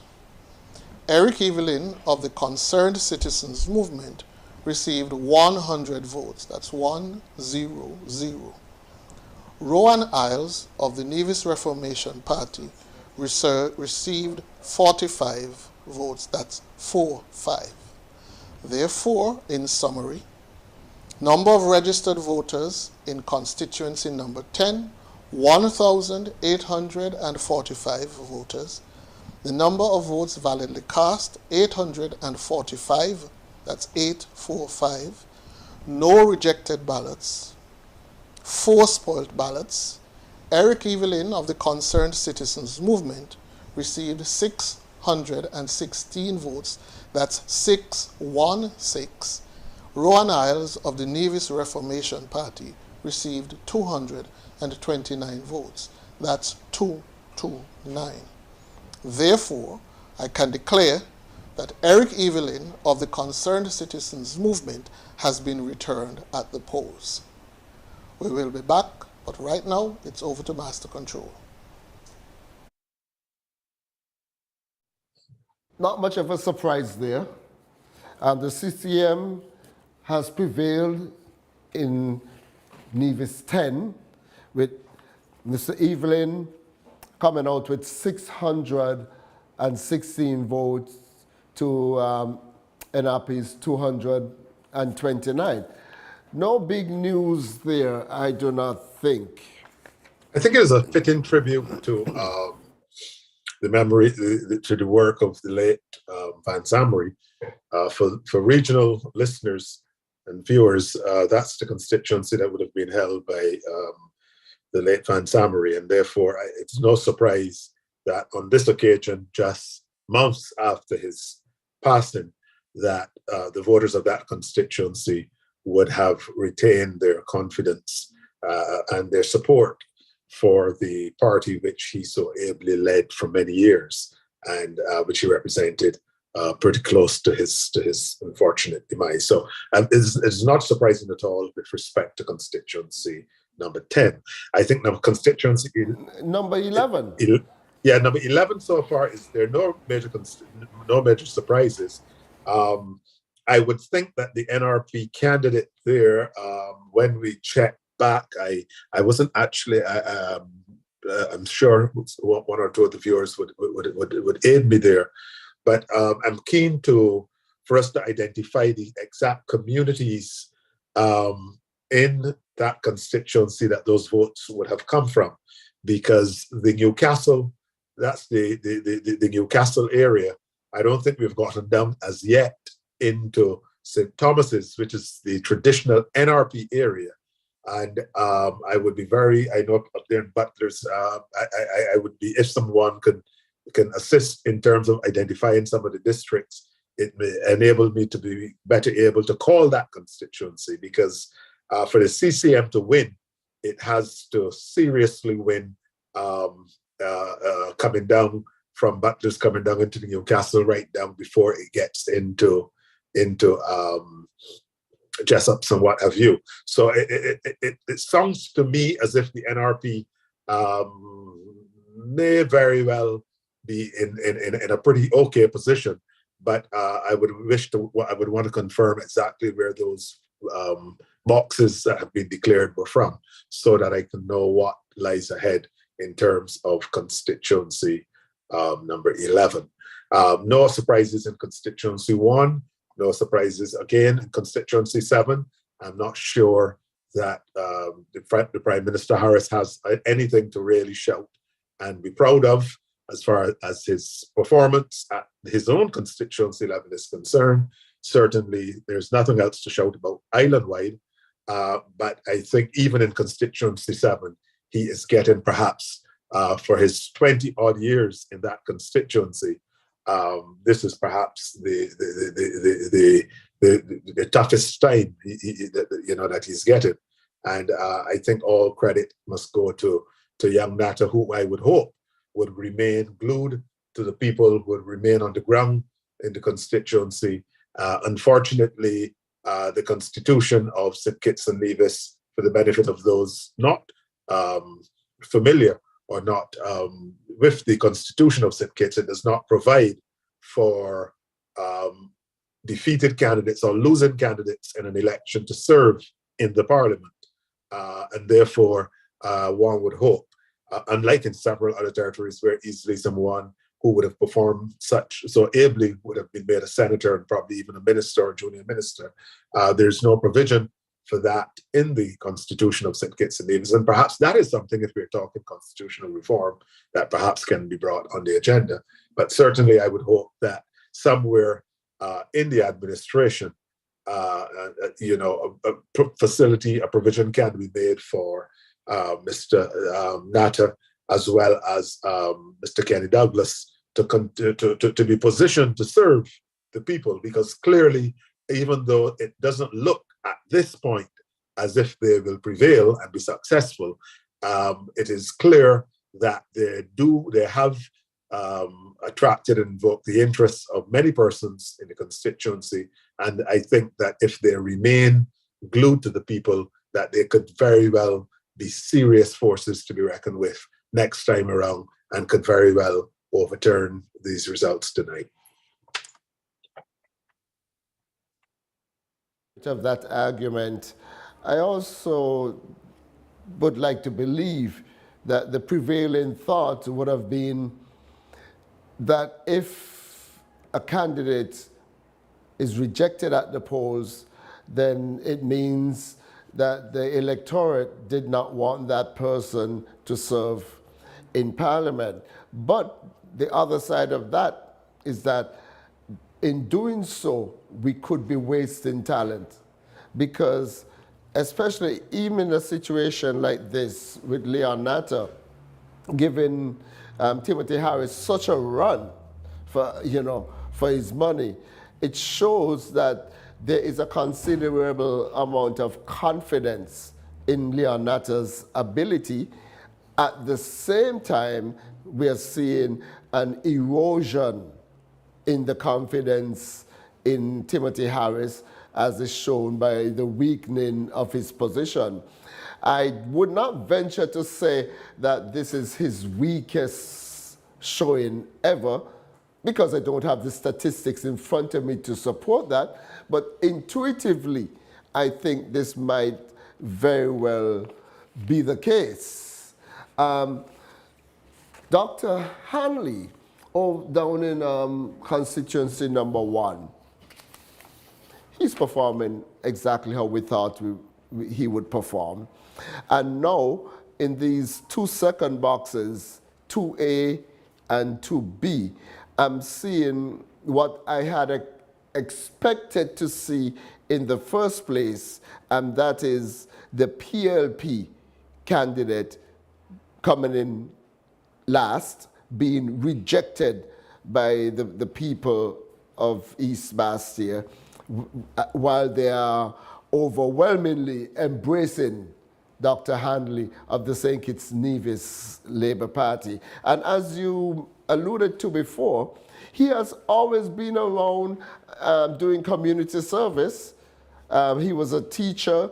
He has always been active in politics. He was a major part of Ashley Martin's team.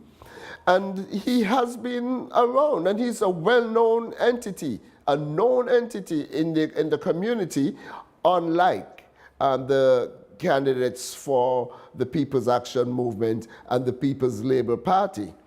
And especially the People's Labour Party candidate, it's someone who basically people never heard of before, which is similar to the assessment of the People's Labour Party candidate in constituency number 2. The former Prime Minister, when he made his address, he made a point, and in referencing this point, I'm not suggesting that I agree, but hear this. Let me hold that point and get ready to hear that Samuel Duggins has now been projected as the winner in constituency number 4. So we have 2 final results coming in. We also have Eric Evelyn being declared the winner over there in Nevis. In Nevis 10. So it's what is the time? It's 2 minutes to 1. Are we doing better than we did last time around? I hope we continue this trend. Although, but it is also what is very interesting, Abdullah, is I'm getting some word out of number 5 that we are advised to slow our forecasts on 5, because the 5 is tightening. It is not as runaway. Well, it was never runaway, but it is not as it's not going to be as easy a win for Sean Richards as we may have been believing from the first few boxes. And it is going down. I'm told that there's already demands for recounts in number 5. So it looks as if we could get some interesting fireworks coming from number 5, and that will be very interesting. So it's outside the scope of expectability. Because, like we've been saying for the entire night, Sean Richards has discredited himself as a potential leader. Yeah. And if you're familiar with the electorate in Sandy Point, there's often a joke made in St. Kitts that people from there are not from St. Kitts, they're from Sandy Point. They're from Sandy Point. Yeah, no, but when you also look at the geography of it, because this reminds me very much of that would be in 2000 with when Hugh Heiliger would have lost to Joseph Henry Martin. From the time I heard when Halfway Tree and Lambertson going down that side, that's why I made the issue as far as the geography is concerned. When you consider how far west or northwest Halfway Tree is in relation to the boundary with the Sandy Point constituency, and when you look at how convincing Denzel Douglas would have done in coming around by La Valley area and that Bay and what have you, it is difficult for that type of Labour Party energy not to spill over into number 5. It is what happened in 2000. The question is, did Kenny Douglas have enough time to complete the job?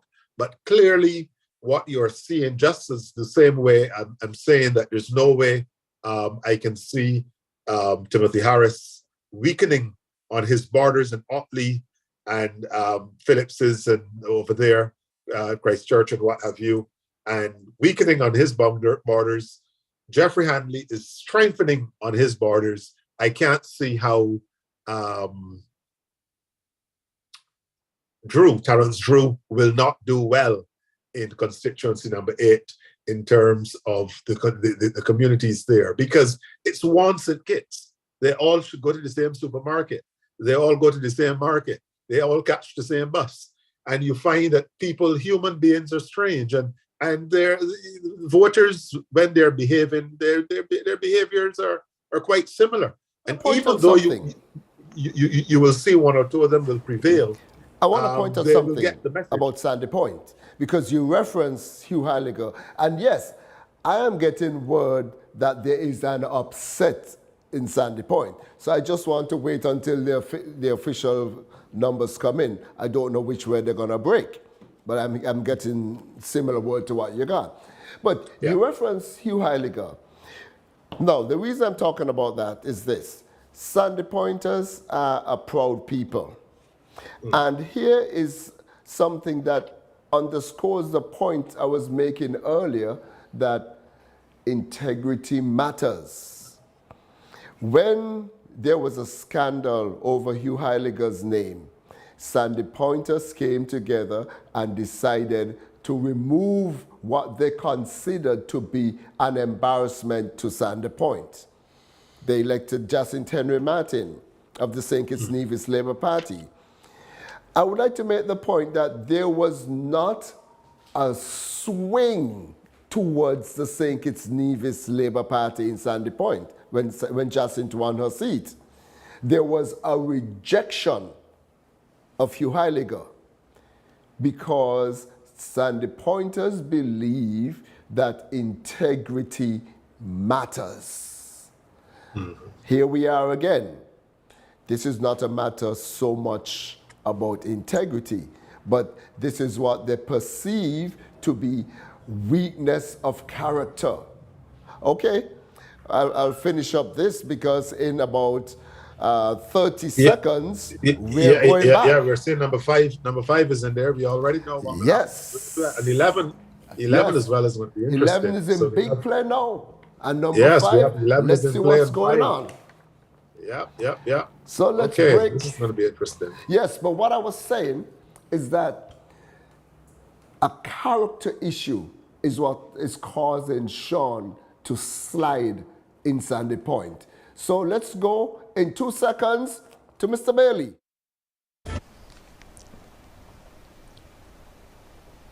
And we are back with further results from St. Christopher 3, West Bastier and its surrounds. Station 4A at the Apostolic Faith Church, where there were 478 registered voters, 478. There were 318 votes validly cast, that's 318. There were 2 rejected ballots. There were no spoiled ballots. Aquila Byron Nisbet of the People's Labour Party received 76 votes, that's 76. Kervin Freeman of the People's Action Movement received 33 votes, that's 3-3. Conris Maynard of the St. Kitts-Nevis Labour Party received 207 votes, that's 207. And in polling division 4B, also at the Apostolic Faith Church, where there were 517 voters registered, that's 517, there were 346 votes validly cast. 3 were rejected. None were spoiled. Aquila Byron Nisbet of the People's Labour Party received 80 votes, that's 8-0. Kervin Freeman of People's Action Movement received 41 votes, that's 4-1. Conris Maynard of the St. Kitts-Nevis Labour Party received 222 votes, that's 2-2-2. In St. Christopher 5, polling division number 2 at the preschool in Sandy Point, there were 400 registered voters, that's 400. The number of votes validly cast were 258, that's 258. There were 2 rejected ballots and there were no spoiled ballots. Kenneth Douglas of the St. Kitts-Nevis Labour Party received 84 votes, 8-4. Sean Richards of the People's Action Movement received 138, that's 138 votes. And Stacia Williams of the People's Labour Party received 34 votes, that's 3-4. In polling division 3A, located at the former Xylee supermarket, there were 286 voters registered in 3A. The number of votes validly cast was 204, 204. None were rejected, none were spoiled. Kenneth Douglas of the St. Kitts-Nevis Labour Party received 92 votes, that's 9-2. Sean Richards of the People's Action Movement received 94 votes, that's 9-4. Stacia Williams of the People's Labour Party received 18 votes, that's 1-8. And in 3B, also at the former Xylee supermarket, where there were 297 registered voters, 200 votes, 200 were validly cast, 2 of which were rejected. There were no spoiled ballots. Kenneth Douglas of the St. Kitts-Nevis Labour Party received 86 votes, that's 8-6. Sean Richards of the People's Action Movement received 81 votes, that's 8-1. Stacia Williams of the People's Labour Party received 31 votes, that's 3-1. Further results from Nevis 11 at the Cotton Ground Community Center, polling station 3A, where there were 323 registered voters. The number of votes validly cast was 189. There were 2 rejected ballots. There was 1 spoilt ballot. Janice Daniel Hodge of the Nevis Reformation Party received 125 votes. 125. Alexis Jeffers Quealy of the Concerned Citizens Movement received 61 votes. That's 6-1. Patricia Mills Jeffers of the Moral Restoration Movement received 1 vote. And in polling station 3B, also at the Cotton Ground Community Center, there were 357 voters registered, and there were 201 votes validly cast, none rejected, 4 spoiled. Janice Daniel Hodge of the Nevis Reformation Party received 103 votes, 103. Alexis Jeffers Quealy of the Concerned Citizens Movement received 96, that's 9-6. Patricia Mills Jeffers of the Moral Restoration Movement received 2 votes. And in polling station 4A, located at the Violet O. Jeffers Nichols Primary School, there were 369 voters registered. 167 votes were validly cast, 167. There were no rejected ballots. Spoiled ballots, there was 1. Janice Daniel Hodge of the Nevis Reformation Party received 68 votes, 6-8.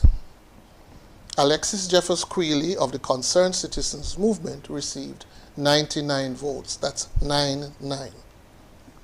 Patricia Mills Jeffers of the Moral Restoration Movement did not receive a vote. And in Constituency of St. Christopher 4, polling station in Old Road 2B, where there were 327 voters registered, 217 votes were validly cast. 4 were rejected. There were no spoiled ballots. Samuel Duggins of the St. Kitts-Nevis Labour Party received 116 votes. That's 116. Lindsay Grant of the People's Action Movement received 67 votes. That's 6-7. Kendall Liebert of the People's Labour Party received 30 votes. That's 3-0. In polling station 3A, located at Virchild School, there were 395 voters registered. 281 votes were validly cast. 2 were rejected. None were spoiled. Samuel Duggins of the St. Kitts-Nevis Labour Party received 161 votes. That's 161. Lindsay Grant of the People's Action Movement received 77 votes. That's 7 votes. And Kendall Liebert of the People's Labour Party received 41 votes. That's 4-1.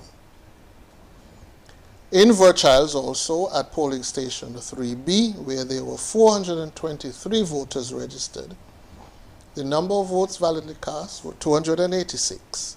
There were 5 rejected ballots. There were no spoiled ballots. Samuel Duggins of the St. Kitts-Nevis Labour Party received 149 votes. That's 149.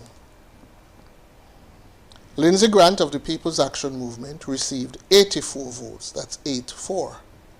Kendall Liebert of the People's Labour Party received 48 votes. 4-8 votes.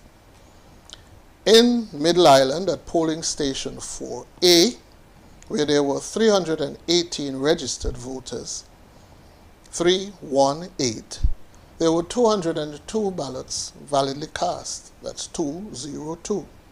1 was rejected. None were spoiled. Samuel Duggins of the St. Kitts-Nevis Labour Party received 149 votes, 149. Lindsay Grant of the People's Action Movement received 84 votes. That's 8-4. Kendall Liebert of the People's Labour Party received 48 votes. That's 4-8. I'm sorry, I'll go over that. In Middle Island polling station 4A, 318 voters were registered. Votes validly cast were 202. 1 rejected, no spoiled ballots.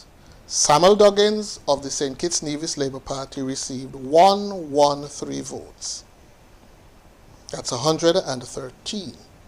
Lindsey Grant of the People's Action Movement received 69 votes. That's 6-9. Kendale Liburd of the People's Labour Party received 19 votes. That's 1-9.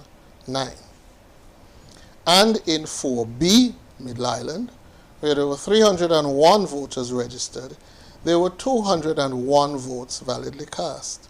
There were no rejected, no spoiled ballots. Samuel Duggins of the St. Kitts-Nevis Labour Party received 117 votes. Lindsey Grant of the People's Action Movement received 76 votes. That's 7-6. Kendale Liburd of the People's Labour Party received 8 votes. And polling division 5A at Halfway Tree, where there were 395 voters registered, 257 votes were validly cast, 1 of which was rejected. There were no spoiled ballots. Samuel Duggins of the St. Kitts-Nevis Labour Party received 123 votes. That's 1, 2, 3. Lindsey Grant of the People's Action Movement received 92 votes. That's 9-2. Kendale Liburd of the People's Labour Party received 41 votes. That's 4-1. And polling division 5B, Halfway Tree, where there were 411 voters registered, there were 273 votes validly cast. There was no rejected ballot, but there was 1 spoiled ballot. Samuel Duggins of the St. Kitts-Nevis Labour Party received 127 votes. Lindsey Grant of the People's Action Movement received 102 votes. That's 102. Kendale Liburd of the People's Labour Party received 44 votes. In summary, therefore, in constituency number 4, there were 3,579 registered voters. There were 2,343 votes validly cast, 2,343. There were 20 rejected ballots. There was 1 spoiled ballot. Samuel Duggins of the St. Kitts-Nevis Labour Party received 1,269 votes. That's 1,269. Lindsey Grant of the People's Action Movement received 761 votes. That's 761. And Kendale Liburd of the People's Labour Party received 293 votes. That's 293. Therefore, I can report that Samuel Duggins of the St. Kitts-Nevis Labour Party has been returned at the polls for constituency number 4. That's all for now, and I will be right back, but over to Master Control.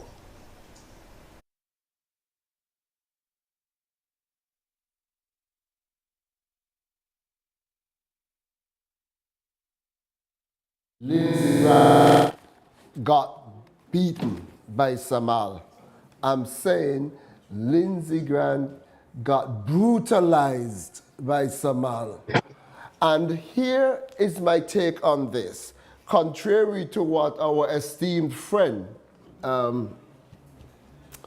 Peter suggested, integrity matters.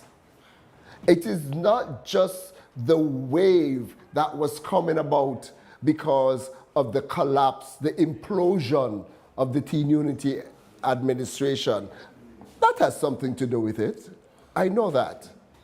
But the people of constituency number 4 have decided that enough is enough. Scandal after scandal, embarrassment after embarrassment, humiliation after humiliation. Example to our kids, ratting up the police? No. Enough is enough. And Lindsey Grant's political career has been brought to a deadly end. He has crashed and burnt, never to return in politics in St. Kitts again. That is what happened here tonight. That is what happens here tonight. Integrity matters. Let me hear you, Hartley. Well said by a Kittitian. A non-Kittitian or division is not so at liberty, is not so No. licensed. You have the license, your professional license to make your input here. To that extent, what I would say is that I think Mr. Samal Duggins have done a phenomenal job. I think that he believed in himself, which is always very important. I think that he opened himself to the people of Constituency 4. I think he offered them a better way. He offered them to seriously represent as well as serve them.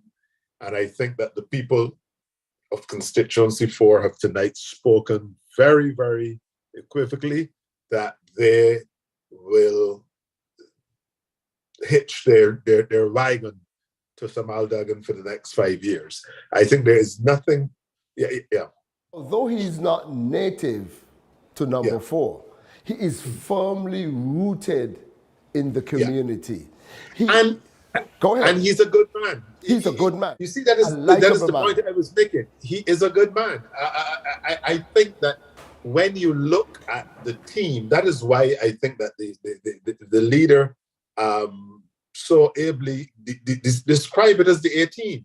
He's a good man, and so too was Jeffrey, so too was Congress, so too was Natta. I think that the Labour Party, Kenneth, the Labour Party was very fortunate to have, in a short period of time, within 2 years of losing an election, to have assembled such a caliber team and to be able to ready them and position them. And I have no doubt that Marcia Henderson in number 2 will also prevail as well.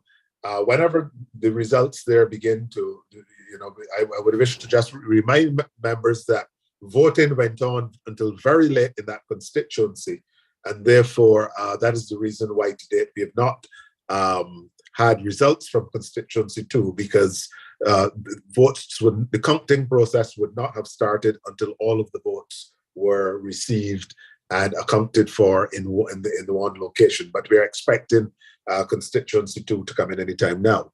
But certainly, I think that the Labour Party had an opportunity to showcase its team. I think it did an excellent job in terms of visual appeal, the presentation of the team, of the programs. I don't think that they went overboard with their promises. I think their promises were measured. I think they were calculated. I think they were reasonable. I think people saw logic in what they were proposing.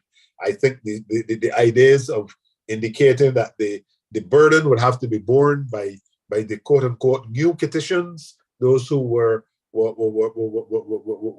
being rewarded with citizenship to the country, would be the ones, the rich would be carrying the poor. I think those were practical, realistic proposals that obviously the country considered and embraced and have voted for.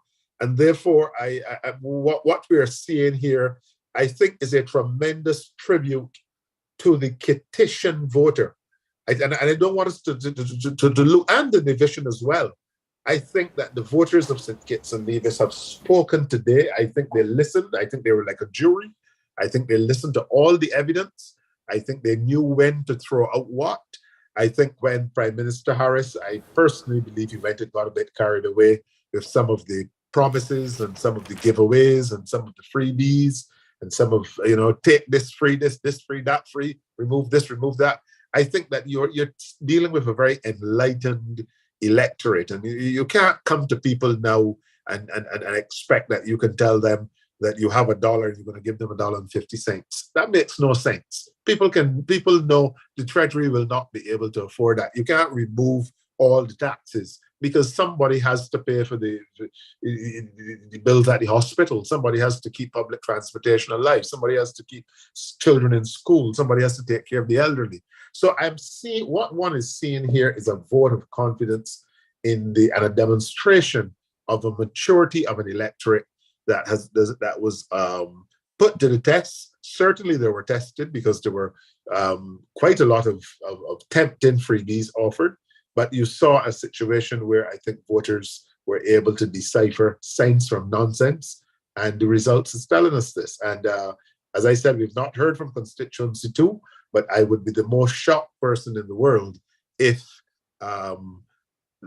Journal Powell were able to buck the trend that we're seeing across the country.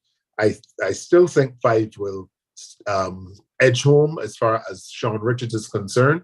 I think, but he will be bruised. Certainly, I think Tim Harris is also going to be seriously bruised in number 7. He will prevail, but he will be bruised. And it looks, from what I'm seeing and from my knowledge of constituency number 11 in Nevis, that we may very well have a turning of the tables there, because the numbers I'm seeing coming in from constituency 11 are telling me that the lady there for the NRP could very well be successful in winning that seat, and that creates a question. A very interesting question is going to emerge out of this scenario now, and it has to do perhaps with the question not so much as to who will lead, because I think, barring some inexplicable development, Dr. Terence True will be sworn in tomorrow as the Prime Minister of the Federation of St. Kitts and Nevis.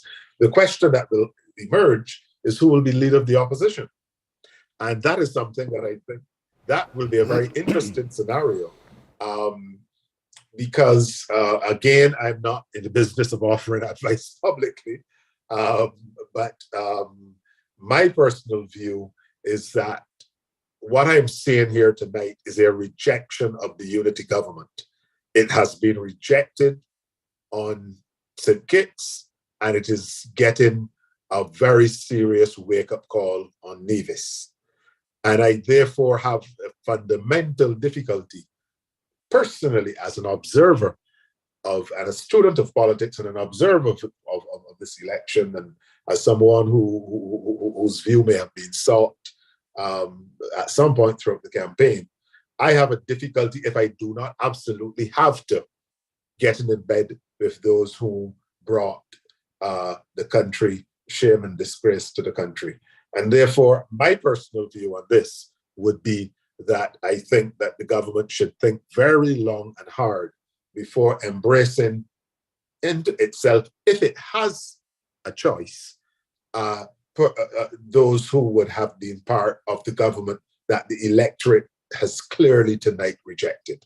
And that is my advice publicly, and it certainly will be my advice privately as well, because I think that, again, the people must be listened to. And when you look at the results tonight, the people have given a tremendous thumbs down to the government that was elected in 2020, was elected in 2015 and returned in 2020. And I honestly believe that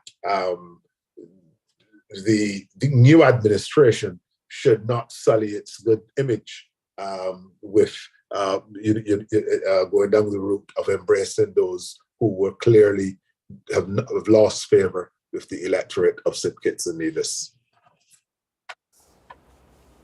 If Timothy wins his seat, as he most likely will, Sean could probably win his seat too. I'm not sure if that's a certainty. But okay, Timothy wins, Sean wins. Mark comes out with 2. On the opposition bench, the only party, in my estimation, that would command a majority to lead the opposition would be the CCM. But look at the disjointed nature of the opposition. The opposition would comprise Timothy Harris, a political adversary to Mark, and Sean. How will they function as an opposition? Will you have a scenario whereby Timothy votes with the government because of personal grievances? And remember, personal grievances seems to have been the hallmark of the breakup. So how are they going to function? How are they going to function in there as an opposition? They could not function as a government. Will they they attend function Parliament? as an opposition? Knowing the question that might arise is, will they attend Parliament? I think I know the personalities well enough to know that you may very well see them merely conforming with the constitutional requirement in terms of attendance. I do not see. So that they don't lose their pension? I can see many sittings of Parliament without the presence of certain individuals, and I say that knowing the personalities. I think it would be unfortunate, but I think obviously the wishes of the electorate have got to be respected at all levels. And but I can see perhaps situations where some constituencies may not have a voice in the Parliament, and it is not because they're vacancies, but I think that some constituencies may very well be voiceless in the next term, in the next Parliament. That would lead to a situation whereby the St. Kitts-Nevis Labour Party could end up getting 8 seats in the next cycle. Because if people are deprived of representation because of petty politics, like I stayed away from cabinet for how long? 15 months, because you as Prime Minister did not violate the law and have the police remove my name from a public report? Really? That was the reason? Really? So Exactly. if you continue that level of reasoning, that level of disrespect for the people who elected you to go to government, why put you back there? You see? And then Mark. I'm not even sure if Mark is going to want to come across the Narrows to sit on the opposition bench. He's not going to want to do that. So then the people of Nevis again will be deprived of the representation that they deserve, that they voted for. 1 seat for the NRP, that seat would probably be on the government side. So here we are. Petty politics, small-mindedness, inability to work together, inability to deliver promises, inability to strive for good governance, inability to deliver integrity in public life.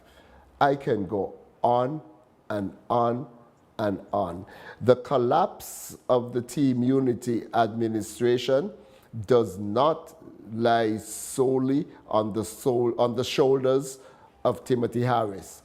He's a major contributing factor, but it lies on the shoulders of Sean and Lindsay and Janelle and Evelyn and Mark, all of them.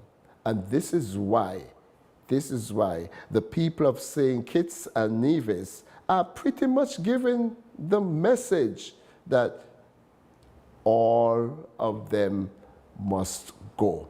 And even those who manage to hang on with their reduced majority, with their reduced popularity, they eventually will go.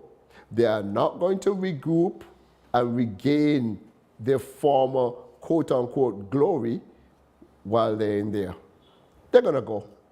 We're going to see them, we're going to see the rid of them soon and very soon. What I did not expect was for us to be here at 26 minutes to 2 in the morning, developing into what seems to be a deja vu situation. Why is it that in St. Kitts, a population of 50,000, we cannot deliver the results of a general election within a couple of hours? What's wrong with us? Is there something wrong with us? No, that's a very good question, because you really wonder what is going on. I mean, as I said, even if Constituency 2 went on late, certainly at 1:34, we should have had some votes coming in from constituency number 2. I can only hope that we're going to get them all at one time. But certainly, interestingly, we've not had a result from constituency 2 or constituency 8, from constituency 8 at all. Yeah. I'm not sure what is happening in constituency 8. I think we know the outcome. There's no way that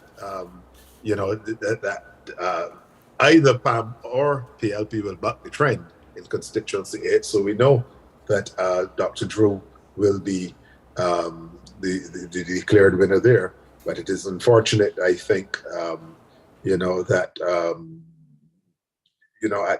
at minutes to 2 o'clock we still do not have a declared winner of this election. That is to be frowned upon. It is not at all in keeping. Certainly, Grenada, with a population several times the size of St. Kitts, we knew by 10 o'clock on the election night that there was going to be a change. There was a change of government, and this is really not very, very, very cool at all, to be honest. To make some changes, I do not know if it has to be constitutional or just legislative, but perhaps we should count the ballots where they're cast, Or we just need greater levels of efficiency. I mean, across the Caribbean, they're transported to a single counting station in each constituency.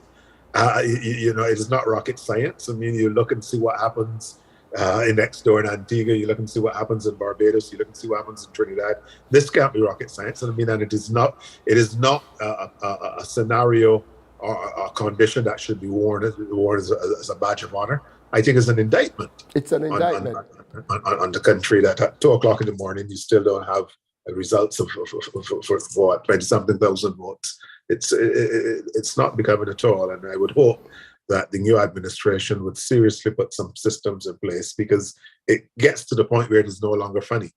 And certainly, if we want to be taken seriously in these islands, we have to begin to up our game in areas that we can't up our game, where we have an opportunity to make the difference. And this is one where this really has no right to be. It's not that we're not intelligent. We have a 99 or 98% literacy rate. Yeah. No. It's just administration. Can't figure how to count some paper. Yeah. It's administrative blunders, and it just. I think we just need to put systems in place to ensure that this doesn't really happen, because it's not fine. But again, the people have done their part. The people have spoken. It is clear to us what is happening across the country. We're expecting the final tallying. But certainly when you see what has happened in constituencies 4, 3, when you see the cliffhanger that is emerging in 5, when you see what is happening in number 1, certainly 8 and 2 are likely to follow in that path, and you will have a situation where a government can be formed on St. Kitts on its own, which again, if we followed the polls, was one of the things that voters did express a preference to have a single party forming the government and not a repeat of the coalition or the collaboration or the alliance of interests, because the experience from that was not the best. And I think, again, the voters went out and they did what they had to do to ensure that one party commands a single majority in the Parliament of the Federation. And I think that is something that we must take note of. The figures for number 5. And this is making me imagine what's going on down there. Because the way these numbers are coming in, how close they are, either one can emerge on top. So I think, I'm just speculating. I actually did not get any word. Did you get any word? I did not get any word. Did you get any word? No. And that silence is deafening. Okay, what do we have here? Well, nothing. Sean is leading with 48.4%, Kenny 39.4%, and Stasio, okay, significant 11.6%, because had he not been in there, that could have caused a much different story to be told, especially if those numbers that he picked up had broken in the St. Kitts-Nevis Labour Party's favor, then we'll be seeing another change. Yeah. No, as I said earlier, I think that Kenny Douglas, has performance has been credible, very, very good actually. I think strategically, I think the party had to go for the government. I think that is what it did. It could have attempted to go for the country, but I think clearly when you're watching these results come in, clearly you can see where it had to secure a government. I think time was not on the side of both Kenny and Nathan. They both obviously finished very strong. Another week could have made the world of difference for both of them.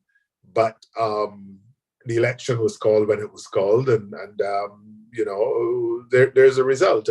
And just as I wouldn't question the result in the other 6 constituencies, I'm not sure I would want to question the result in any of the constituencies. I think that the will of the people have got to be respected. And what I would say is that clearly there's nothing ambiguous about the message that the voters were sending. The voters did what the voters had to do. And, the results speak for itself. And, I can just hope that the country now can settle down and get on with the business of defeating COVID, as we're all trying to do around the globe, and getting the economy of the country taken over again. In the person of Dr. Terence Jew, we would expect to see a steady hand of leadership. His personality, he's calm, collected, thinks before he speaks, and I think he has some very doable, workable plans, especially for the healthcare sector in St. Kitts and Nevis. And I'm actually looking forward to see the transformative nature of a new St. Kitts-Nevis Labour administration. And, I haven't talked about the St. Kitts-Nevis Labour Party representative for constituency number 2 too much tonight.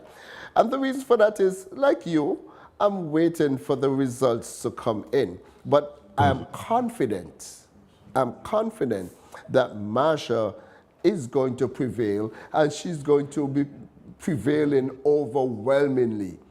It's not going to be close. It is not going to be close. I keep It's saying, certainly nothing about when you look at the margins in number 1 and number 3. That's what I'm saying. There's one country, and when you look at because they go to the same workplaces, they go to the same supermarket, they go to the same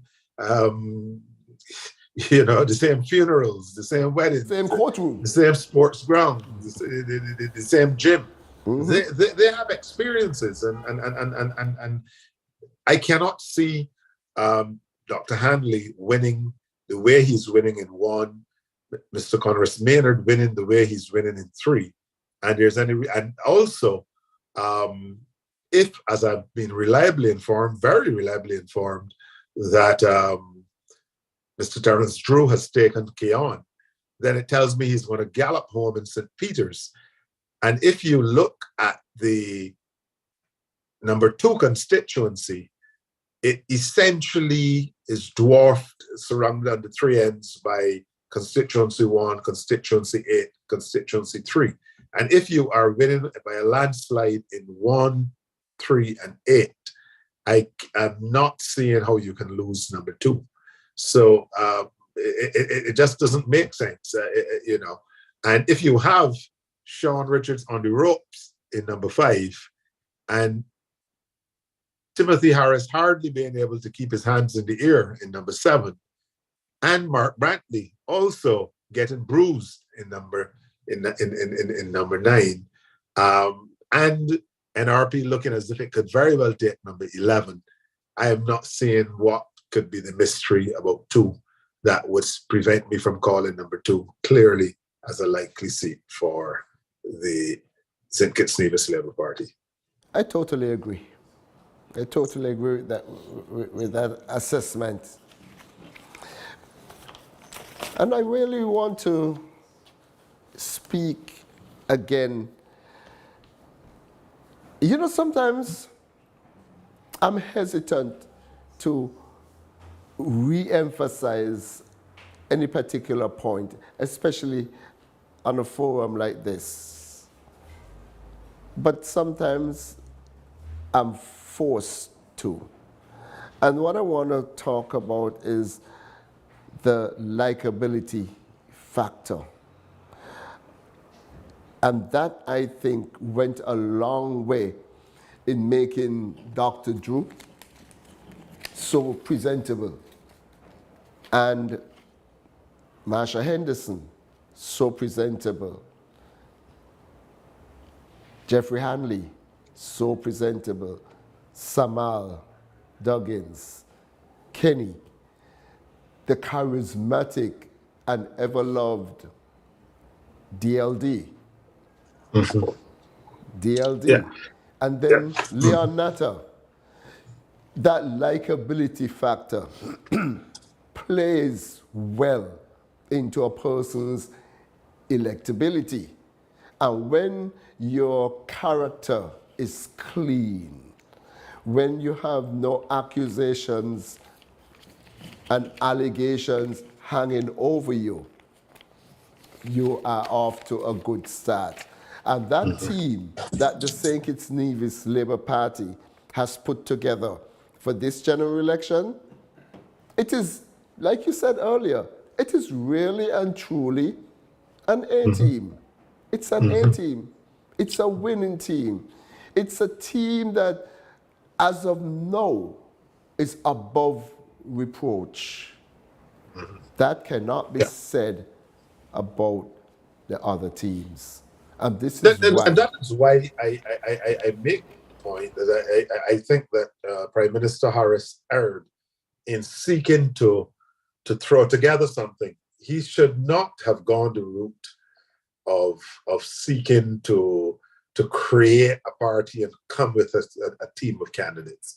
I think he should have ran these people as a presence on the ballot, but essentially gone for the national vote. I believe if he had gone nationally, he may very well have, the Labour Party might have been robbed of that vital 3-4 extra weeks that he gave them to properly introduce themselves, to properly launch themselves, to properly be understood, become known and understood by the people. Certainly, Samal Duggins is a classic example because 3 months ago, many persons in the Constituency 4 did not know Samal Duggins. I think the longer Samal Duggins, more time he was given, the more he was liked. And I think it was when the history is written on this election, I think there were some strategic errors on the part of the PLP's handlers that would have led them to believe that they could have thrown together a few ingredients and call it soup. Yes, there may have been some water. Yes, there may have been some yams, and yes, there may have been some eddos and pigtail, but it was not soup. It wasn't even a good Dominican broth. What you had there was a thrown together, a one pot that really did not make any sense, and there was no distinctive taste to it. Up to now, you don't know half the people that they put on the ballot because you announced them and left them. I can't recall one profound intervention that was made by the candidate for number 8. It is difficult to remember who was the candidate in number 3. For Pam, who was the candidate for PLP in number 2. It was not a serious attempt, and that is why I was amazed at the confidence that was being displayed by both parties, because I know in the St. Kitts-Nevis electorate the way I think I do, I really didn't think that there was too much. It was too difficult a decision. And that is why I declared from very early tonight that I was expecting a result again similar to what I'm seeing here, because I think that the voters of the country are way too mature to be treated with the type of contempt that we saw being displayed. I mean, you look at last night. Last night, you had a final meeting. We're up to 9:30.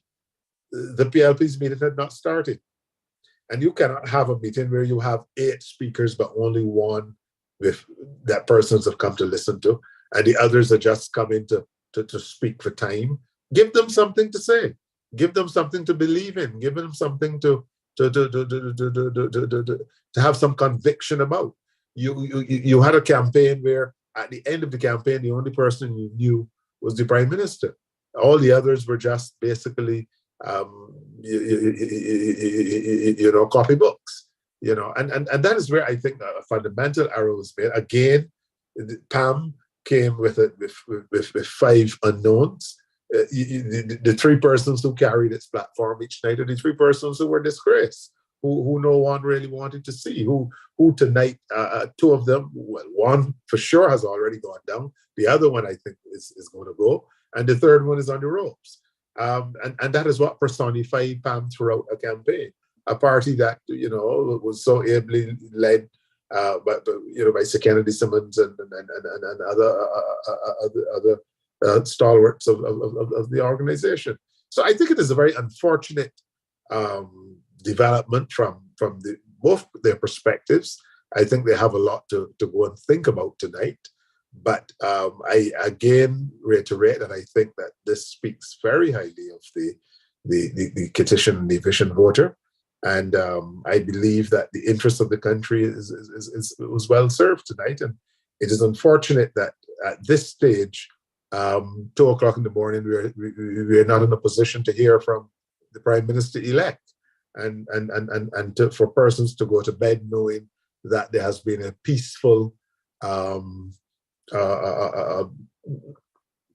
handing over of the baton, transfer of power. Certainly, Mr. Sean Richards, even though his seat is still being contested, it is unfortunate that the Prime Minister, for example, has not, as far as I'm aware, come and address the nation and acknowledge the trend, the clear trend. This is what we're talking about when we speak about our maturity. This is, if we're to be taken seriously by the international community, these are the things we must do. You cannot have an election in a Caribbean island and at 2:00, residents of that island and of that country and members of its diaspora across the world are waking. You have persons who at this hour are waking in London. and there's no result to an election that was held yesterday. Nation in the Western Hemisphere. Exactly. You know, how can a Kittitian you wake in this morning in London, where it is now 7 o'clock? 6 o'clock. You know, and you do not know the outcome of an election that was held yesterday. It is unacceptable. And even if the votes have not yet been fully declared, it is clear that there is going to be a change of government. It's clear that that the PLP has lost. And I think it is unfortunate that the Prime Minister of the country has not, to date, up to this minute, acknowledged that the will of the people, what the will of the people is, and that they've spoken. And that is the mature thing to do. That is what we're talking about if we are going to be taken seriously by the international community. These are the things we must do. And at this hour, someone should have come and said, look, you know, we fought a good fight, but we lost. And best wishes to Dr. Drew and his team. You know, that is where we are. That is who we are now. You know, if we want to be taken seriously, we have to act a little more mature. Well, I'm speaking as a Caribbean person. This doesn't make me happy as a Caribbean person, to be honest with you, because I honestly believe that, you know, we can do better than this. Would have heard some sort of, I'm lying. I did not expect to hear a concession speech from Dr. Harris. But I expect to hear some sort of admittance that he lost, his PLP lost. Of course, he's projected as the winner in number 7. Surprise, surprise. You know? And even know that that projection has been made. This is an apt time for him to come out, thank his constituents for re-electing him, albeit with a reduced margin, and take that opportunity to piggyback a concession speech.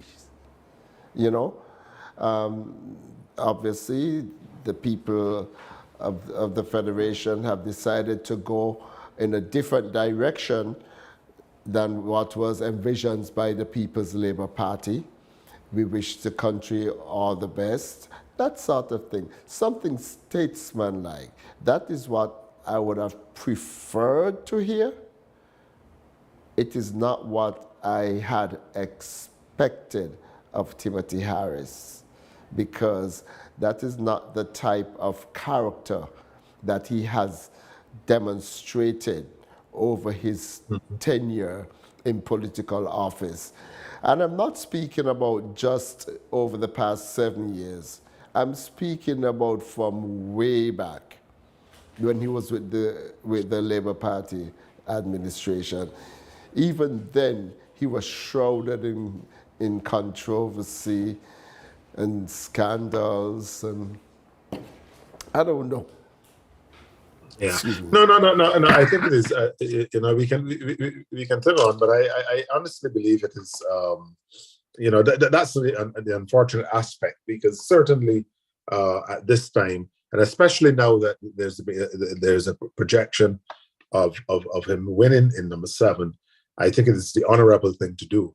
And I'm sure hoping that can be relayed. Similarly, I think that Mr. Sean Richards, clearly now the People's Action Movement will not win this election. It will not form the government. Even if it is in the government, it will not be the lead party in the government. And therefore, he too, I think, has a duty to you know, to say something to the country. That is what. If you want to be in the big league, if you want to be in the big club, you have to up your game, and that is what and that is the sort of thing that I think is absolutely required of our leaders. If as I said, we are to be taken seriously. We have the issue of in terms now of the formation of a government. That is something that clearly Dr. Drew would perhaps beginning now to seriously focus his mind to. I think he has a pretty good team there to draw from, to look at. You would have experienced persons who would have served in the Parliament before, Dr. Jeffrey Handley, Mr. Conrad Maynard, former Prime Minister, Dr. Douglas. So you have experience there. And also there are a couple other persons who would have emerged around the campaign, during the campaign, that could also be very useful. So I think that is a case in which you have a government in the making that could essentially hit the road running. And that is what I think is required in St. Kitts now, whereby the Prime Minister has already identified certain priorities. He's made clear that healthcare is a top priority, especially I can call him making point very, very passionately about the need for us to be able to assist our children and parents with children who need medical assistance abroad and medical assistance that cannot be had in Federation, that they'll be assisted in getting that medical assistance and what have you. He takes healthcare very seriously, and it will be very interesting to see those promises. It will be interesting to see the whole issue. Already we're seeing, he's fortunate in that already we're seeing the price of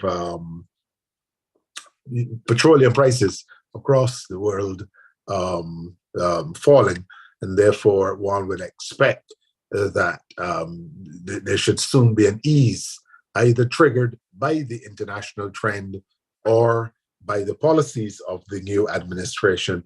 But certainly he did promise an ease in the price of petroleum products, and certainly motorists, I'm sure, will appreciate that, as well as obviously the busmen, who I'm sure would have had a pretty rough time in the last few months making profits, given the amount that they would have been spending in fuel.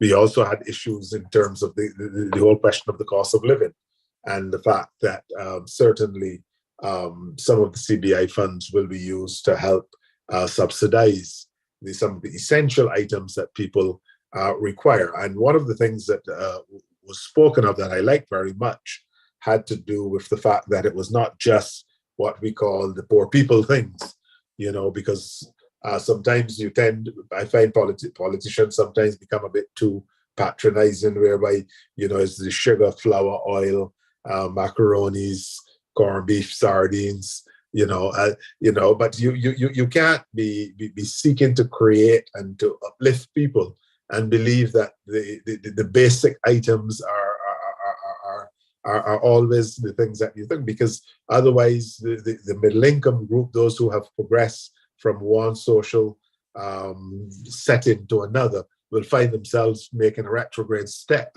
if you don't seek to sustain them. And I like the fact that he did promise to ensure that all persons at all levels can continue to afford the lives and the lifestyles that they have been able to attain. Because I think sometimes we punish people for success in these Caribbean islands, and that is something that we do have to move away from. And I found his interventions on that subject to be very, very progressive and forward-looking, because we have to be careful that we just don't get carried away with the rhetoric of the poor man, the poor man, the poor man, because everyone in the society is feeling the effects of both the COVID crisis as well as the downwind of the unfortunate war that took place, and the issues that has commissioned, and the global shipping problems that persist, and the limited manufacturing and production of key items have all led to a cost of living scenario. And there are many people who are falling through the cracks, and it is not just poor people. So I like very much the fact that he has undertaken to assist persons at all levels, and not just those who we may consider to be the poor. Because if you cater only to the poor, then the number of poor will become larger, because many who may have climbed up a notch will find themselves falling back down. And that, I think, profitable. Precisely. To be poor, You as know, ironic or oxymoronic e- as that may exactly, as sound. we see in some other countries around the world. So I think that the ideas of the prime minister elect, and I think I can at 2 o'clock in the morning I have a license to so dub them. I think that is very important, and you know, I think it's very encouraging, very inspiring, and I certainly, as a Caribbean person, I look forward to monitoring and observing the developments in St. Kitts and Nevis over the course of the coming months. Something else that I'm really impressed with too. One of the pillars for the developmental plan that Marsha Henderson has presented for Central Bastille, because she pointed out, and rightly so, that essentially there is no more available land for expansion in Central Bastille. We are landlocked in the east. We have East Bastille. On the west, of course, West Bastille. On the north, we have Constituency number 8. Of course, on the south side, we have the sea, the Caribbean Sea. But housing is a serious issue in Central Bastille.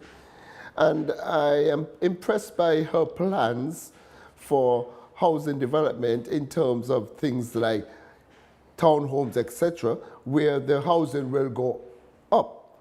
We have to start building upwards for housing in the inner city, because there's just no more room for expansion. And of course, we will utilize the lands on the outskirts, like going up there towards New Road area, etc., you know, to the extent that lands are still available. But the residents of Central Bastille have, to a significant extent, been neglected when it came to the whole housing development in St. Kitts. And you know, the St. Kitts-Nevis Labour Party has a reputation for unprecedented housing development. I mean, they build thousands and thousands of low-income, middle-income houses for the people. And this is one of the main sources of economic empowerment, along with education. I listened to the former Prime Minister, Dr. Douglas, talking about the residents in his constituencies, where you have at least one college graduate in every household. We're talking about people empowerment. And this is a type of visionary, progressive leadership that I know we can expect from the new St. Kitts-Nevis Labour Party administration, because people have to matter. People must come first. And if a government is not putting the people first, then that government has to go. People, like you said earlier, should not be entering elective politics to see what they can get out of it. It should not have to do with putting oneself in a position to take vengeance on other people who they perceived might have wronged them in the past. And we're seeing that too much happening in our recent politics. And I'm beginning to get the impression, well, I have the impression that the St. Kitts-Nevis Labour Party is poised to arrest that that tendency, and make people matter. And like you said, not just the poor people, not just those on the lower rung of the economic spectrum.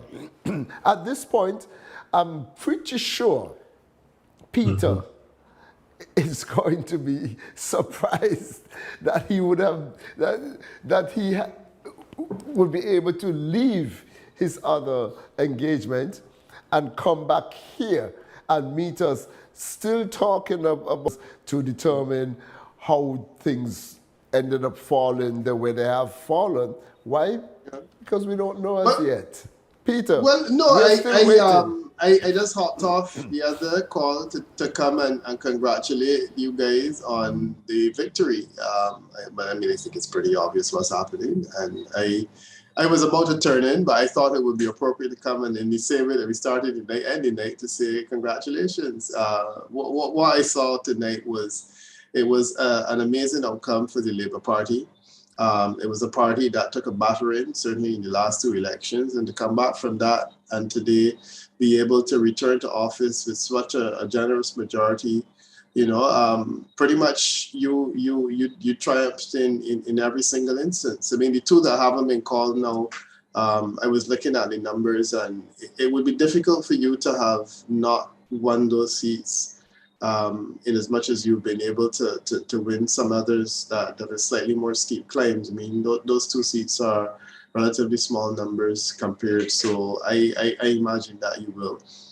Dr. Drew's victory, of course, is essential to the package because he is the person that is leader. And I think that if he could inspire a victory in which so many others could triumph, it would be interesting to see that if he's able to win. To me, a couple of questions come to mind, and I don't know whether you want to reflect on them as you go. The question will be, is there any room at the table for Dr. Hodge?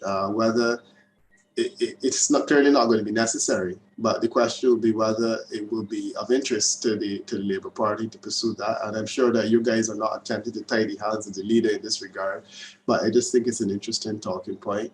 And then also, what of Dr. Douglas in the scheme of things? Certainly, former prime ministers are rare in governments across the region, and we have the example of Dr. Anthony, who is part of, but not part of, the government of St. Lucia. We have the example of Sir Lester, who returned as part of a government, I believe as a senior minister without portfolio. So I'm interested to see how he can be styled in this new arrangement. But then this will also be the election that we'll say farewell to a couple of faces. What of Dr. Harris himself? Does he have a future in the politics of St. Kitts and Nevis, or will he now retire after, I believe it was a quarter of a century of involvement in the politics of having risen to the top level? Will he now sail off into the sunset? What of Sean Richards? Is there a future for him? And then the other two, Jonelle Powell and Lindsey Grant. We spoke earlier about Jonelle Powell's potential for leadership. Is there still a future for him? These are the things that I'm reflecting on, even as I'm anxious to congratulate the incoming government and Prime Minister-elect whenever this drama ends tonight, because you guys count really, really slowly and carefully. So, I mean, last election when there was a change of government, we were up until 6:30 in the morning, and that seems to be the record that we're going to set this time. Yeah. Don't wish that on us. Yes, Peter. As a matter of fact, we did deal with the issue of Dr. Hodge, of the options that were taken. I'm certainly very supportive of the notion that I think that the opportunity should be taken to have a truly federal government and to have a representation from the sister isle in the federal government. I also had gone as far as to suggest that I didn't see the wisdom if the electorate had rejected the immunity for the government embracing any semblance of the team unity operation if it didn't absolutely have to, because there's nothing ambiguous about the results that we are seeing tonight, certainly in terms of even in the constituencies that are being won by or being lost by the Labour Party government. You're seeing a significant reduced performance in constituencies 5, in constituency 7, and constituency 9. You're seeing, the 3 leaders who came together to form Team Unity have all been very shabbily treated by the electorate tonight, and that, I think that spoke volumes. So definitely, I think that is something that the new administration should seriously consider. I think certainly this must be the end of the road for Dr. Harris, because I am not seeing how he's going to be able to sustain public interest in a PLP. That was essentially about himself.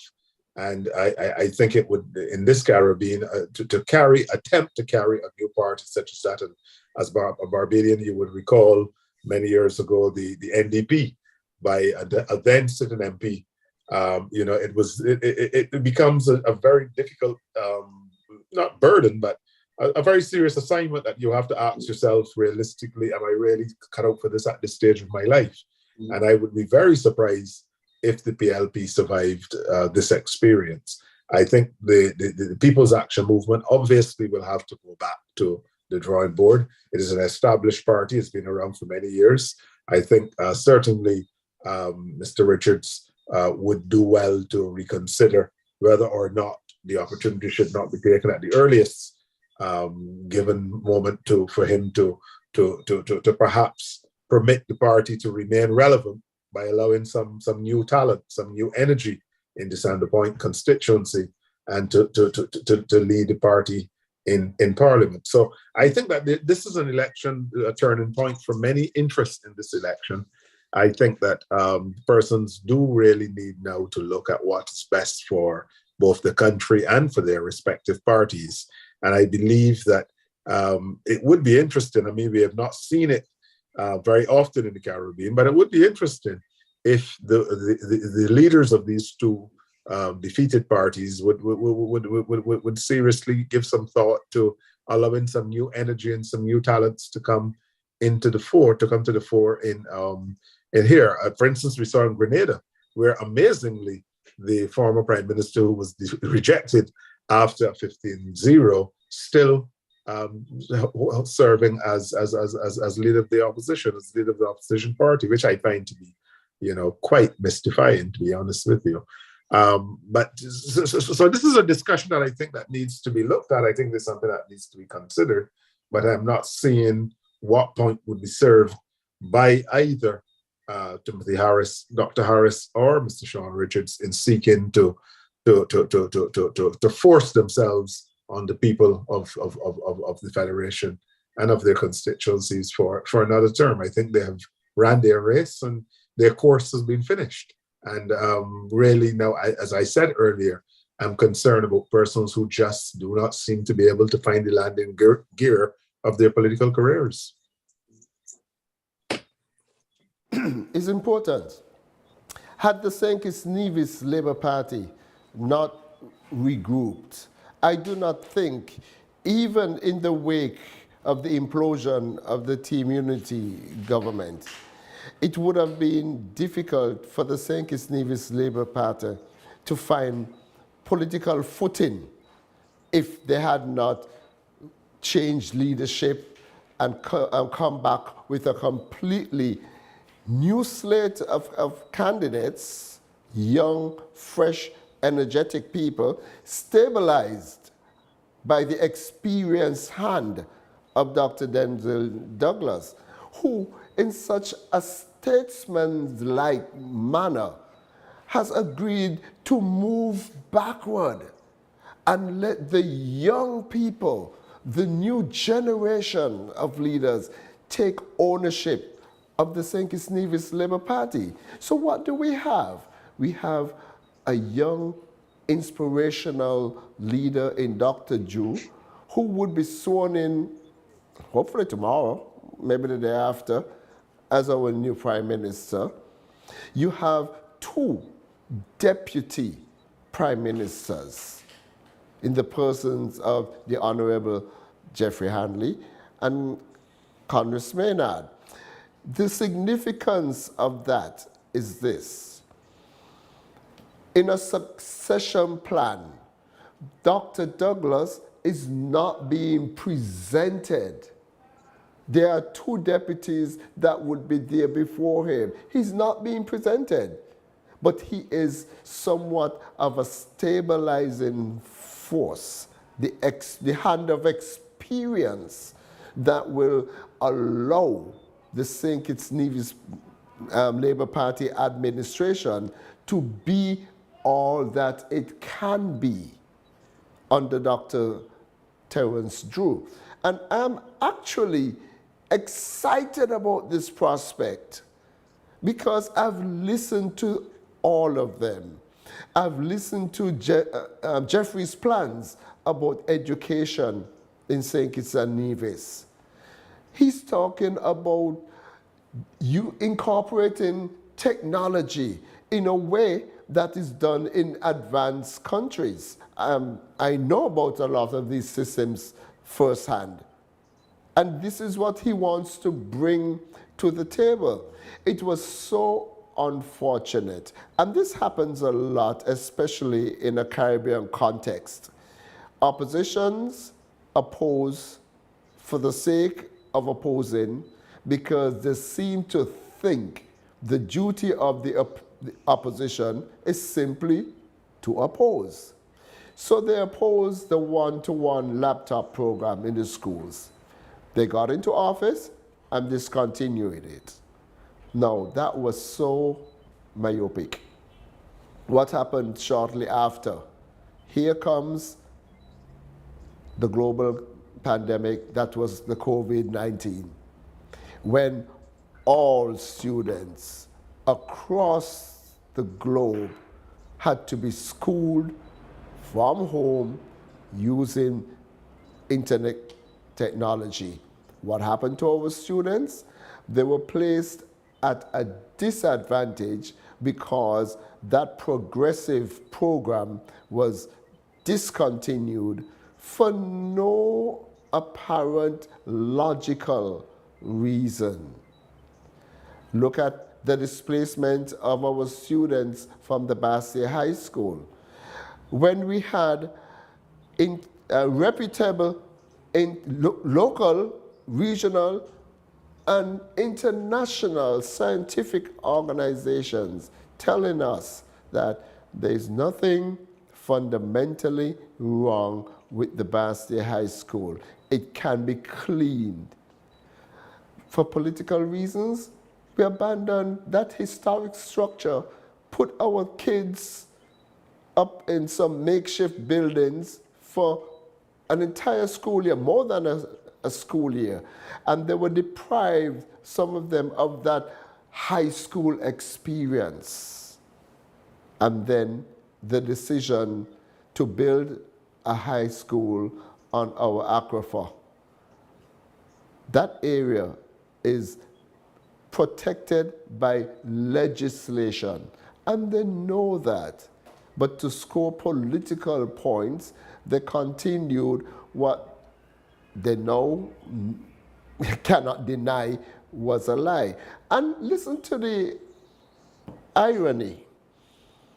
They're saying they can build on the aquifer because the science says that once they take certain measures, they can mitigate the negative effects of doing so. So they're going with the science on that. What happened to erring on the side of caution as they claim to be the reason for abandoning the original site? But I think we're at a point where we can reset. We can reset and put away petty politics, put away points from political expediency, and start making decisions that are in the best interest of the people.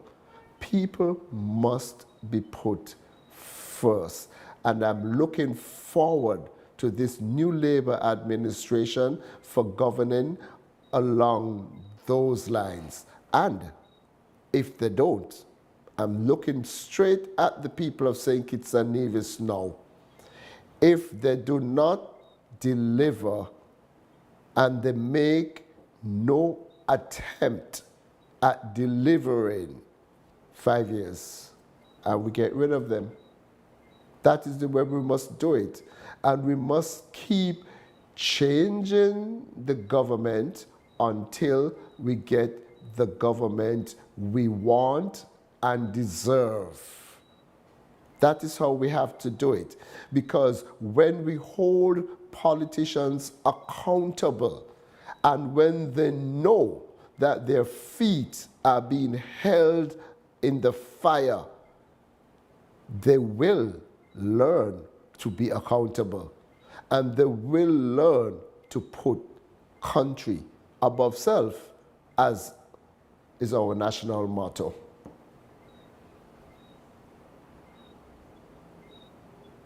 Peter? Yep. Sorry, my apologies. I was just slightly distracted. No, it's going to be interesting to see as the new administration is set up in terms of the priorities.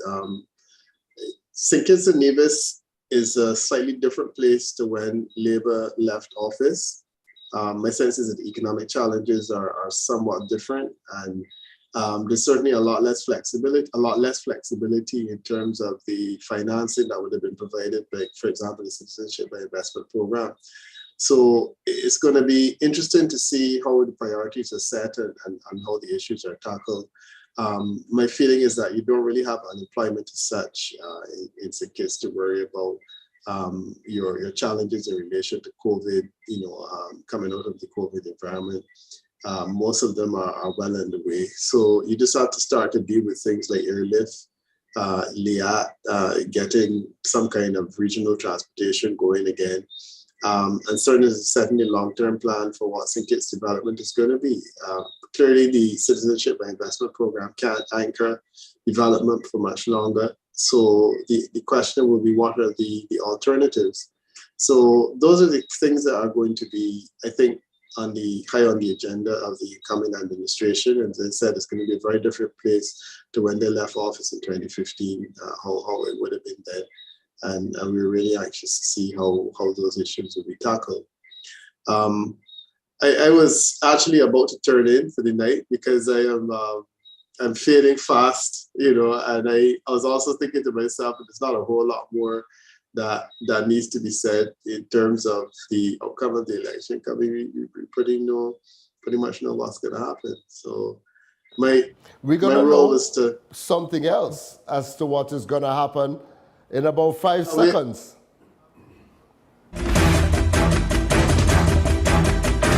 Good morning, and we're back with further results for St. Christopher 2 Central Bastille from the Methodist Church Hall on Seaton Street, where there were 660 voters registered. The number of votes cast were 364. Rejected ballots 3, spoilt ballots 1. Nubian Griot of the People's Labour Party received 72 votes. That's 7-2. Marsha Henderson of the St. Kitts-Nevis Labour Party received 228 votes.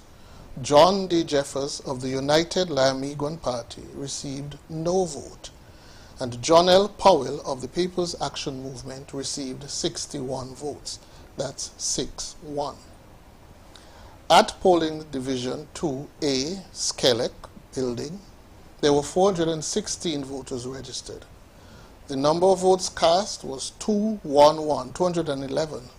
There was 1 rejected ballot. There was no spoilt ballot. Nubian Griot of the People's Labour Party received 37 votes. That's 3-7. Marsha Henderson of the St. Kitts-Nevis Labour Party received 135 votes. That's 1-3-5. John Jeffers of the United Lamiguan Party received no vote. John L. Powell of the People's Action Movement received 38 votes.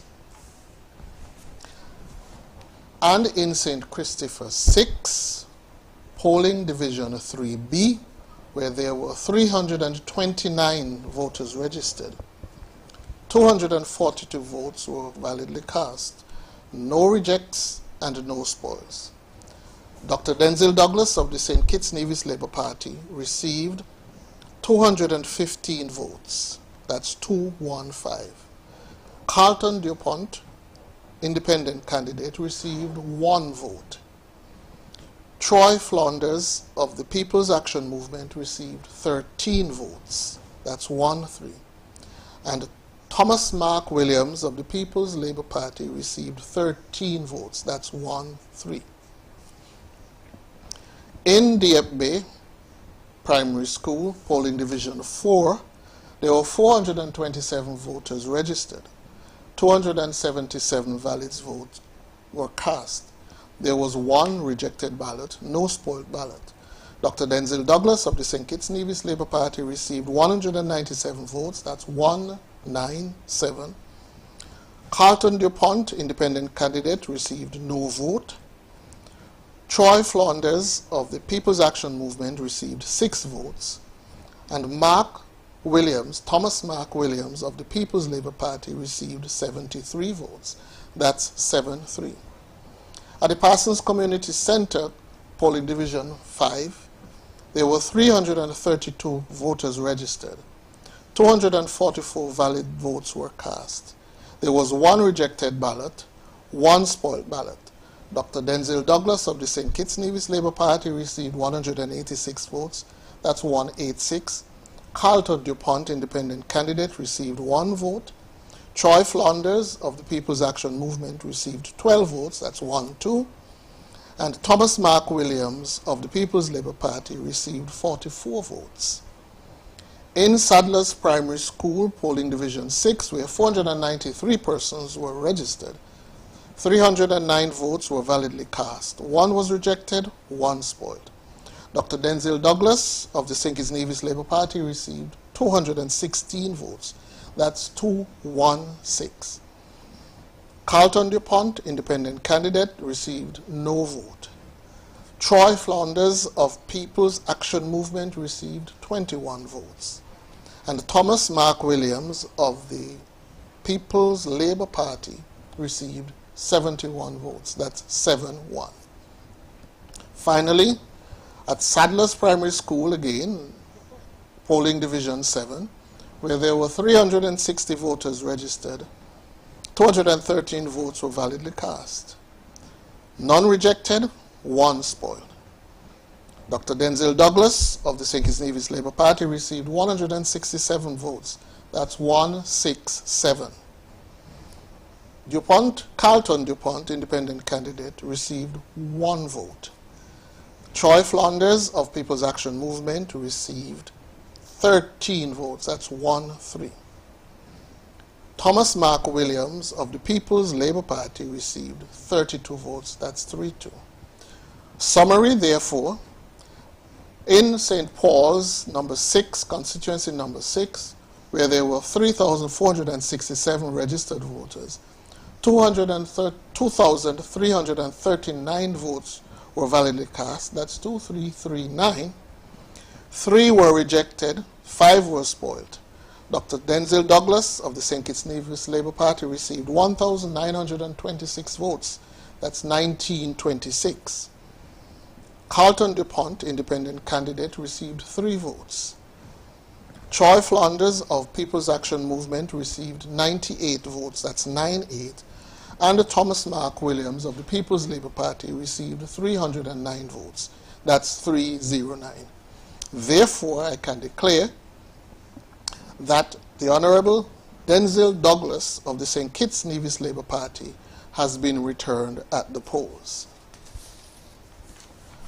In Tabernacle, polling division 8A at the Violet O. Petty School, where 412 voters were registered, 238 votes were validly cast. There were 2 rejected ballots and no spoiled ballots. Lincoln David Pell of People's Action Movement received 28 votes. That's 2-8. Timothy Harris of the People's Labour Party received 124 votes. 1-4. Leon Natta Nelson of the St. Kitts-Nevis Labour Party received 84 votes. That's 8-4. And in polling division 8B, again at the Violet O. Petty School, there were 315 registered voters. 212 ballots were validly cast, 2-1-2. 1 was rejected. There were no spoiled ballots. Lincoln David Pell of People's Action Movement received 18 votes, 1-8. Timothy Harris of the People's Labour Party received 120 votes, that's 120. Leon Natter Nelson of the St. Kitts-Nevis Labour Party received 73 votes, that's 7-3 votes. In summary, therefore, for constituency number 7, there were 3,846 registered voters. 2,358 votes were validly cast. 12 were rejected. 3 were spoiled. Lincoln David Pell of the People's Action Movement received 176 votes, that's 176. Timothy Harris of the People's Labour Party received 1,266, that's 1266. Leon Natter Nelson of the St. Kitts-Nevis Labour Party received 903 votes. Therefore, I can declare that the winner of St. Christopher 7, Dr. Timothy Harris, has been returned at the polls. We shall be right back with some more information. But over now to Master Control. There you go. No surprises in number 6, DLD. He won again. But if you notice, he increased his margin over the last time around. He has become much more popular, and popular like how he used to be when he was at the peak of his career. That's impressive for a man who is basically considered to be on his way out. I would actually be very surprised if Dr. Douglas were to contest another election. I think he's going to bow out gracefully as the worthy statesman that he will be noted in history as being. And then when we go to constituency number 7, no surprise there. And if I were to claim any element of surprise, it would be that Dr. Harris did as well as he actually did. But his decrease in numbers actually speak to the decline in the esteem with which the people in his constituency traditionally held him, and the decline in numbers also speak to the rise in the profile of Leon Natter Nelson. And I must, even as I congratulate Dr. Harris for maintaining his seat, I must extend congratulations to Leon Natter Nelson for this tremendous showing. And this again suggests an indictment and a rejection of the team unity government. Guys, what do you think? Yeah, well, what I found particularly interesting about this election was about this set of results from number 2. I'm surprised that you didn't comment on that, because clearly number 2 has, when you look at the 2 boxes that were so far declared, It is remiss of me. And I take special interest in number 2 because that is my home constituency. But there are no surprises here for me. I expected Marsha Henderson to do as well as she's doing. And you remember very early in the program, I had suggested to you guys that I think she's going to win this seat very comfortably. I know that there were suggestions floating around, rumors floating around that Nubian is going to make a great showing. Nonsense. The trend you see here is what is going to be maintained in all of the boxes for the rest of the night. I noticed in the first box, the PLP scored higher than Pam. It's not going to happen again. My guess is, of course, they might say a little close, but people were not able to, or Nubian, I should say, was not able to resonate with the people. And General Powell is baggage. He has baggage. He's a hurt entity. Marsha, fresh, likable, honest, straightforward. So I think that this trend that you saw beginning here with boxes 1 and 2A is going to continue throughout the night for Marsha. And in short order, we are going to be declaring her the winner in constituency number 2. Jump in, guys. Peter? Yeah, I mean, I was looking at certainly the improved swing for Dr. Douglas and the decrease for Dr. Harris. And Dr. Harris has a plurality, a single, but the overall support, he has just about 55% in the constituency, but he has a significantly more than anyone else in terms of the numbers because he has a plurality. So, I mean, we say congratulations to him, congratulations to Dr. Douglas, but the swings are consistent with what we've been seeing in all of the other constituencies in terms of decreasing swings for the PLP and also improvements for the Labour Party. Dr. Douglas, because his seat is so strong, normally it would strengthen faster. So we would expect that he would have an exaggerated swing in the same way that when there was a swing in the other direction, he would have lost more support than anyone else.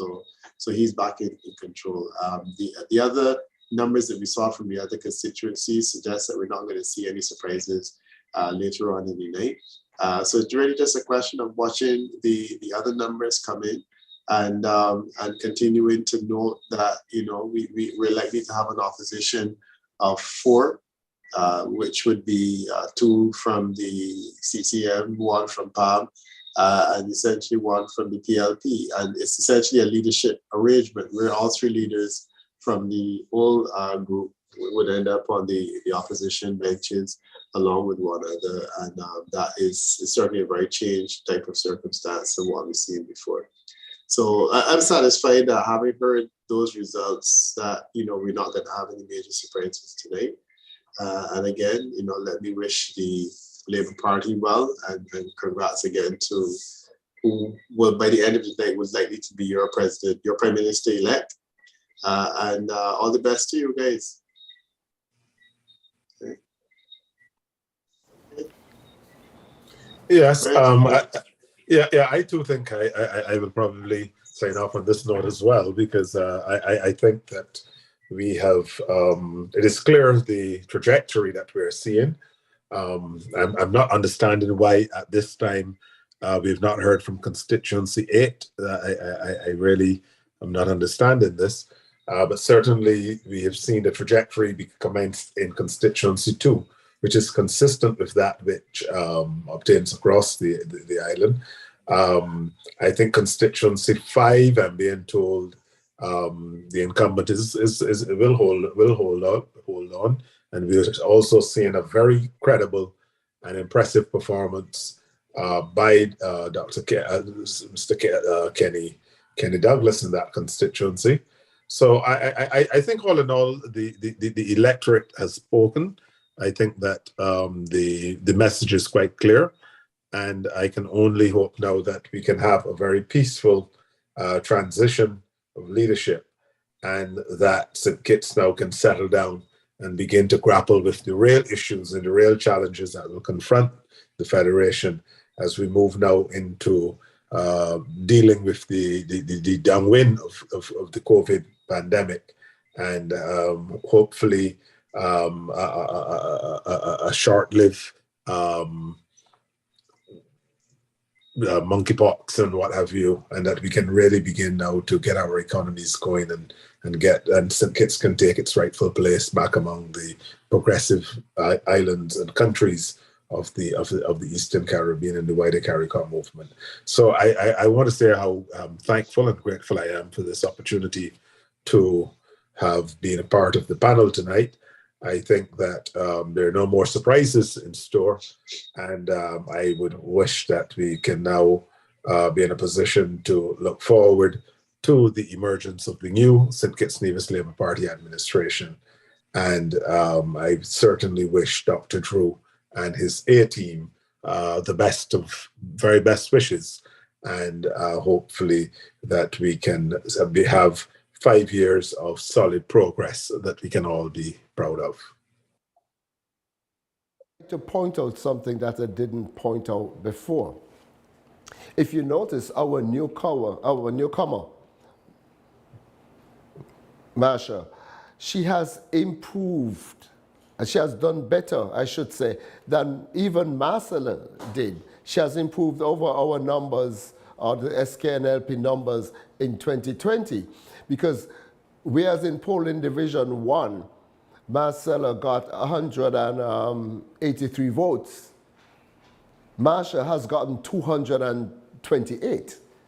And then in polling division 2A, those two boxes that we have, in 2020, Marcella got 108 votes, and Marsha has gotten 135. So what we are seeing here is that she is improving the Labour Party's standing in the constituency so far. And with this type of trend, we can only expect that Marsha is going to bring home the seat. But guys, I know it's late in the night. We did not expect to be here 2:45. This is, with all due respects to all involved, ridiculous and unacceptable. We have not heard from constituency number 8. What's going on there? We know that Dr. Drew is going to emerge victorious and be sworn in next week as our new prime minister. What's holding up the count? What's holding up the count? I don't know, but guys, I do respect your time, and I do want to thank both of you for being here with me for so long tonight. And I really would have preferred for us to be ending the night on a different note. That was not to be. The St. Kitts vote counting ordeal goes on for yet another election cycle. Good night, guys. Thank you very much. And as I said, I wish all the very best because I have more, but certainly I want to be able again to congratulate the winners and to also commiserate with those who fell short. And I think that what is very important for me is that the will of the people has been determined, and I don't think there's any question about that. The voice of the people, the persons have spoken, and I think that we are now all in a better footing as the Caribbean region, that democracy continue to reign supreme, and that people can go out and vote in a peaceful and mature and responsible manner and elect the government and the leaders of their choice. I think it's a very positive day for the Caribbean. And on that note, I would wish to bid you adieu, farewell, and to thank you again for this opportunity. Thank you. Well, guys, as a Kittitian, or as I like to say, a Kittivision, I feel encouraged and I feel proud that St. Kitts now will elevate itself, St. Kitts and Nevis, I should say, for being somewhat of the laughing stock of the Caribbean, having gone through the political crisis and ordeal that we were unnecessarily put through. But the people have spoken. The official announcements will come, I guess, later today. And the voice of the people is the voice of Jah. Guys, enjoy the rest of your night. And we will be back with you tomorrow, announcing the dawn of a new St. Kitts-Nevis Labour Party Administration Day. I'm Abdullah Skerritt.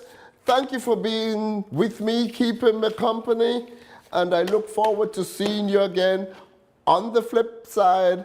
Have a great night. God bless you.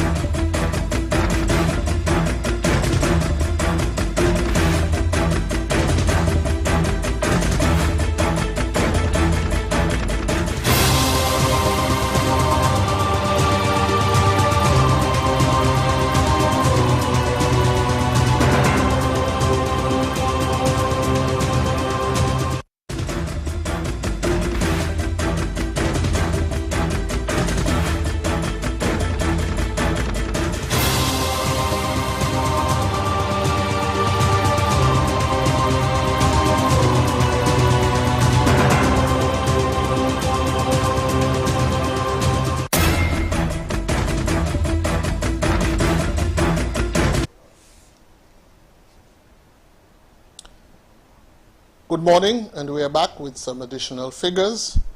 This time we are releasing information on constituency number 8. At the Keon Daycare Center, polling division 1A, where there were 386 voters registered and 240 votes were validly cast. There was one rejected ballot, no spoilt ballots. Andrew Talbot Bass of the People's Labour Party received 43 votes, that's 4-3. Terence Drew of the St. Kitts-Nevis Labour Party received 121 votes, that's 1-1. And Chesley Hamilton of the People's Action Movement received 74 votes, that's 7-4.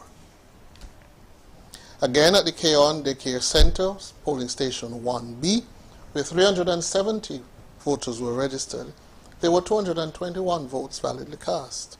There was one rejected ballot, no spoilt ballot. Andrew Talbot Bass of the People's Labour Party received 50 votes, 5-0. Terence Drew, Dr. Terence Drew of the St. Kitts-Nevis Labour Party received 92 votes, that's 9-2. And Chesley Hamilton of the People's Action Movement received 78 votes, that's 7-8 votes.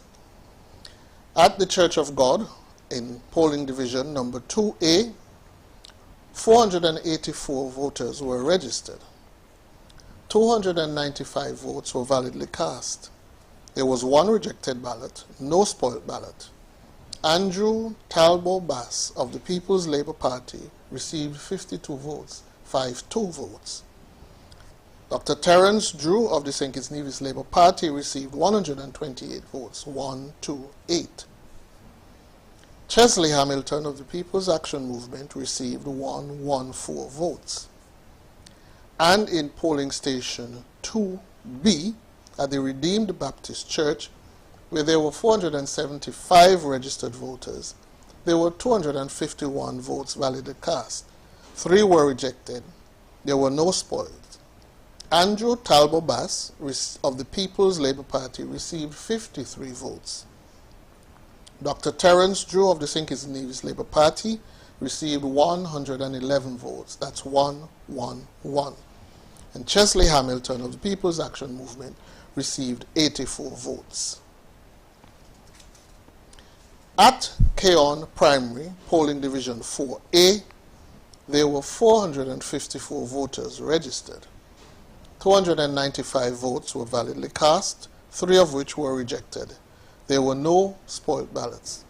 Andrew Talbot Bass of the People's Labour Party received 47 votes. That's 47. Dr. Terence Drew of the St. Kitts-Nevis Labour Party received 160 votes. That's 160. Chesley Hamilton of the People's Action Movement received 85 votes. In constituency number 9, Charlestown and St. John's, at the Ivor Walters Primary School, polling division 3C, where there were 365 voters registered, there were 163 votes validly cast. 1 was rejected, none were spoiled. Patricia Bartlett of the Nevis Reformation Party received 85 votes. That's 85. Mark Brantley of the Concerned Citizens Movement received 74 votes. That's 74. Samuel Keynes of the Moral Restoration Movement received 3 votes.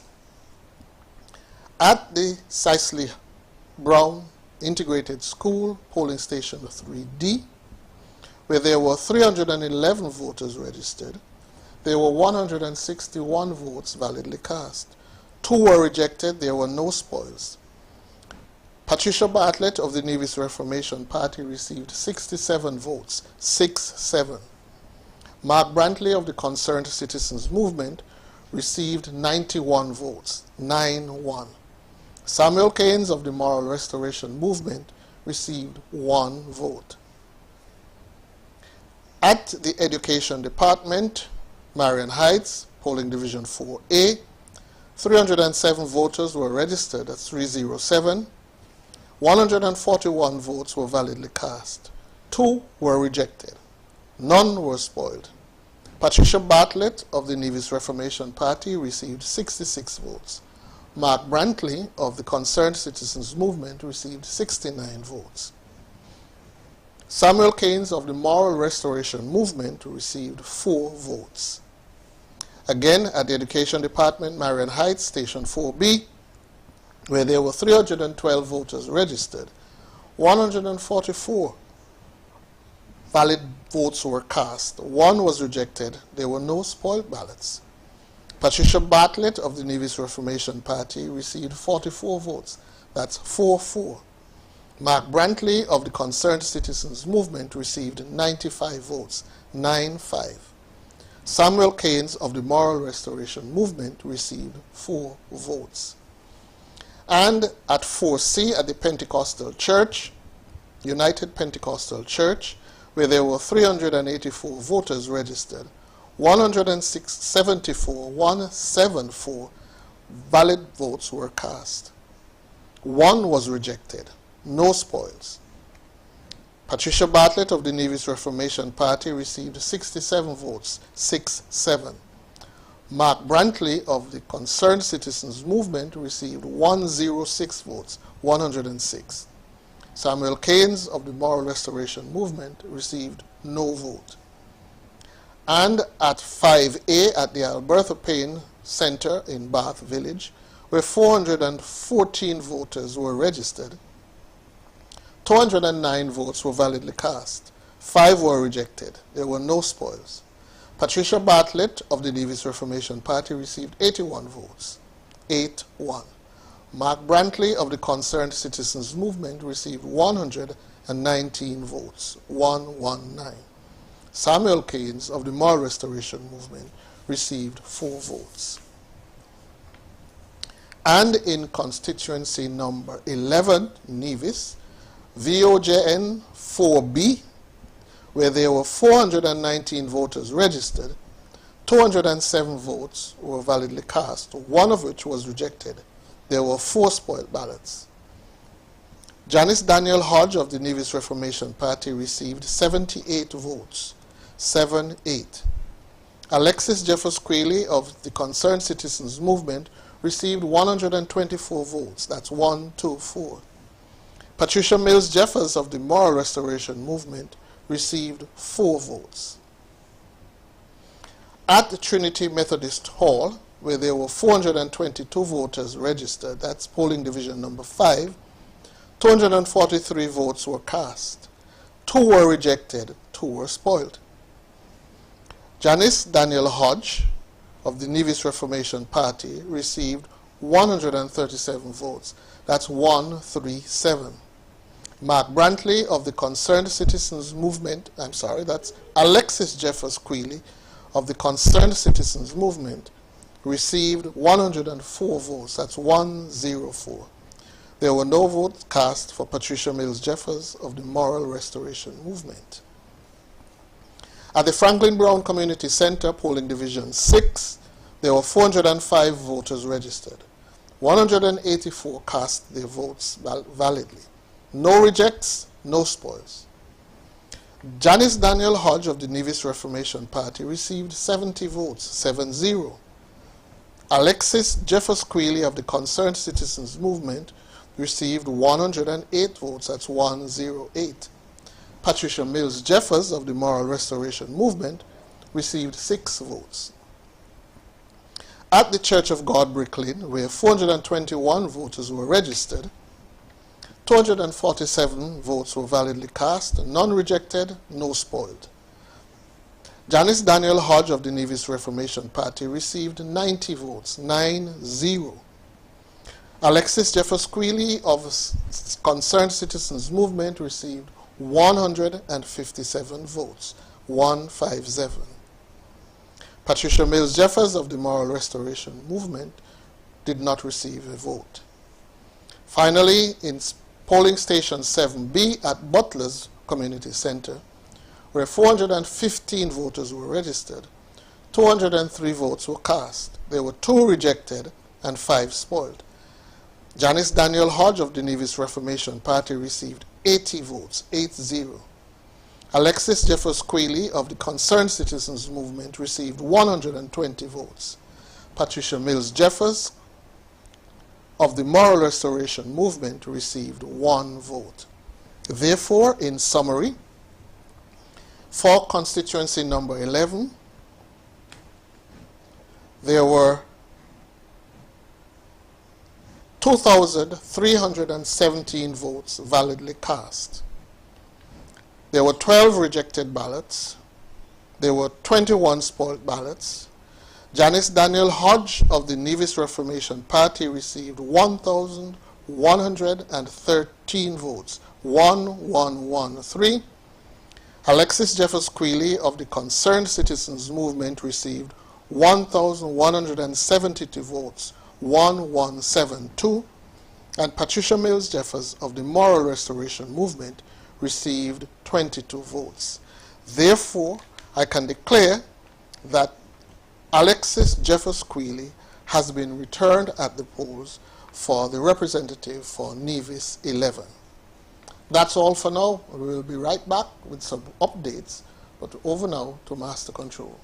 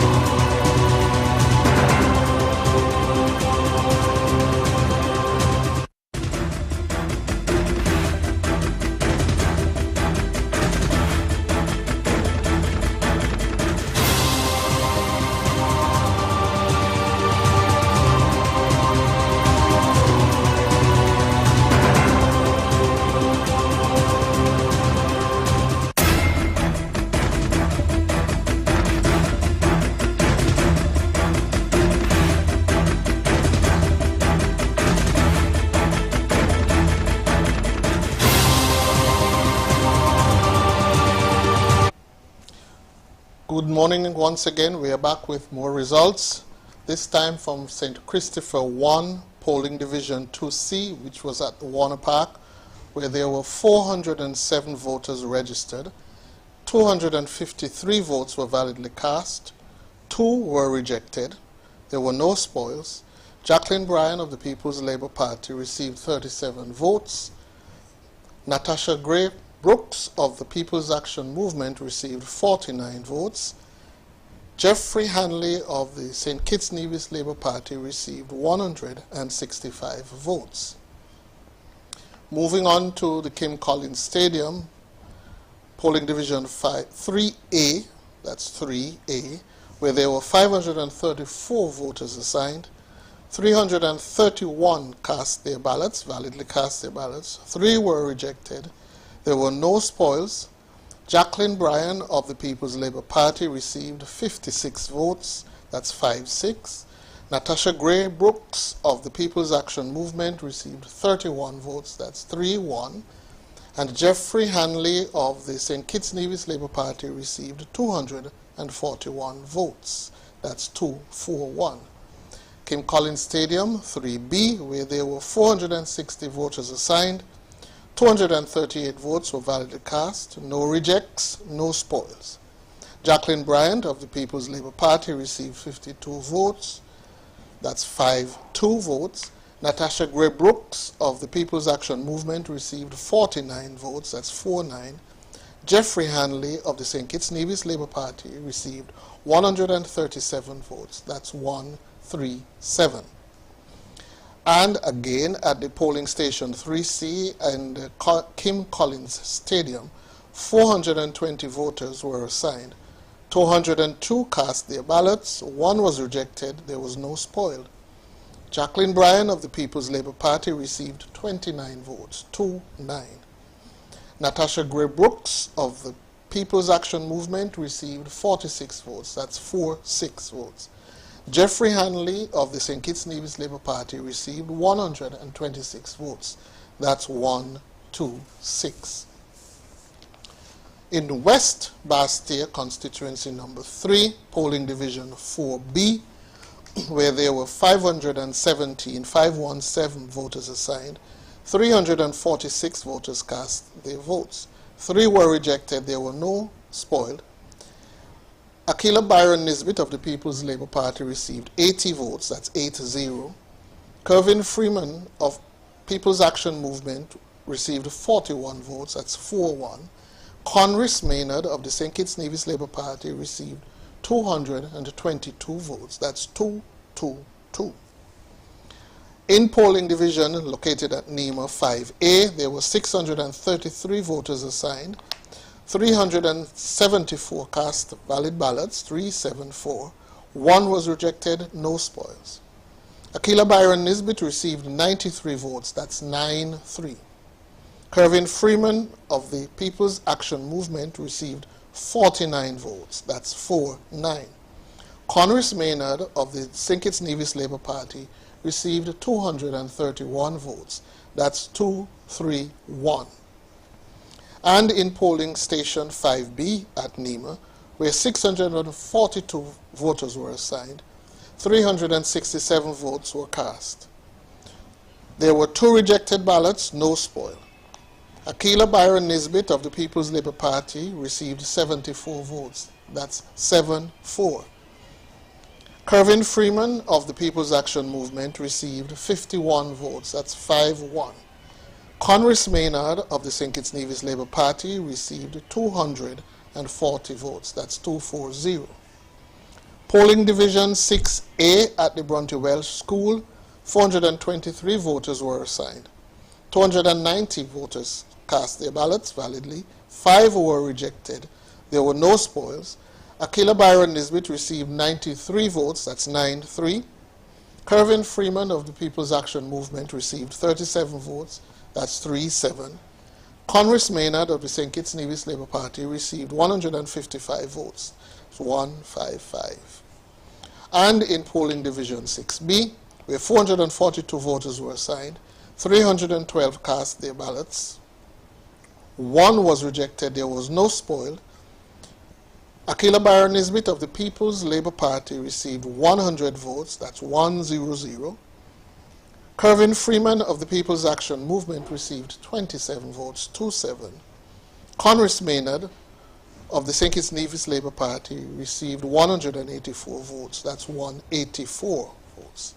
Therefore, in summary, constituency number 3 had 4,429 voters, 2,788 votes were cast, 2788.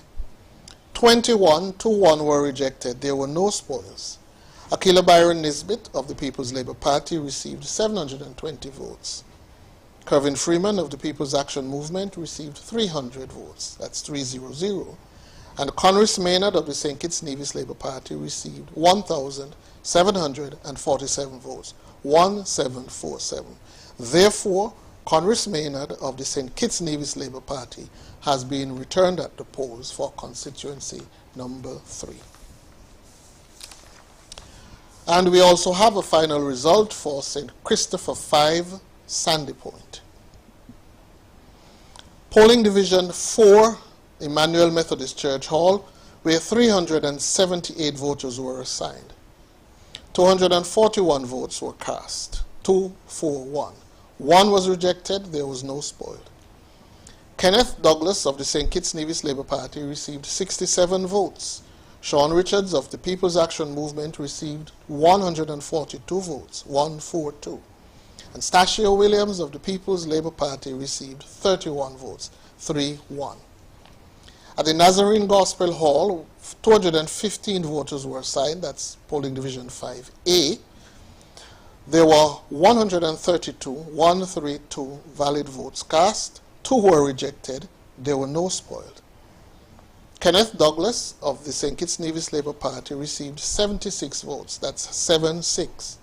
Sean Richards of the People's Action Movement received 37 votes, that's 3-7. Stachio Williams of the People's Labour Party received 17 votes, 1-7.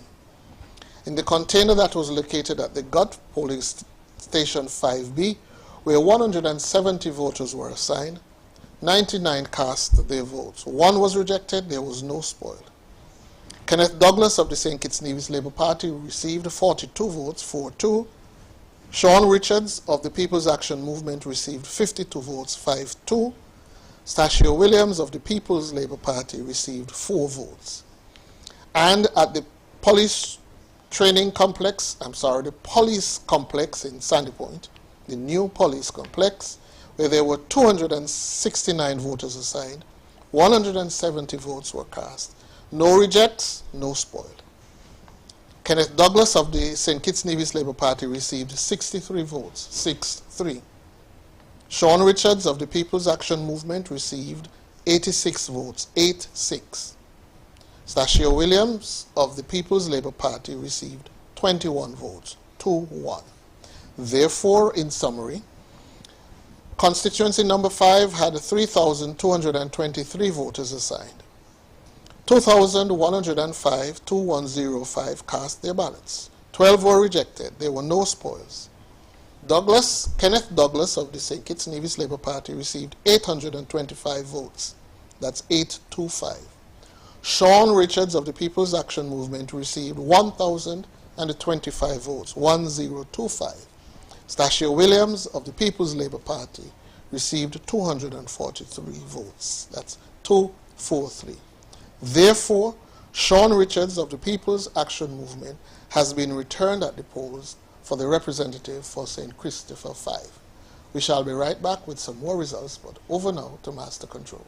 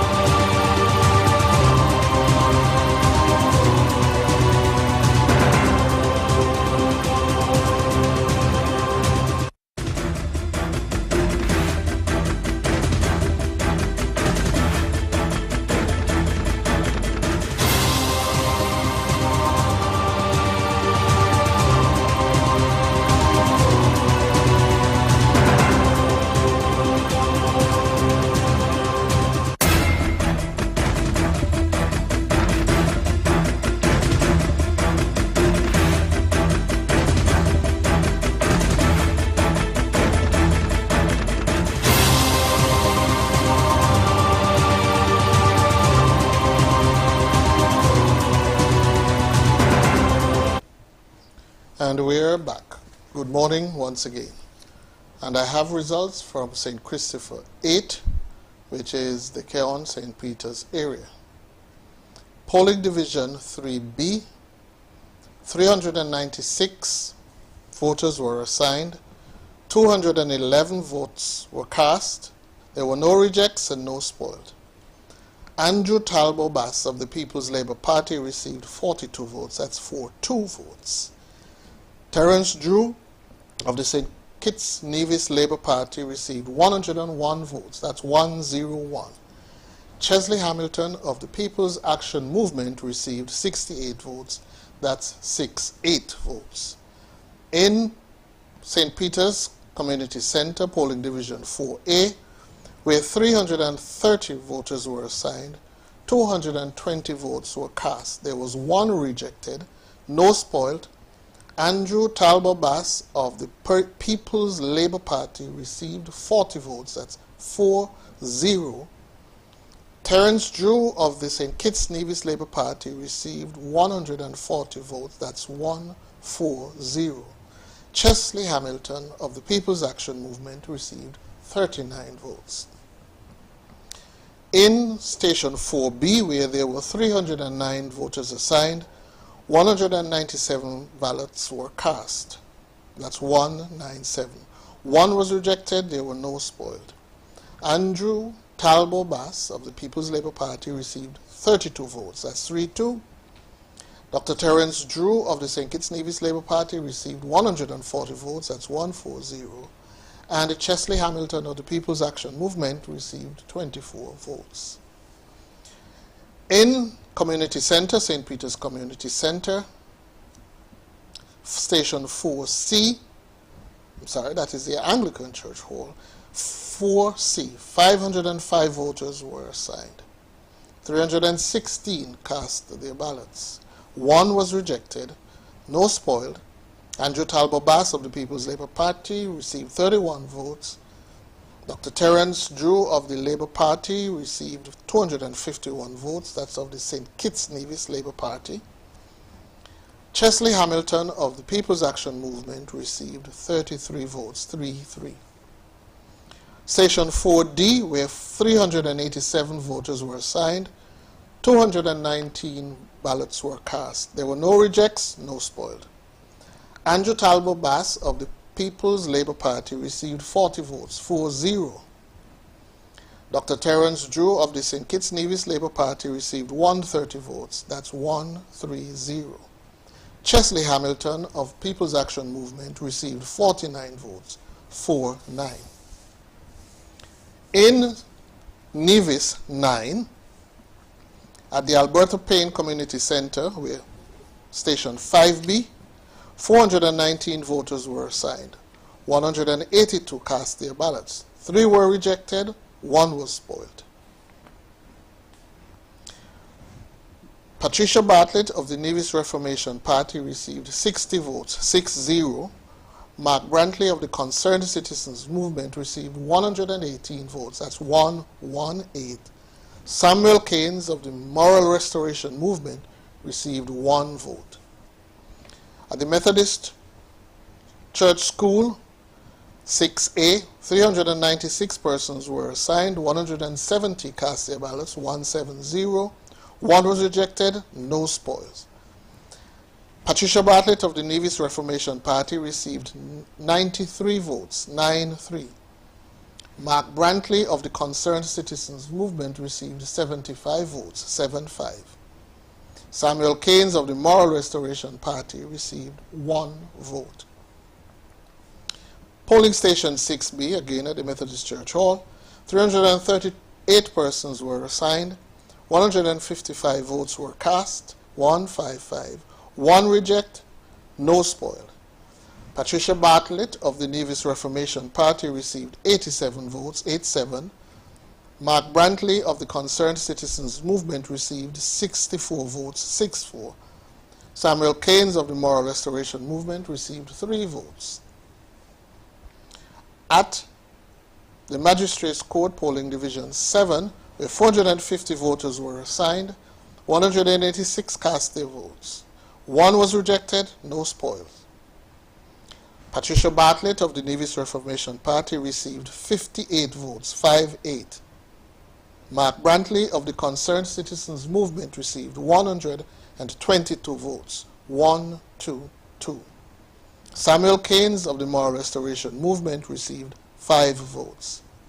Polling station 5A at the Charlestown Primary School, where 445 persons were assigned, 212 cast their ballots. 2 were rejected, no spoils. Patricia Bartlett of the Nevis Reformation Party received 73 votes, 7-3. Mark Brantley of the Concerned Citizens Movement received 135 votes, 135. Samuel Keynes of the Moral Restoration Movement received 2 votes. At polling station 8B, 481 voters were assigned, 215 cast their ballots, 215, one of which was rejected. There were no spoiled. Patricia Bartlett of the Nevis Reformation Party polled 95 votes, 9-5. Mark Brantley of the Concerned Citizens Movement polled 116 votes, 116 votes. Samuel Keynes of the Moral Restoration Movement received 3 votes. And in polling division 9 at the High Court in Charlestown, where 144 voters were assigned, 57 cast their ballots. There were no rejected ballots, 1 spoiled. Patricia Bartlett of the Nevis Reformation Party received 24 votes, 2-4. Mark Brantley of the Concerned Citizens Movement received 32 votes, 3-2. Samuel Keynes of the Moral Restoration Movement received 1 vote.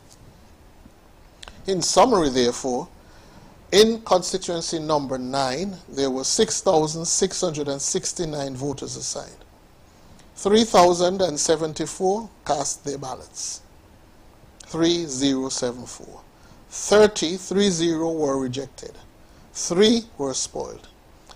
Patricia Bartlett of the Nevis Reformation Party received 1,279 votes. That's 1,279 votes. Mark Brantley of the Concerned Citizens Movement received 1,685 votes, 1685. Samuel Keynes of the Moral Restoration Movement received 77 votes. Therefore, Mark Brantley of the Concerned Citizens Movement has been returned at the polls as the parliamentary representative for Nevis 9. We will be right back with more information later. Over now to Master Control.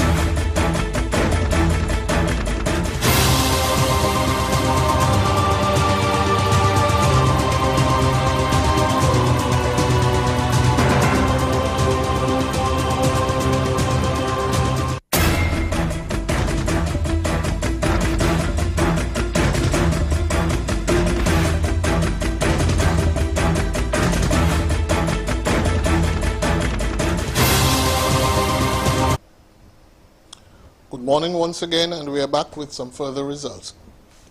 This time from St. Christopher 1, polling division 3D, where 404 voters were assigned, 201 cast ballots. There was one rejected ballot, no spoiled ballot. Jacqueline Bryan of the People's Labour Party received 41 votes. Natasha Gray Brooks of the People's Action Movement received 48 votes, 48. And Jeffrey Hanley of the St. Kitts-Nevis Labour Party received 111 votes, 111. Polling station 3E, where there were 412 voters assigned, 412, 163 persons cast ballots. There were no rejected, no spoiled ballots. Jacqueline Bryan of the People's Labour Party received 31 votes, 31 votes. Natasha Gray Brooks of the People's Action Movement received 38 votes, 38 votes. And Jeffrey Hanley of the St. Kitts-Nevis Labour Party received 94 votes, 94. St. Christopher 2, polling division 2B, Skellig, 419 voters were assigned. 226 cast ballots. There were no rejected ballots, no spoiled ballots. Nubian Griot of the People's Labour Party received 63 votes, 63 votes. Marsha Henderson of the St. Kitts-Nevis Labour Party received 129 votes, 129 votes. John Jeffers of the United Lyamiguan Party received no vote. And Jonelle Powell of the People's Action Movement received 34 votes. That's 3-4. Polling Division 3A, the Job Ward Center at Dr. Lake Drive in Shadwell, 565 persons were assigned, 565. 335 cast their ballots, 335. There were 2 rejected ballots, 2 spoiled ballots. Nubian Griot of the People's Labour Party received 63 votes, 6-3. Marsha Henderson of the St. Kitts-Nevis Labour Party received 183 votes, that's 183. John Jeffers of the United Lyamiguan Party received no vote.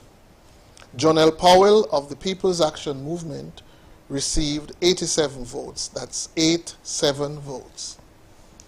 In St. Barnabas Church, polling division 4A, where 471 voters were assigned, 271 cast their ballots, 271.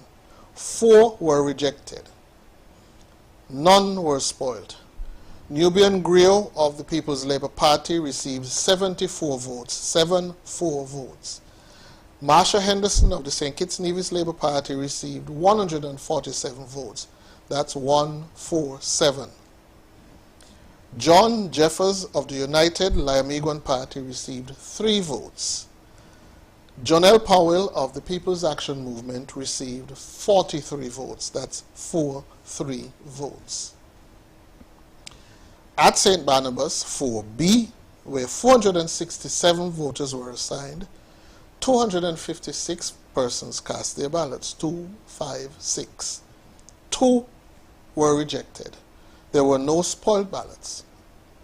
Nubian Griot of the People's Labour Party polled 79 votes, 7-9. Marsha Henderson of the St. Kitts-Nevis Labour Party polled 133 votes, 133.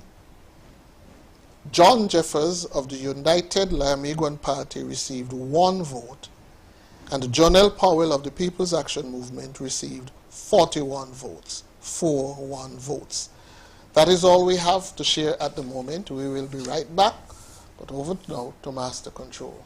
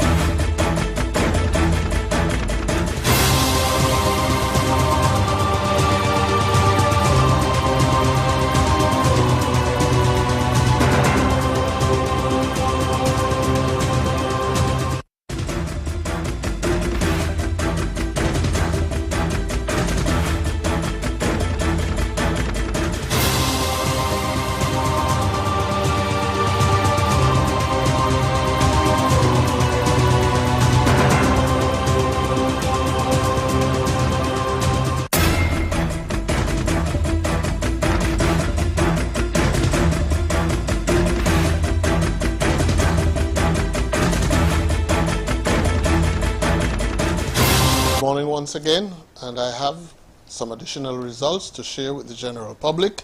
Bear with us, we are winding down. We have a result from polling station 3F of East Basseterre, where 410 voters were assigned, and that's at the Kim Collins Stadium. 410 voters were assigned. 176 cast their ballots. 2 were rejected. There were no spoilt ones. Jacqueline Bryan of the People's Labour Party received 26 votes. Natasha Craig-Brooks of the People's Action Movement received 54 votes. That's 5-4. Jeffrey Hanley of the St. Kitts-Nevis Labour Party received 94 votes. That's 9-4. Polling Division 4A at the Public Works Department, where 407 voters were assigned. 270 cast their ballots. That's 270. 2 were rejected. There were no spoilt ballots. Jacqueline Bryan of the People's Labour Party received 55 votes. That's 5-5 votes. Natasha Gray Brooks received 61. She is of the People's Action Movement, received 61 votes, 6-1. Jeffrey Hanley of the St. Kitts-Nevis Labour Party received 152 votes. That's 1-5-2. In St. Christopher 2, polling division 3B at the Job Ward Center, where 511 voters were assigned, 175 cast their ballots. 3 were rejected. There were no spoiled ballots. Nubian Griot of the People's Labour Party received 30 votes. That's 3-0. Marsha Henderson of the St. Kitts-Nevis Labour Party received 95 votes. That's 9-5 votes. John Jeffers of United Llamigo Party received 1 vote. And Jonelle Powell of the People's Action Movement received 46. That's 4-6 votes. In polling division 3C, again at the Job Ward Center, there were 661 voters assigned, 661. 259 cast their ballots, 259. There were 2 rejected ballots, no spoiled ballots. Nubian Griot of the People's Labour Party received 48 votes, that's 4-8. Marsha Henderson of the St. Kitts-Nevis Labour Party received 145 votes, that's 1-4-5. John Jeffers of United Llamigo Party received no vote, and Jonelle Powell of the People's Action Movement received 64, that's 6-4 votes. In St. Christopher 8, Connery Community Center 4E, where 405 voters were assigned, 276 cast ballots. There were no rejected ballots. There were 3 spoiled ballots. Andrew Talbot Bass of the People's Labour Party received 32 votes, 3-2 votes. The Labour Party received 197 votes, 197. Chesley Hamilton of the People's Action Movement received 47 votes, that's 4-7. Connery Preschool, where 491 voters were assigned, that's station 4F. There were 226 votes cast, none were rejected, 2 were spoiled. Andrew Talbot Bass of the People's Labour Party received 32 votes, that's 3-2 votes.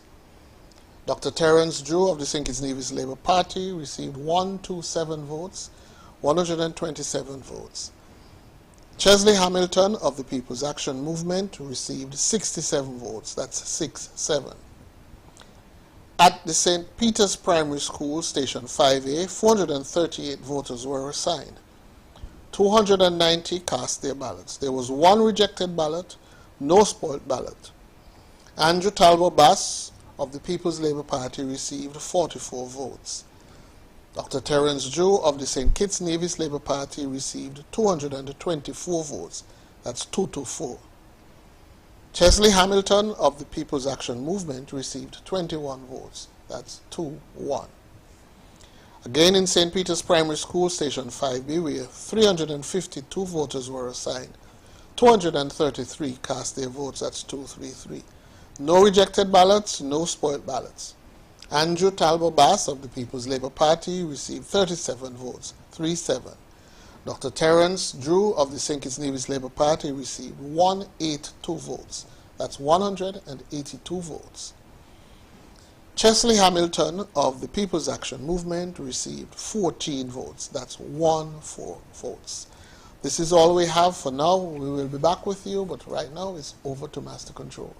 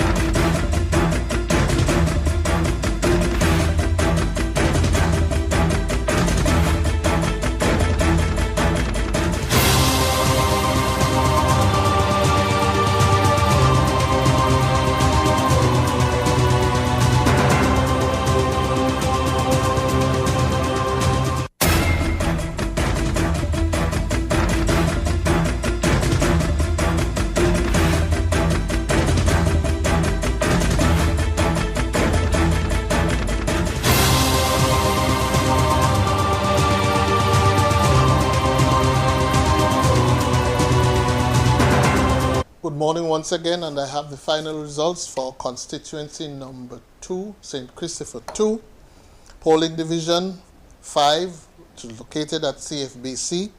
617 voters were assigned. 450 cast their ballots. There were 5 rejected, none spoiled. 103 votes were assigned to Nubian Griot of the People's Labour Party. 197 votes were given to Marsha Henderson of the St. Kitts-Nevis Labour Party.